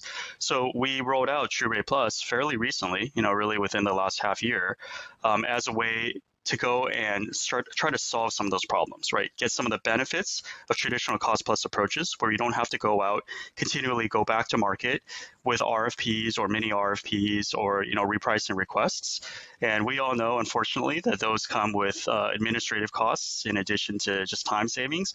So, there are things that you have to then go do. So you don't have to go through constant RFP programs, but at the same time, you get some of those benefits, right? You get the repricing and you get those service guarantees. And then we provide ways to go and make sure that our incentives are aligned and also make sure that we're providing full transparency into what are the bids we're seeing and why have we chosen specific rates for that given lane. And I remember, like, when I worked at a brokerage, we looked at cost plus like it was a gravy train. Because one thing that I thought was cool, I looked at the site, the True Rate Plus details, is it's very visible. You're sharing this information with them. You're knowing what the margin or the RIP, we used to call it. Back when I was a broker, you didn't want them to know that because you wanted to be able to say, oh, you're coming to me because you chose me. Let me tack on 500 in margin. And you're just going to say, well, it's a tough market. Like, is that kind of the thought process is turning it on its head, saying, as a broker, I'm going to share this information. You're going to see what I see, so that way we can trust each other more. Yeah, exactly. Right. I mean, I think, I've talked to quite a few large shippers, and, they've even kind of brought up themselves, like, why do we want to use a broker? What value does a broker bring into this equation? Like, why not just go direct to carriers, right?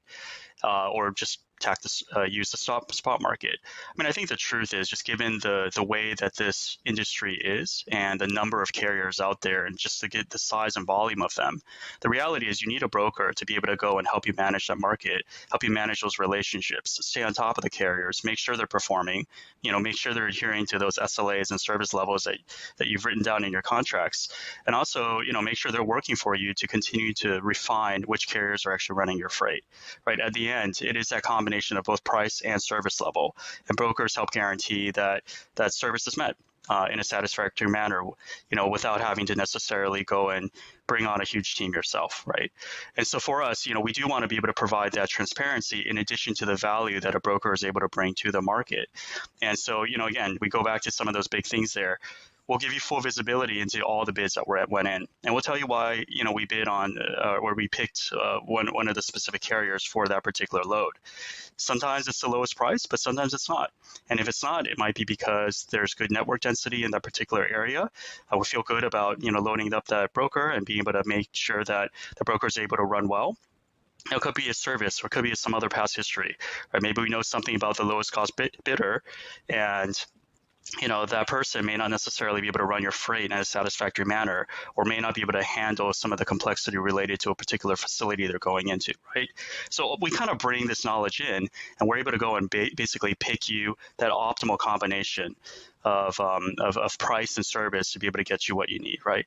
And then on the other part there is really that alignment and incentives. One big difference for us is when we are able to procure at a better price than what the market rate is, we share vast majority, lion's share of the savings there actually goes to the customer, right? Goes to our shipper here. So just as an example, let's say 70% of the savings below the market rate all goes to the shipper. We take a smaller cut of that. On the flip side, when we procure above the market rate, right, we actually take lion's share of the cost overrun, essentially. So we take 70% of that cost, shipper only pays 30%. And so now we are fully aligned to try to get you the best price possible, while still meeting your service levels for those particular lanes.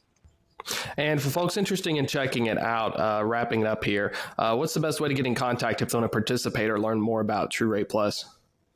Yeah, come out to the Transfix website and let us know if you're interested in speaking more with us, or look me up on LinkedIn and connect. I'd be happy to put you through and speak more about what we can do for you. Perfect. Tony, thank you so much. That was Tony Zen with Chief Product Officer here at Transfix. Check it out. Rate Plus looks really, really exciting, and transparency, it's a rare thing in the brokerages these days. Great. Thank you, Thomas. Thanks for having us. Welcome back to our Domestic Supply Chain Summit here at FreightWaves. I'm Kaylee Nix, and we are super excited to get into this next fireside chat. The last 2 years of the COVID-19 pandemic have seen a ton of influx of capital into freight tech. And today's market, it's a little difficult to figure out where we sit and if freight tech has the power to stick around.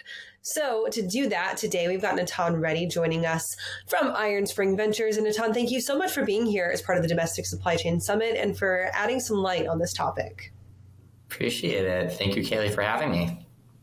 So as we get started, give us a little bit of an overview about Iron Spring and where you guys sit with the venture capital space, specifically as it regards to investment in freight tech. Yeah, no problem.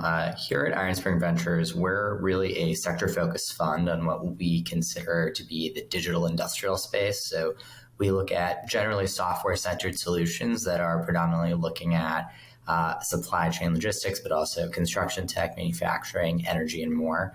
Obviously, a huge part of that supply chain category is freight tech. And so that's where we've really enjoyed diving in, meeting founders in the space over the last several years and whatnot. I think from a broad perspective, freight tech and specifically companies who are doing that software as a service type of initiative, who are really looking to come to market with not necessarily a physical product, just an idea and something that downloads off the internet, were really kind of sexy investments for VC funds, especially these last 2 years, because you've got companies that don't have a lot of overhead, don't need a whole lot of marketing, and don't necessarily need a whole lot of help to get started and to have some success.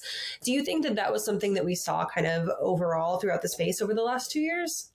Yeah, absolutely. I mean, it's funny because I've been actually really tracking this space probably since 2016, 2017. I used to lead supply chain research at CB Insights. I think there was a noticeable difference, in light of the COVID-19 pandemic, where we really saw this real tailwind in the direction of all supply chain tech.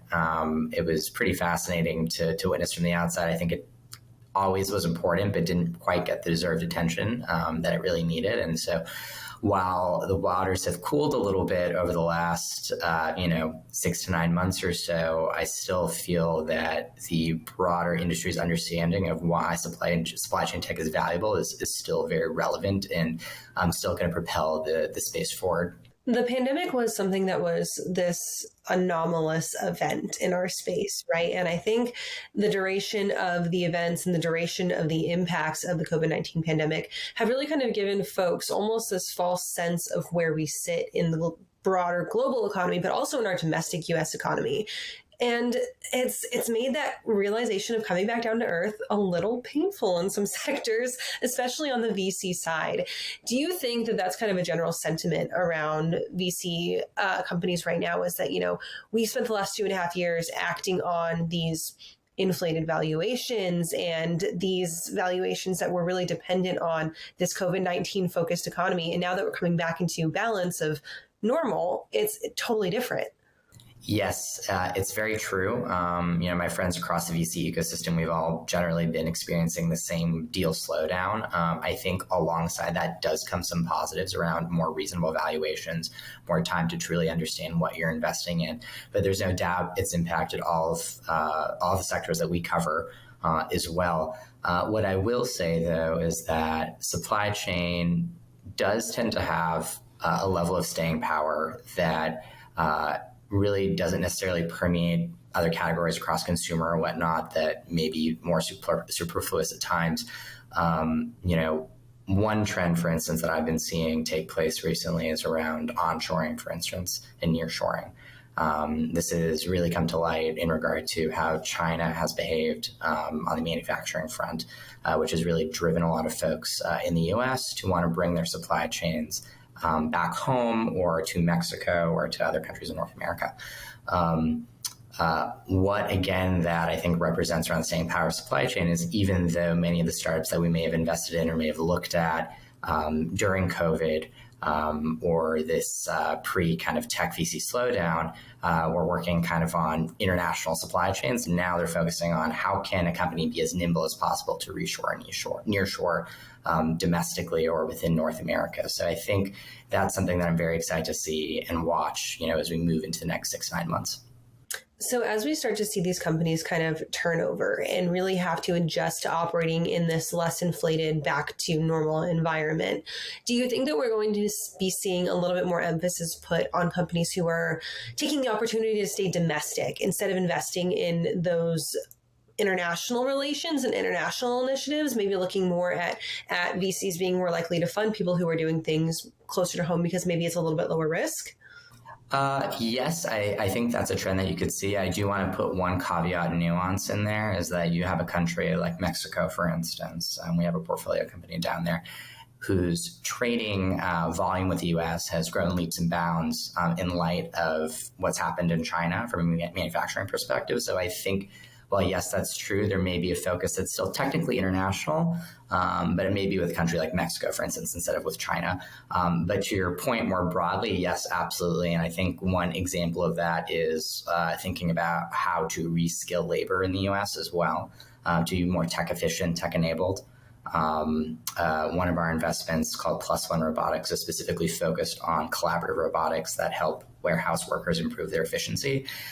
This is really delineated from full automation that we often see for certain solutions in supply chain. So I think you'll also see a tendency to go toward how can you help existing workers in the U.S. reskill and bring tech into their jobs to make them as efficient as possible without replacing them. So I think that'll be a trend as well.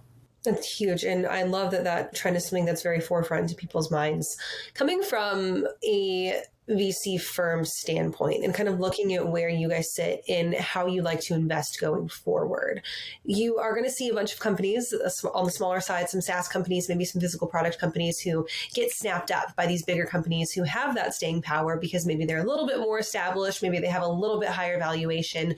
When you guys, especially for a company like Iron Spring, kind of look at how you take your investment strategy now going forward, does that alter how you guys look at supporting these smaller companies, knowing that they have the potential to be snapped up in the future? Not necessarily. I think at the end of the day, we're always looking for the folks and the founders that want to have that venture scalable $1 billion plus vision. Things happen along the road, and eventually founders at times have to take what outcome is best for the company. When that invariably happens. But at the outset, we're always going to be on the lookout for folks that have that greater vision. That's something that is really particular to venture. I don't necessarily think all startups are suited for venture. I'm the first one to say that.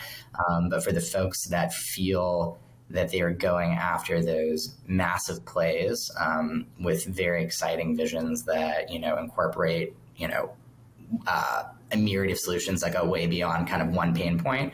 That's what we're always going to be on the lookout for, and I don't see that changing. So let's flip that perspective on the other side, from a founder perspective now. If you maybe are coming from this and saying, man, I've got this great entrepreneurial idea, but the way that the market looks right now isn't necessarily conducive to me seeking funding. Do you think that there needs to be this level of cautious optimism, or for a founder, if they've got the right spirit, if they've got the right idea, can they attract that VC attention no matter what the market looks like? Yeah, I'd say it's a little bit of a mix of both. And I think the sentiment still applies to folks that are maybe still early stage, but maybe a hair down the road from maybe the folks that you're referencing. I would say for the top founders in the most competitive deals, that likely will still remain that you can probably find some element of appetite for your company. I'd say that's a minority of folks and relatively rare for folks from alternative backgrounds or from backgrounds that may not be as quite involved in the VC scene in an existing sense. It's going to be a tough environment. And I think we're the first ones to say that folks should, be preparing to extend the runway. Grow at all costs is not the name of the game anymore. And really looking at measured sustainable growth in a way that you can actually, hit milestones on plan is really going to be what a lot of investors are looking for going forward. But we hope that, eventually folks that ultimately have those great ideas, regardless of their background, can eventually survive long enough to get funding they deserve. I think that we've seen a really interesting evolution in the way that freight tech and VC-backed freight tech companies have kind of changed within the last year in and of itself. And that kind of snap up of the smaller companies has happened in a lot of cases where you've seen, companies join together. And unfortunately, some companies have now had the side of layoffs, and they're going to continue to see that even if they have a successful freight tech solution. When you're talking about maybe a company who has a decent amount of funding, a decent amount of capital to work with, maybe on their books or in their bank account, do you have any advice on how to survive and maybe extend that runway, even if you've already been funded, but you're not quite fully there yet? Yeah, that's a really good question. I probably have to think on that one for a bit. I think for us, what we've seen as a pattern is really understanding how to really properly reforecast your budget, to really understand and take a look at what it takes to run your company bare bones and build up from there to understand what's a necessity and what's not a necessity. Again, it's going to be dependent on what the particular company is and what, potential opportunities they have down the road, a year and a half, 2 years from now. And that's going to be, a change depending on the circumstance. But what we've seen are a lot of folks reforecasting, rebudgeting, really understanding, who the crucial players are that can give them that top line revenue in any part of the organization, and really focusing in on there. So I think when I think about freight tech solutions that have been funded and have been successful over the last 2 years, the first ones that come to mind are digital brokerage. You've seen a ton of digital brokerage solutions come out and do really, really well. You've got a ton of track and trace features coming out. Supply chain visibility, that's something that is very, very highly talked about. I think visibility was like our unofficial buzzword of the year in 2021. And between that, visibility, between sustainability, a lot of this is been kind of ripe for VC funding and ripe for VC attention. Is there one specific sector that you think is going to have their next day in the sun coming up maybe in 2023? Or do you think that we're still going to see continued emphasis on that visibility, sustainability, and digital brokerage aspect? I think we're going to continue to see kind of a honing in on those three existing categories. I'd say one area of it, sustainability, for instance, is an interesting word, and it's one that we wrangle with internally as well. I think as a broader sector, need to better understand and define what that really means. One thing that I love to say about Iron Spring's portfolio is that every single company in our portfolio does fit within the lens of sustainability, regardless if it's explicit or implicit. And I think that supply chain field as a whole is doing a ton to kind of move forward or attempt to move forward sustainability within the broader economy and in society as a whole. And it's going to be about understanding what metrics we want to be driven by, how to collaborate with each other.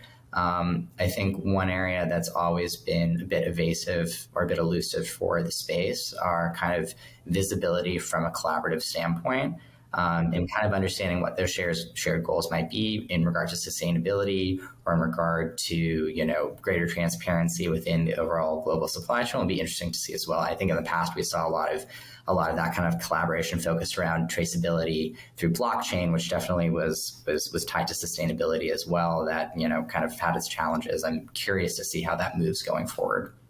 People are a little protective of their data, especially in the freight tech space, that's for sure.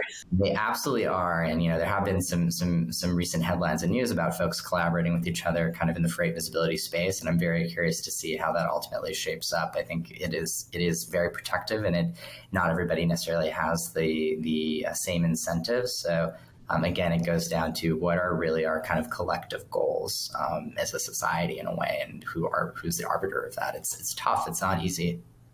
Not an easy question at all.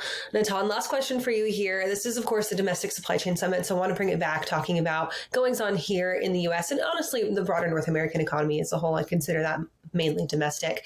When we look at kind of the shift away that could potentially be happening from this real, truly globalization, global economy, as countries become more protective of their data, of their borders, of their own internal doings, and they have to grapple with things like geopolitical conflict, and you have to talk about now sustainability challenges from country to country to country.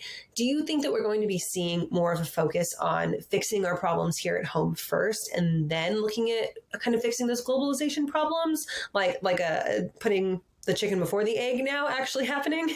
Yeah, that's a tough question. I think in some elements and in some aspects, I think this is definitely in regard to kind of what we spoke to around reskilling and reshoring labor in the U.S. I think that's going to have a very strong domestic focus. Within the U.S. specifically. I do think, again, that caveat being that you're going to see some international players rise and fall. Again, China's role with the U.S. may change a bit over time than it has been over the last 2 years. You may see other players like Mexico or other countries in Latin America rise in importance. And so from that regard and that perspective, there still may be an equal push and pull between that international and domestic. But I do think for existing labor here, you're going to see that really kind of pointed attempt to figure out how to best reskill and reshore labor in a tech-enabled way here. And that'll be a really strong focus here over the next 5-10 years for sure. It's going to be interesting to watch. Natan, thank you so much for joining us for this Domestic Supply Chain Summit. If people want to learn a little bit more about you guys at Iron Spring, where can they go to do that? They can visit our website at www.ironspring.com or check us out on Twitter or LinkedIn. We're happy to reach out to you from there. All right, easy enough. Thank you so much. And thank you guys for staying tuned for our Domestic Supply Chain Summit here on FreightWaves. Of course, if you miss any of our sessions today, you can find them on demand on tv.freightwaves.com. Stay tuned and we will be right back. And welcome back here to the Domestic Supply Chain Summit. My name is Kevin Hill, here with a special guest, Spencer Tinney. He's the president and CEO of the Tinney Group, and we're going to talk about mergers and acquisitions, M&A activity, both a recap of what we went through in 2022, plus a preview to 2023. So first off, let me welcome you, Spencer, at the summit today. Thank you, Kevin. It's good to be with you. Perfect. So we've had a very active season in 2022. It's been pretty active. 2022 or 2021 was active. That's carried into 2022.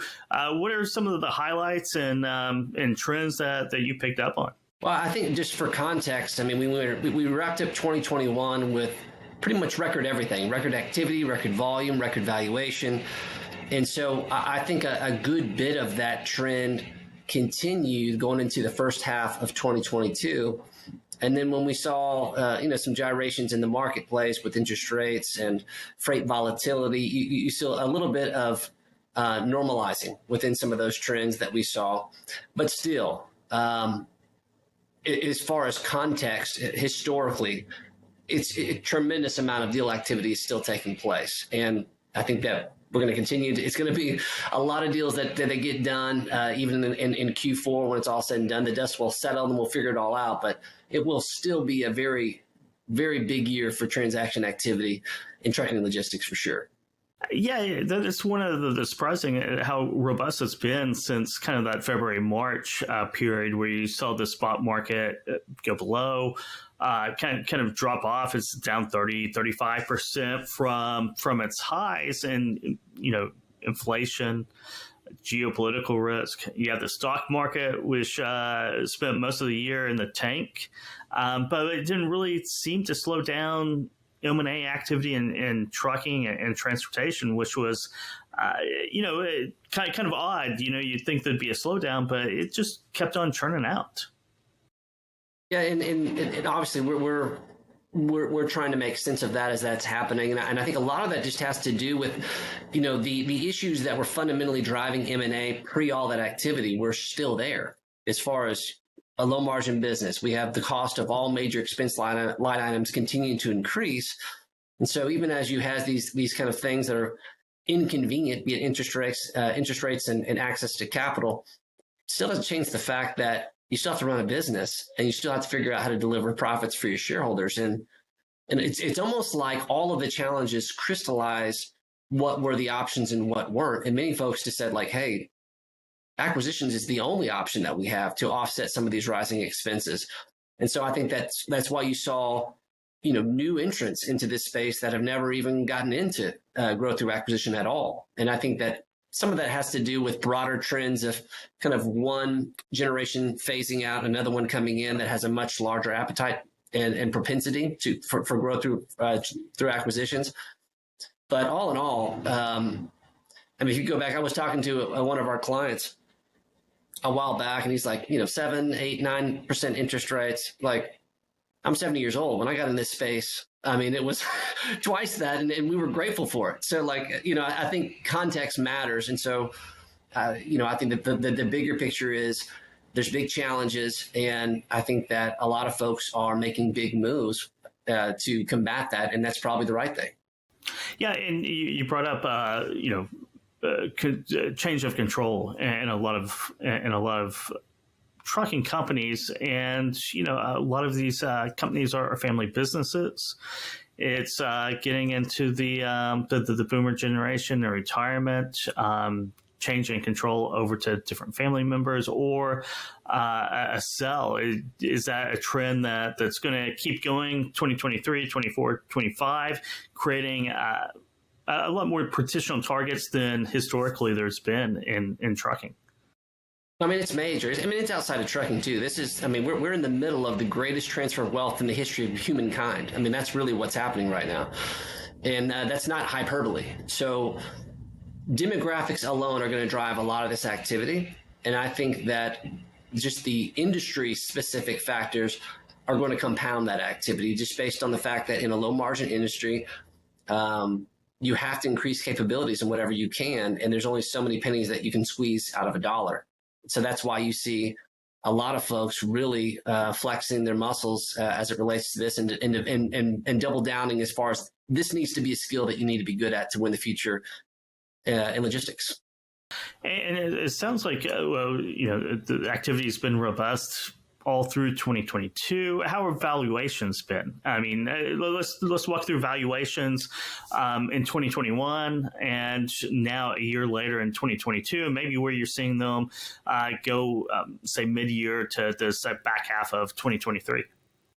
Yeah, I think for asset light companies, that 21 ended with record high, a 7-year record high. I mean, it was continually going up in that period. So we anticipated there was going to be a natural normalization of that, with or without all the stuff that we experienced in 22. On the asset base companies, a little bit more, I wouldn't say volatility, but variation over that same period, just because it's just a little bit different for asset-based, CapEx, heavy type industries. There's always going to be parameters in which investors can get deals done because of this ongoing capital expense investment that's required to run these companies. So I think for this year, it was interesting because we were still kind of coming off this phenomenon of equipment value increases that was largely created out of COVID. So some of that we got the benefit of for folks that were doing asset deals, and that they were using these inflated equipment values to increase their own borrowing capacity to help transfer more cash at closing to the seller, which was a beautiful thing, to kind of capitalize it on that way to get the outcome that you wanted to get. And I think that where we're seeing a little bit of, a pulling back on the reins is more on the asset light type scenarios that really, in all fairness, they're still strong, but it got a little bit nuts in, 2021, I would say. And so a healthy normalization there. But all in all, there's never been more excitement for investment or more need for investment in this space. And so it's interesting as you see these transactions, even ones that we've been a part with, as far as these vertically integrated type deals and all different characteristics, whether it be Ashley Furniture, doing the Wilson Logistics Western Division, or even the Super T Transport, which was acquired by Red Bull and their private equity backed Austrian company Berger Logistics. You're starting to see wow, we have these huge problems, but the solutions, when it comes down to it, you start seeing the world in a very small lens as far as how interconnected everything really is. And so I think that's what we're going to see a lot more of moving in the future. More activity, more creativity on how the deals actually get done and who the players are as part of them. Yeah, you mentioned a couple of players there, Ashley Furniture and Red Bull. Do you see more shippers getting into the logistics business, whether that's asset light or, having their private fleet, buying a commercial carrier? We also saw that with USA Truck and that acquisition as well. So do you see that as a trend that we'll see more of in of the next 5 years? I do. I mean, even just in Q3, we heard the announcement of MSC acquiring C&K Trucking. I think that kind of fits that profile. I think that we're going to see more of things like that. I think everything's on the table, Kevin. Whatever advantages or options there are to increase capabilities. And some of this is defensive. It's to protect. I don't think some of this is to gain more volume. I think it's more about defensive. We have to protect what we have to potentially be competitive in the future. And so I think that has a lot to do with it. And when you start seeing the market from that lens, then you start understanding well, pretty much everybody's in the game. Yeah, everyone seems to be in the game right now. Certainly, it's crazy out there. Let's start with the asset light. Asset light, the acquirers, they're looking for targets. What are some of the business models they're looking for? Are they looking for niches? Are they looking for customer lists? Are they looking for certain capabilities or technology? I'm sure everything, but what's kind of on top of their mind right now? I think very specific niche expertise is going to be a huge characteristic in 2023 as we move in this. And a good kind of profile for this was the deal that we did with the Keenan Advantage Group and their first foray into, brokerage space. And, what do they want? They wanted a proven expert, which was American Petrol Law. And I think this is an excellent example of kind of predictive about what we're going to see from more folks, that it's not enough just to, hey, I want to have more capabilities. I'm going to buy a brokerage company. They need to provide something unique has some insulation from the broader factors that could, elevate risk for the overall transaction. So I think that's going to be a huge characteristic moving forward as far as on the asset light side. To check that box, I think there's going to be a lot of opportunities. Yeah, I agree with you 100% on that. There's specific niches, whether it's oil or a tanker or a flatbed or project based. I think there's a lot of acquirers out there looking for that specialty knowledge. Cross border being another one, where it's easier to buy than build, certainly, and kind of the general brokerages or general type of business entities out there might see a little bit of a hit on their valuation. Because they don't have that focus and concentration. Well, I would characterize that a little bit differently, Kevin. I think that what usually happens is that you get a mirror kind of put up and you see like what you really are, and like what you really are outside of kind of the last 24 months. That's probably more accurate. And so like when you take away all of the advantages, sometimes that can be misleading for business owners that are specifically trying to grow towards an exit for a specific amount of money. So I think this can actually be really healthy for a lot of asset-light companies to help make the appropriate adjustments because they have more visibility and they see where there's some exposure that might limit valuation down the road. Yeah, and you kind of gave a little bit of advice if you're looking to sell your business. What advice do you always give? People in the market, anyone you come across, if they're looking for an exit, kind of what do they need to do to get the house in order for that transaction? Because due diligence is not easy. It's not easy, and it's quite thorough. So what kind of processes, procedures, whatever it may be, to start thinking how long in advance do you really need to start preparing for it?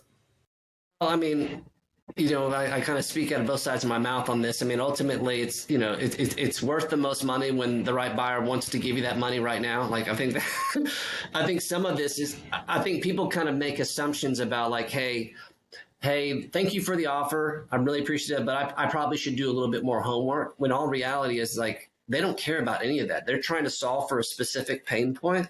And so some of that stuff may not matter at all. Now, you take that scenario out, then my general advice is like, where do most companies lose or miss on opportunities? It's because like they don't present professionally in the first 30 days of evaluation or even the first like day. And so I think that there's number one, like expect to be courted, expect to receive offers and have a plan for how you're going to respond to that. And so some people, like, they get overly concerned about confidentiality. Well, fine, let's make a one-page summary, investment highlights that's blind, that shows what your capabilities are so that you don't have, this mental distraction that people that have confidential information they don't need to have. And most of the time you can satisfy a strategic buyer who understands this industry with a one-pager of like, this is what it is. Here's the highlights and here's what it is. And if they want to go further, then you can sign a non-disclosure agreement and, kind of go down that road. But I think, being able to have that prepared and then conditioning your staff to turn financials, every month, no later than 15 days after the month closes. I think people don't understand that. That's a huge issue because once we actually get to due diligence, like you said, time is the greatest killer of all deals. So like if things are changing in your business, what it's really doing, it might be creating new risks. So like, well, this is creating some fuzzy math. We need to wait till that next, how long is it going to get your latest financials? And like, well, we do it quarterly. Well, that's not good enough. Like that could be the one thing that that's going to allow you from, not to be able to get something done. And you'd be surprised of how many pretty decent sized companies do not have that internal cadence in place. And to me, those are just avoid, unforced errors. You do those things, be prepared. Make sure you can turn those financials and have your reporting in place, ready to go. And then a lot of good things can happen. And then lastly, which is probably the most important, especially with an industry that has so many multi-generational or founder businesses, it's just, you gotta condition your business to be independent of ownership. You have to, systematically delegate responsibility down, because what ends up happening is if you don't do that, you are voluntarily accepting a discount on your valuation because you're just injecting more risk into the transfer of ownership. Because if all the accounts, all the relationships, all the suppliers, and all the things hinge on ownership, it's going to be very difficult to get a buyer comfortable with being able to maintain that level of performance once that owner's no longer there.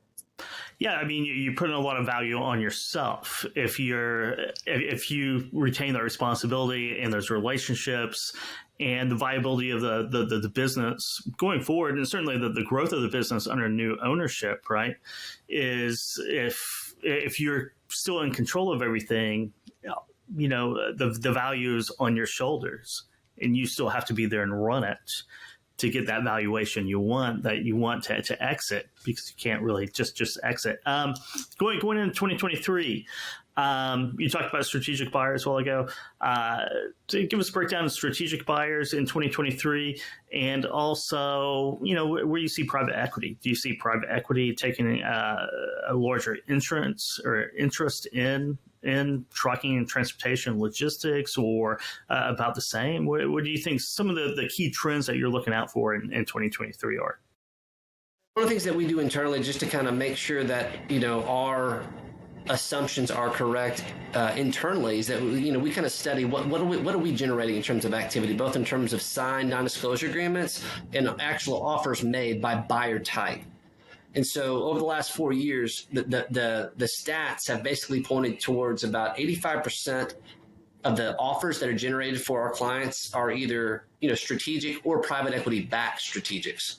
And so I think that's helpful color to understand, like, you know, where are you going to get your money? If you're a seller, for instance, like, where's it going to come from? Well, there's a high probability that it's going to come from someone who has some existing investment, you know, some existent investment in this space. Doesn't mean that private equity folks are not going to get in there. It's just that there's a much higher probability that they might be interested in the asset light portion versus the, you know, asset based business model. I think just in general, if they don't already understand this industry, that's a pretty hard sell. So I think that there's going to be continued interest just because there's so much, I don't know, sizzle right now in terms of the transportation logistics space. I think we're attracting more investment. That's a good thing. But between 22 and 21, we didn't see any deviation from that breakout in terms of when it gets to actually putting pen to paper and making offers. We're not seeing a significant uptick in new players actually stepping out and getting into the game in a meaningful way beyond historical norms. But I think that is evolving. But I think you're going to see it more so on the asset light, the freight tech side. I think that's where the main sizzle is. But it's a hard sell to get somebody to understand CapEx in this space and to throw down some money and believe that in 5 years they're going to be able to provide a competitive return to the funds that they're responsible to, you know, rather than in some other investment alternative that's a little bit less risky. I agree. Yeah, but, you know, private equity groups are already in the space, certainly in the asset light. You know, using the backed portion of that to roll up, to do additional acquisitions. You know, but before we go here, any other trends for 2023? Something that surprised you in 2022? Kind of your highlight of the market, and that you might have. I think that what you're going to see, and I think this is kind of a carryover of 2020, 2021, and then, you know, and combine that with some of the volatility around freight over the last 6 months. And I'm hearing this from multiple different places. Experienced acquirers looking to have their growth strategies evolve by just adjusting the profile of the target acquisitions that they're pursuing. And some of the characteristics of those are diversification, to get out of something that they're already doing, because I think there is high sensitivity by doubling down on the same things, but not just for the sake of diversification. They want high insulation, high niche expertise. And then what's interesting is that the profiles for what they would be considering are getting much smaller. I mean, I had a conversation with a very large strategic acquirer who maybe 2 years ago, I would have never imagined having that conversation based on the size of the profile. I said, hey, I want Tinny Group to know this is kind of what is priority number one for us. It was just a much smaller profile. And I think that that's what we're getting at. It's like, hey, be much more thoughtful about, these specific targets that create profitability, that have insulation, that are niche expertise, that do have some propensity or opportunity for growth, but it's just different. And I think that is going to be a huge trend in 2023 because we're not going to stop doing deals. I think what's going to change is just the profile of the deals that actually get done. Do you think large acquirers are more accepting of smaller acquisitions, much more targeted, much more driven to profitability than maybe making a splash? Or maybe not making a splash, but, they don't have to be large acquisitions, more targeted, smaller acquisitions? No, I do think that there will be, obviously there were some huge deals in the last 18 months, so if the question is, do I think there's going to be some transactions that have those characteristics in 23? I do, but not as many. I don't think that there will be as many. I think that there's still going to, we mentioned like this vertical integration. I think that's probably where you're going to see it. You're going to see something that is a huge splash. It's going to have that type of synergistic upside, much broader strategic play, probably global implications. So I think we'll see them, but we'll see less of them. And I think you'll see exponentially more of the profile that I just mentioned. Cool. Well, thank you very much, Spencer, for dropping by, joining us here at the North American the Domestic Supply Chain Summit, and look forward to seeing you more in 2023. All right. Look forward to it, Kevin. Thanks for having me.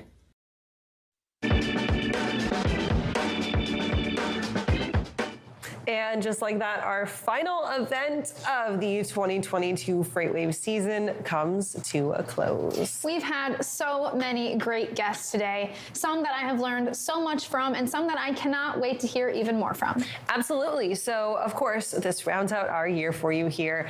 But you can recap this live event, our in-person events, or any of our virtual events from 2022 just by heading on over to tv.freightwaves.com, getting on demand and catching those fireside chats. Maybe this gives you an opportunity to get prepared over the holiday season and get ready for next year.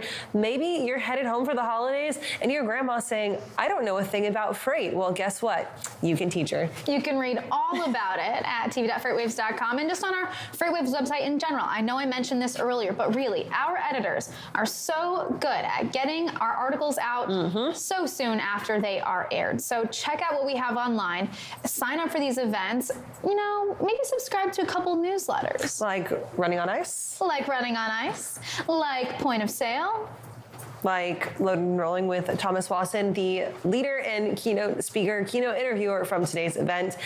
Anyway, lots of ways to interact with our FreightWaves ecosystem and lots more things coming up. So next on your lineup, the next event is going to be another virtual one, and it will be, once again, free registration. Our Sales and Marketing Summit will be starting off your 2023 with a bang. That's going to be January 12th. So we are just about 1 month away from getting this first event of the next year started. And then I believe we have just about one every single month rolled out for 2023. Of course, Global Supply Chain Week will be coming to us in February. That is 5 full days of content, all about different aspects of the global supply chain, whereas this one was more domestic. Then, of course, we've got the Future of Supply Chain coming live and in person to Cleveland, Ohio. Which is going to be a great event. Our last Future of Supply Chain event was actually my first in-person event with FreightWaves. It was so much fun. It was great to be a part of, and I know that our guests had a lot of fun attending. This one being Cleveland, Ohio, is especially special for me being from Ohio, and we've already been talking about it. We plan on going to Cedar Point. Absolutely. So definitely start preparing for those now. Get your calendar filled and then start making those preparations for the Future of Freight Festival, which will once again be here in Chattanooga, Tennessee, the first week of November. Sydney, one of my favorite things about these events, we get to give away a door prize, and we have today's winner. Yes, we do. So this is our Sonos portable speaker set, and the winner is... Drum roll.